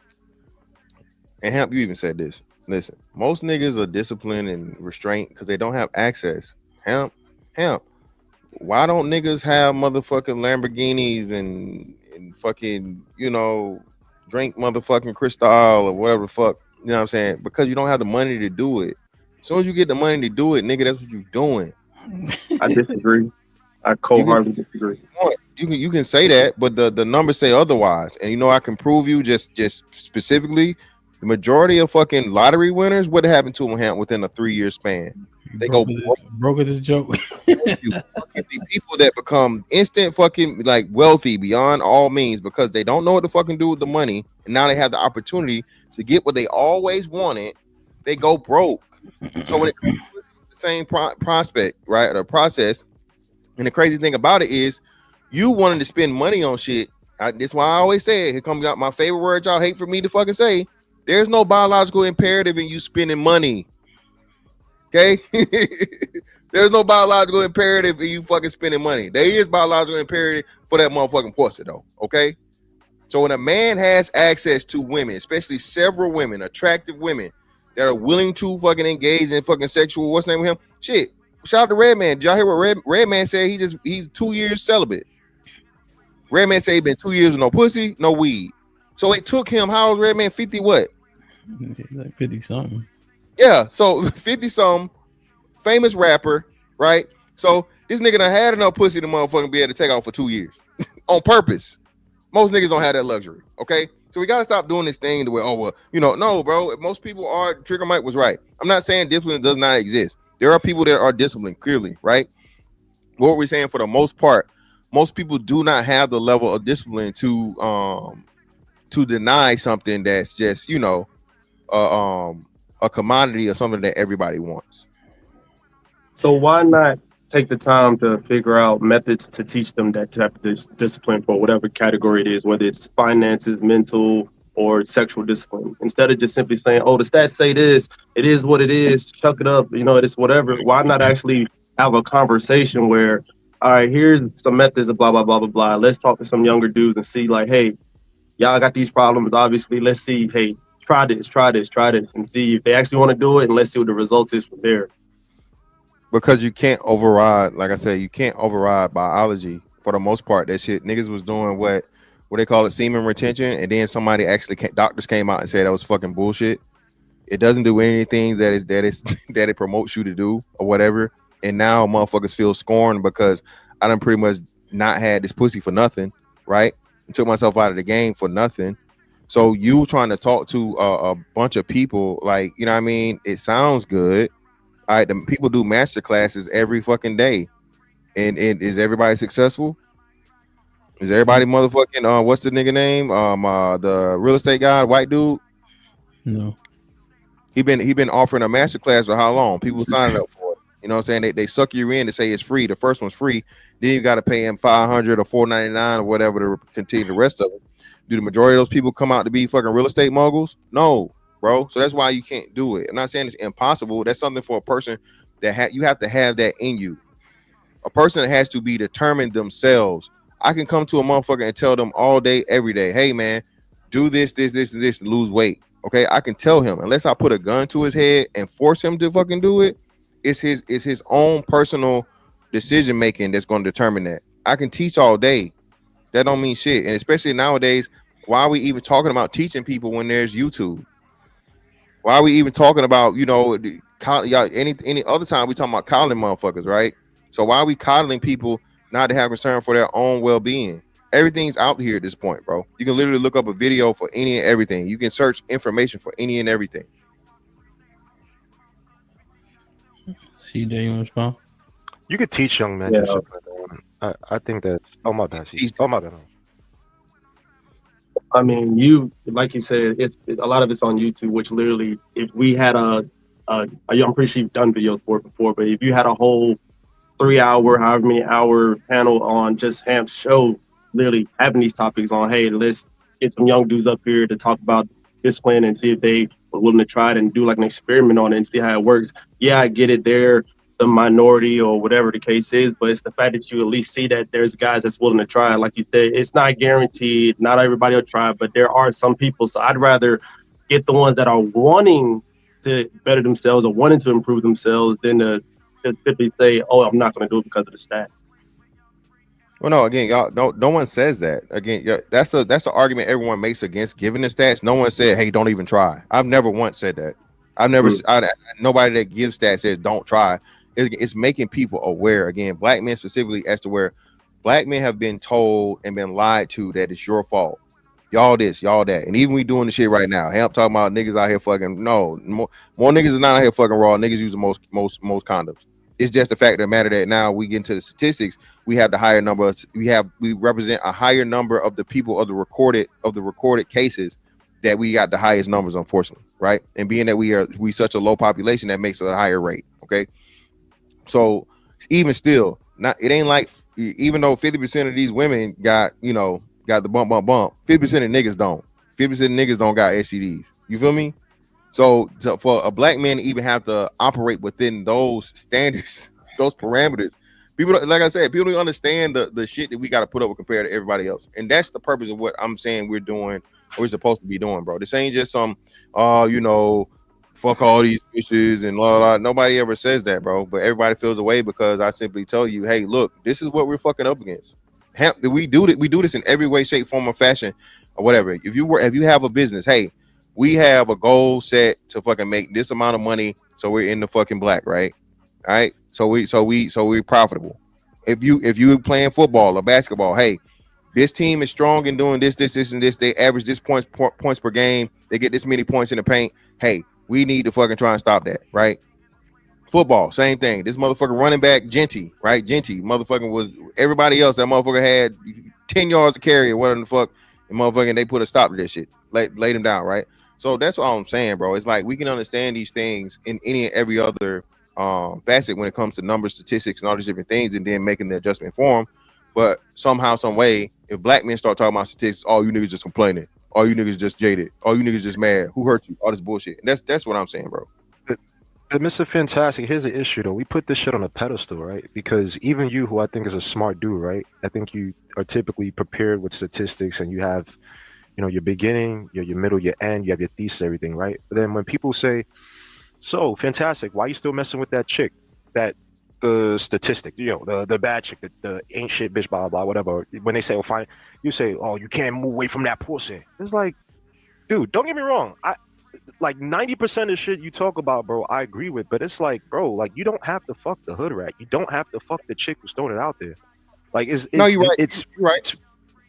It's easy, and I'm not attacking you. Please don't take it as me attacking. No, but a lot of dudes. I'm not taking this. A lot of maybe I live in New York, so maybe I'm spoiled, right? I can't speak for everybody else, but I'm telling y'all, dogs, man, especially as you get older, like y'all will find so many pockets where the women that we talk about on, like, they don't exist. For instance, right, like in New York, right, there's a bunch of like day parties, especially during the summer, right? You'll see where literally, and I'm talking about black people, we move away. Once the people from the hood, from East New York, Brownsville, once they start coming into our spaces, we move away from them.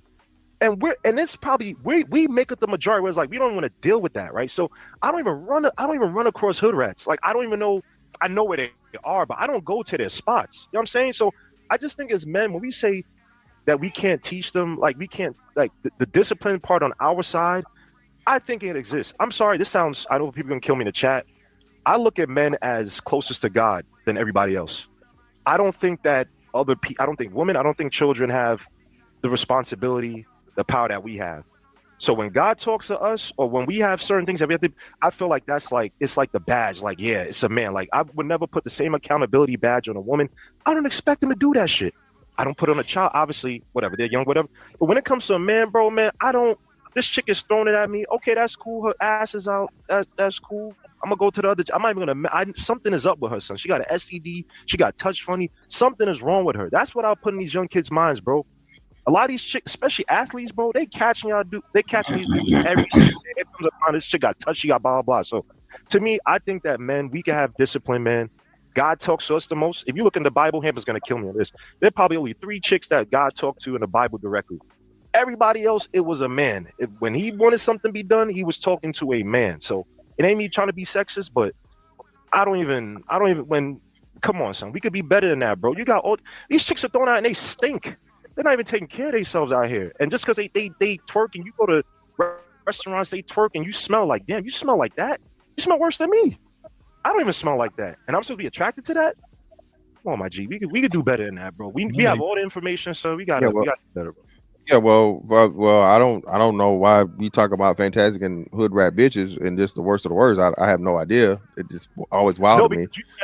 one time you said, and I'm not tagged, but one time you said, they were like, so why don't you like stop messing blah blah? He was like, yo, when that pussy is on the table, so I'm paraphrasing. It's something to the effect of like, you're not gonna deny that pussy. And I'm like, Yeah, no. nah, If a woman's, most men aren't. So this is the thing, right? If regardless of a woman's background, upbringing, whatever, so on and so, is she fine enough? Niggas fucking, okay. I'm just real. I'm just real enough to fucking say it, okay. No matter what, how much these niggas talking about saying that hemp exposes this shit all the time. Baby mama this, baby mama that. That bitch a fine ass baby mama, you fucking, okay. I'm not afraid to say that shit. The understanding of it is this though, right? You can still do shit smartly. What Fantastic ain't doing, what Fantastic can't do, I can't get no bitch pregnant. Like I said, my nigga, I'm getting fucking STD checks quarterly, and that's for the hoes. That's not even for me, right? That's so I got something to show them, right? Shit though, Miss Fantastic. This what I'm saying, like 39% of new HIV diagnoses among men in the United States were black men in 2018. Yeah, but that's brother fuckers, bro. Stop hemp. You gotta give the context. I'm not saying, but yo, the reason why we can't discount the homosexual men, because to your point, the women have sex with them. Yeah, but still, that's not you can't. That you puts can't us in danger. But you see what I'm no, I saying. don't say that. That's what I say. That's what I literally tell brothers. Hey man, be careful, bro. Not for your whatever, so on and so forth. But don't let this pleasure motherfucking have your ass chasing waterfalls, nigga. You know what I'm saying? Your health is fading. You don't know why. And then 39%. And then here's what else happens, right? When we make the argument that most of us aren't gay, we're the least gay, but then we blame 39% of all new cases on black gay men. Then we giving credence to the gay black men being gay argument. Well, no, we're not giving credence to them being gay argument. You literally that's what it is, and the numbers show it. A small percent, but you see, if it was a small percent, but a small percentage, like we say, and then accounting for 40% of all new HIV, right? Yeah, but that's a small heterosexual men are. But you see how it could bump into it. You got to when you reconcile it. No, it don't bump at all. That's what I'm telling you. So people purposely do that. Only black people do that. Every other fucking situation and other race of people understand when you're talking about HIV in men, 90% of those cases are from gay men. Okay, gay men have yes. Look at you don't take my word for it. Look it up in the CDC. Yeah, so I understand what you're saying. You're saying so 100% out of that 100%, the majority are gay men. Yes. So it don't make no difference that 39% are black gay men, because the rest of them is probably gay men also. Yeah, gay dudes are white dudes and what's the name and so on and so forth. That's what I'm talking about. So, and it's a percentage of that small percentage of people that have HIV. You feel me? So you got a couple million HIV cases or whatever, and then it's a percentage of that. But the bad part about it is, like you say, all it takes is one motherfucker to fuck up the whole fucking fuck everything up. Shit. If we assume that 90% of every community that contributes to that HIV stat is gay, then why are we represented by 39% of new cases when we only represent 13% of the population? It seems like if 90% of gay men are responsible for new cases, then we should take 90% of our 13% relative population. But the fact that we're at 39% tells me a different story, unless you're telling me that the lower percentage of other communities are gay and the higher percentage of our community is gay. Yeah, that would be the reconciliation. Yeah, no. So this is the thing, right? So just like black women have the highest case of herpes, they overrepresenting that. It's hard to correlate and try to track the thing. There's two totally separate things. The gay men, it's not separate, right? The truth is that we don't have great safe sex practices. No, the brotherfuckers don't.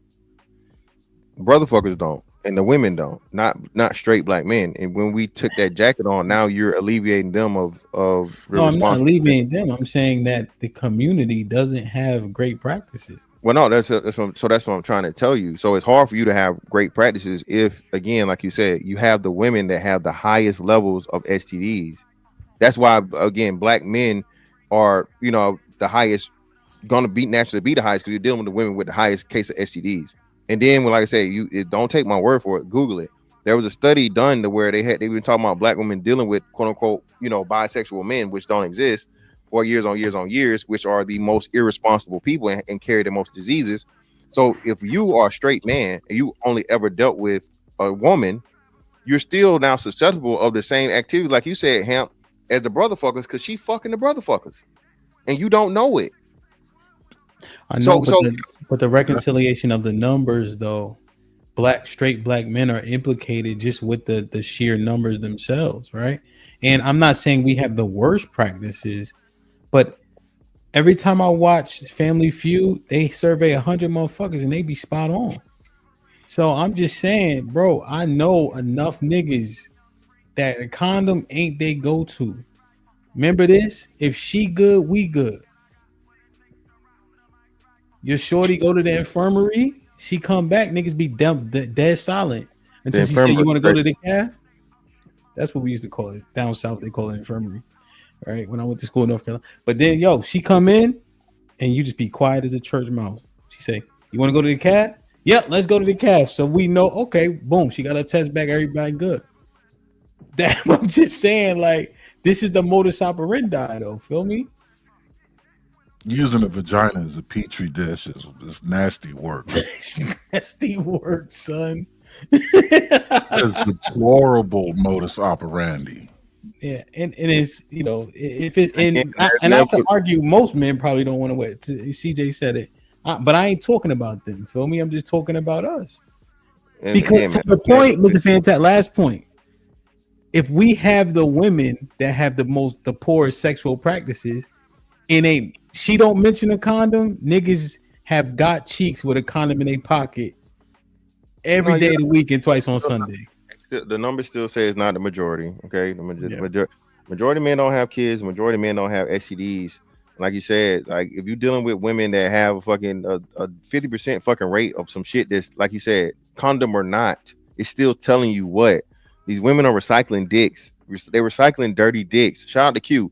Niggas dicks be dirties, and that's the dicks they like. Okay, pause. I'm sorry. It is what it is. They like the dirty dick niggas. Okay, so and to the other point, there's never been a fucking down low straight man in history. Never been, not one. Niggas was gay. Y'all see, y'all they still doing it. Those were gay niggas pretending to be straight. Not straight niggas hiding that they were gay. They were always gay the whole fucking time. Okay.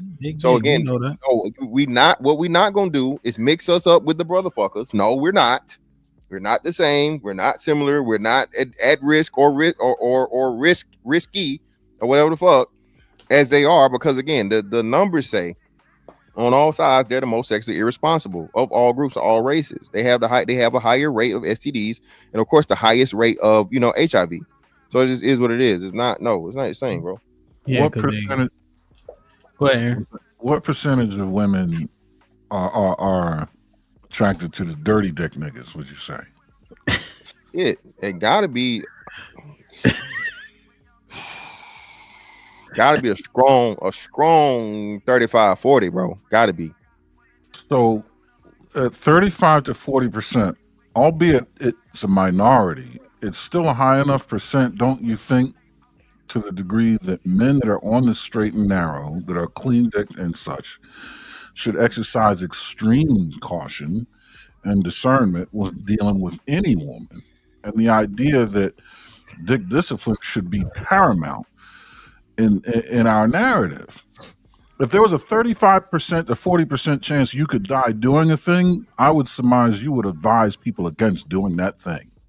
If we had the same exact kind of vigor with which we look at having sex with women, I mean, I don't understand it. If they're incapable of being prudent, then why let your own weakness for the flesh submit yourself to being exposed to the consequences of being with the women? Why not preach extreme levels of dick discipline? Again, dick for self-preservation purposes. Yeah, but dick discipline isn't the thing. Again, dick discipline is already being practiced. In the case in point, lower STD rates, lower children had. So this is why we need to get away from the dick discipline conversation from here on out. It needs to be pussy preservation all the way. A man can only have sex as a woman allows him to. Then she can only have sex with that man raw if a woman allows him to. Okay. And then she can only have sex with him raw and get her pregnant if the woman allows her to. Women have over 20 fucking forms of birth control, Aaron. Okay. If a baby gets here, it's because the bitch wanted to be here. Okay. Then they got the ultimate option of motherfucking punting that motherfucker up out of here once it's in her, right? So this is why we got to completely totally. I know it's hard for motherfuckers to understand because you men aren't taking responsibility. No, bro. There's a time where you have to abstain from certain things before you can start something new and get the concept out there. Okay. This dick discipline shit for black men is a nothing burger. We don't need to talk about it no more. Less children, less STDs, less horrible outcomes from motherfucking sexual activity, right? We need to talk about these women and what they're doing with their pussy, okay? Because that's where the fucking problem lies. STDs, children, and a whole bunch of other shit. Broken families and all this other shit and poverty.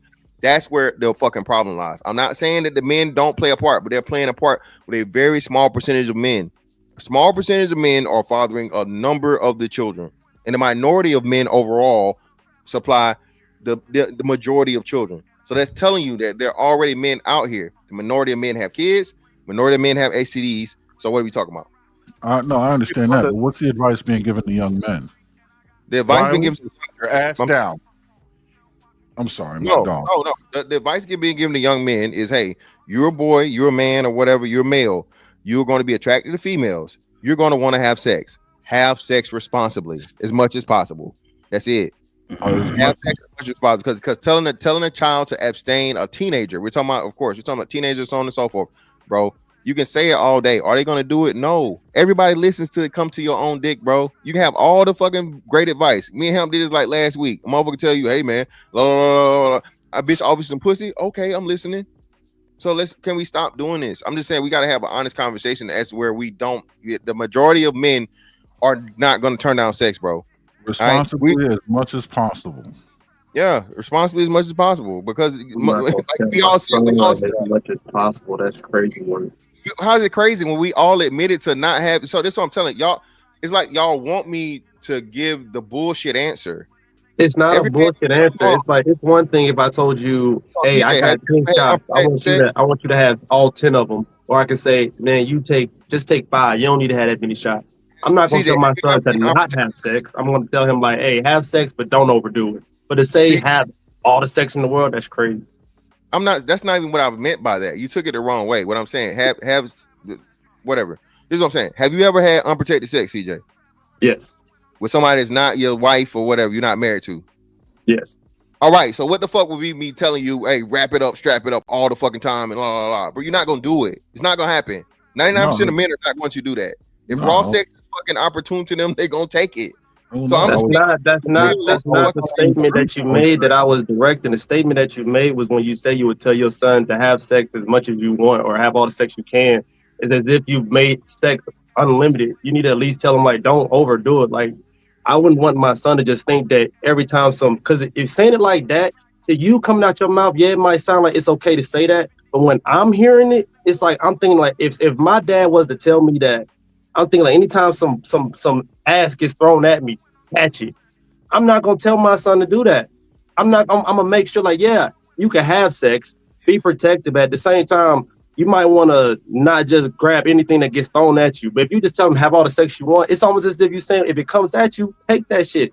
That's crazy work. Because then they gonna fall under them stats that you keep talking about. So no, I get the first part of your statement, telling them like have sex. I'm not gonna tell them not to have sex. I'm not gonna tell them that you got to strap it. I get the first part, but that last statement that you said, where you said have all the sex you want or as much as you want, I wouldn't say those words because it almost sounds like you're telling them if it comes at you, just take it. Like nah, you gotta at least like a bridge or something there. People like bro, you got kids? Yeah, I got a 10-year-old daughter. All right, have you ever tell your kids have as much fun as you want, just don't break nothing?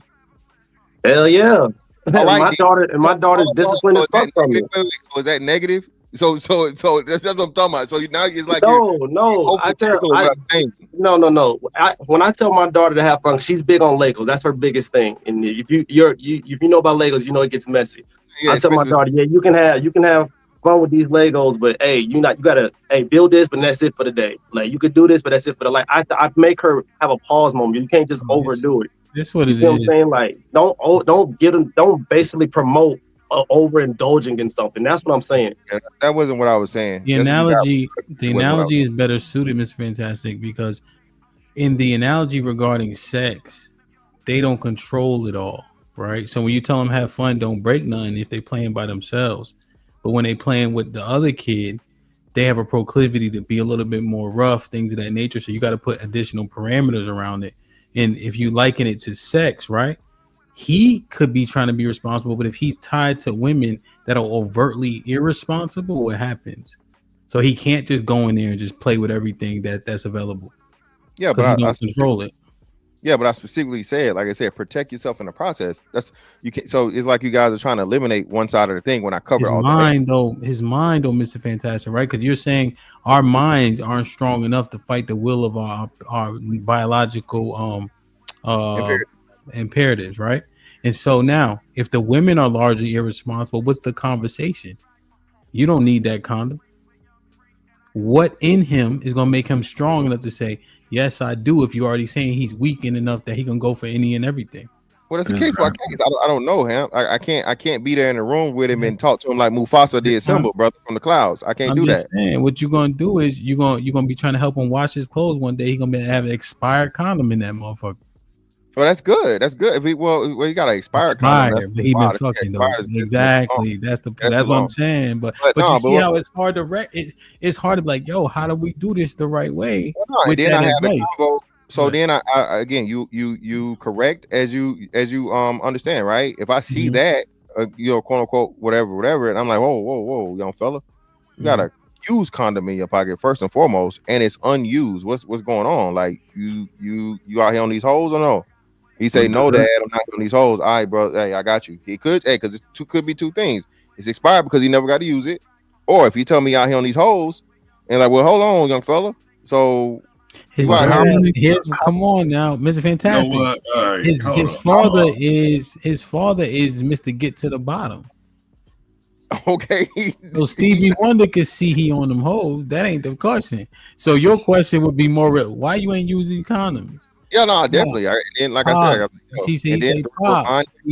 She said I didn't have to. You know how it go, Pop. And then look, you know how it go, Pop. Then he gonna do one of these. You gonna leave him hanging?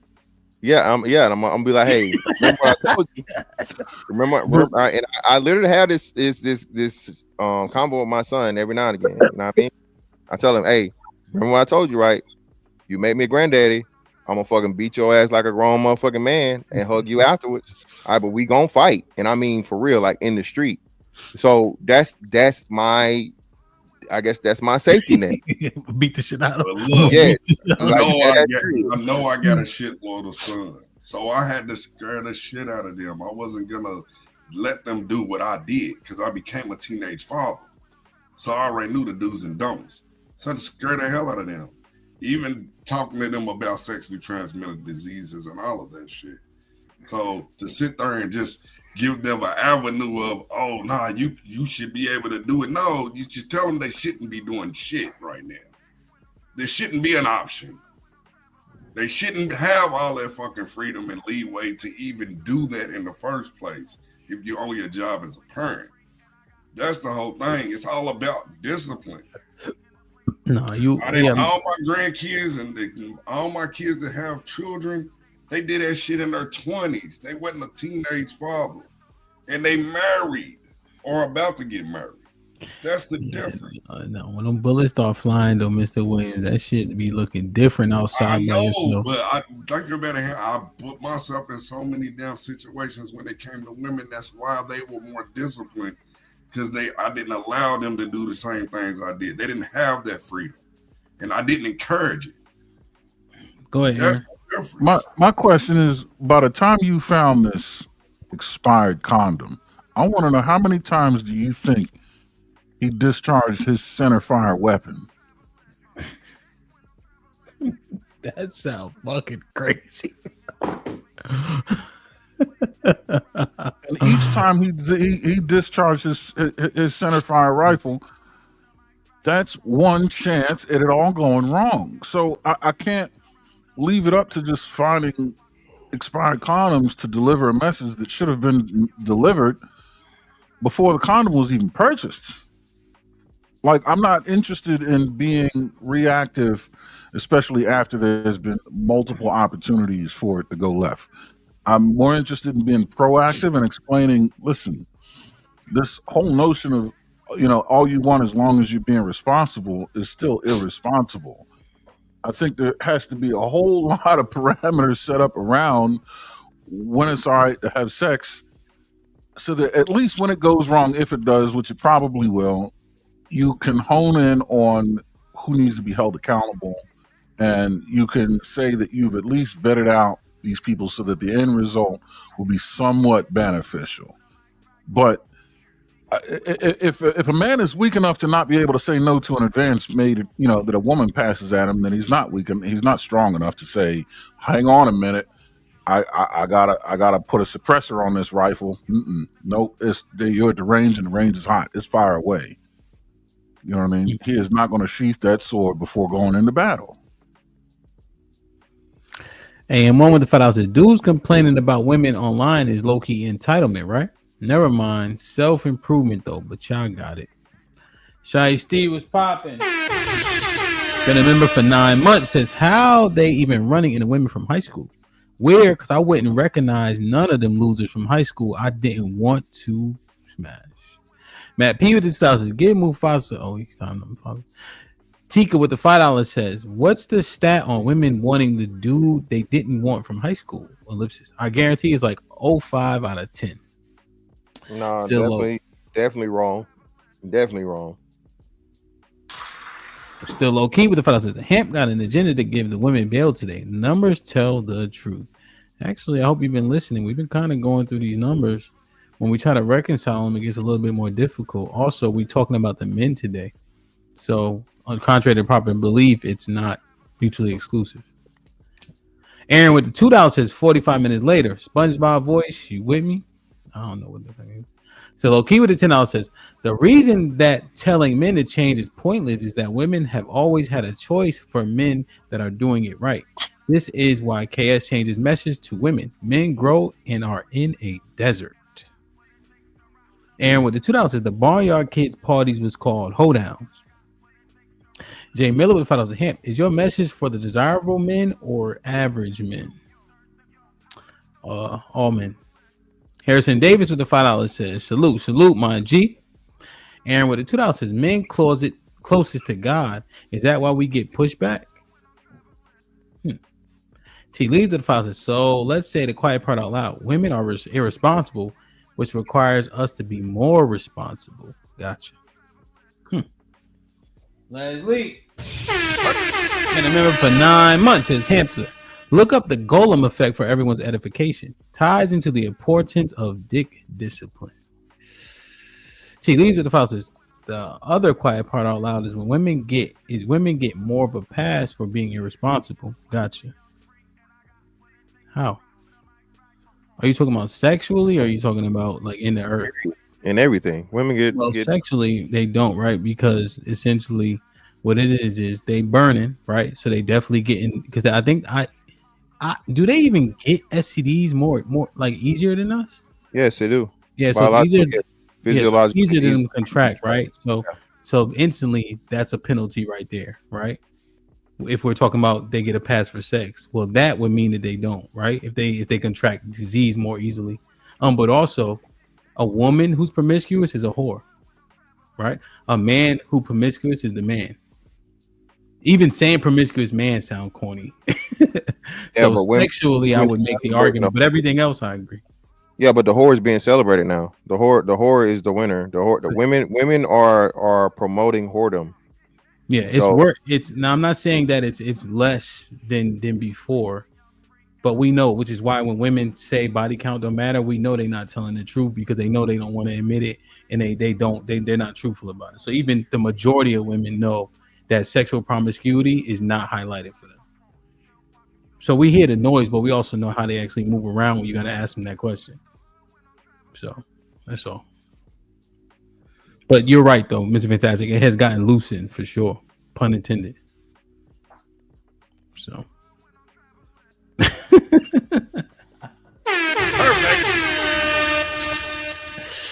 Like, share, subscribe, tell a friend, tell a friend. Hit that like button right now if you can. That helps the channel the most.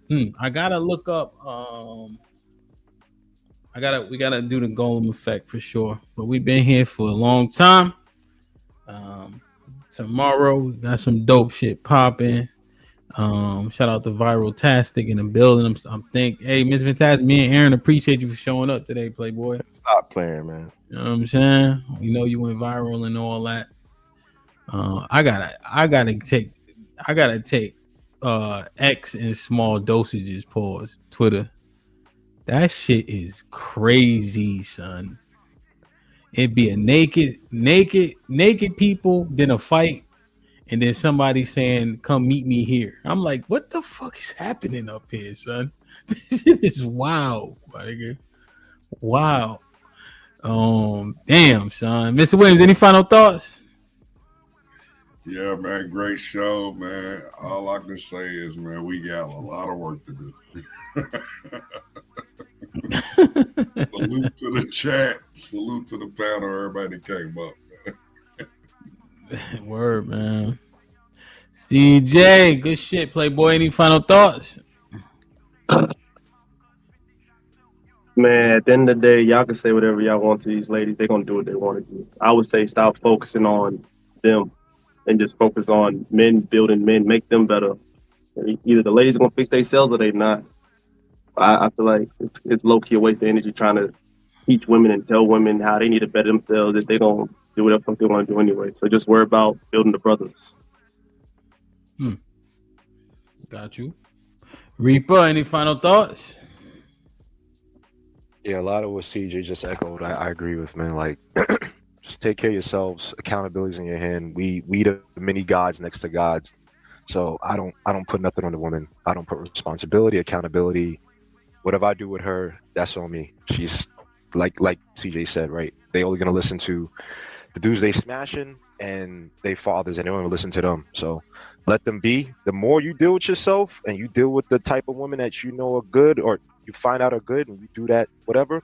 Those women on the outs, they're gonna want to be down with the other woman. They're gonna realize, oh crap, I'm really not getting no attention besides, the bum ass dude who sleeps at the bottom of the staircase. You know what I'm saying? And has a freaking mattress on his floor. You know what I'm saying? So just work on yourself, man. Just wear protection, please. I know what your man Fantastic saying, but just wear protection and then you'll be fine. Word. Aaron, any final thoughts? Perfect. Shit like that. Tune in, listen every Monday to the HQ, where grown men hash out serious conversations and have the real conversation in serious ways. Shout out to DJ Hamp for having this panel and building this community. Shout out to Fantastic for going viral. Appreciate your presence on this panel. We are indebted to you, sir. I'll have my people call your people. Shout out to all the guests on the panel. Great work. I like the conversation. Don't have to agree with it, but it needs to be had. Shout out to the chat. Thanks for listening. Hit the like button on your way out. And in case you thought I forgot, I didn't forget. If you don't go when you want to go, when you do go, you know the rest. You're gone. It's a fantastic. Any final thoughts? Hey, it's 2025, man. No more dick discipline convos, man. Pussy preservation is a new conversation. Black men are doing what black men need to be doing. We're improving, we're getting better, and most importantly, hey, don't let it be you. All right, come 2053, brother. Make sure you got all your stuff together. Get your licensing, your certs, your qualifications, your education. If you got somebody else to pay for it. If you're going to college, have somebody else pay for it, bro. Otherwise, hey, you know what I mean? Find other means of doing it. But yeah, man, hey, we starting new, and hey, man, glad to be here. Word, man. No, I think the stats, we looked through them on Friday, and it turns out a lot of ones that they said were fake couldn't be dispelled, right? I think that the information is important, but let's apply the information to solve a problem, not to prove a point. I think that we'll gain a little bit more ground. I did a stream a couple months back that said, do women value their bodies? And I went through it with 10 women, just looking at the different things that we hear and say and reconciling them. And I will say, at the very least, on that stream, the women understood the point that was trying to be made, And so I think we use the information as edification.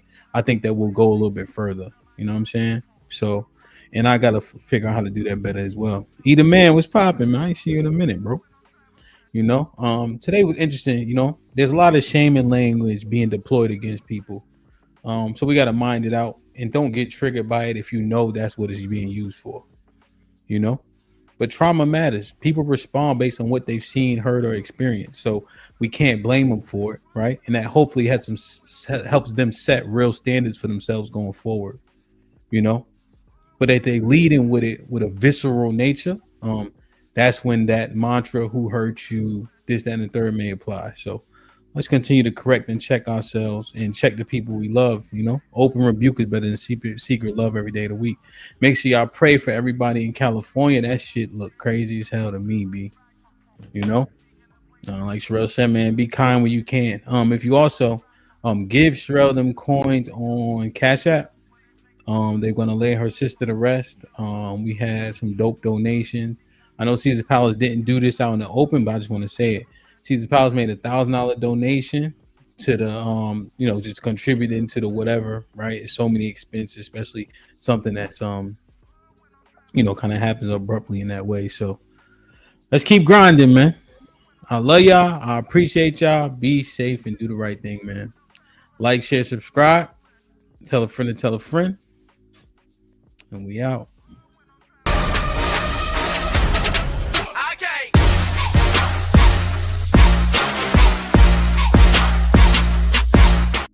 God damn it, I forgot these super chats.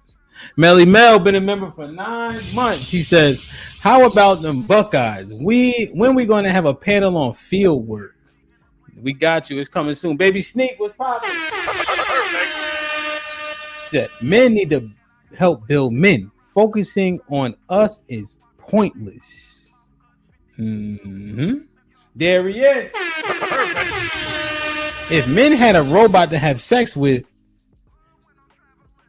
would get pregnant immediately after. Wait, if men had a robot to have sex with, but it would get pregnant immediately after, how many men are having sex with it? Vice versa, if a woman had a dildo that would get them pregnant, okay, I would say a very large majority of men ain't having sex with that robot, and vice versa. So he's saying that to say what exactly? All right. I appreciate y'all. Yeah, man. Be easy.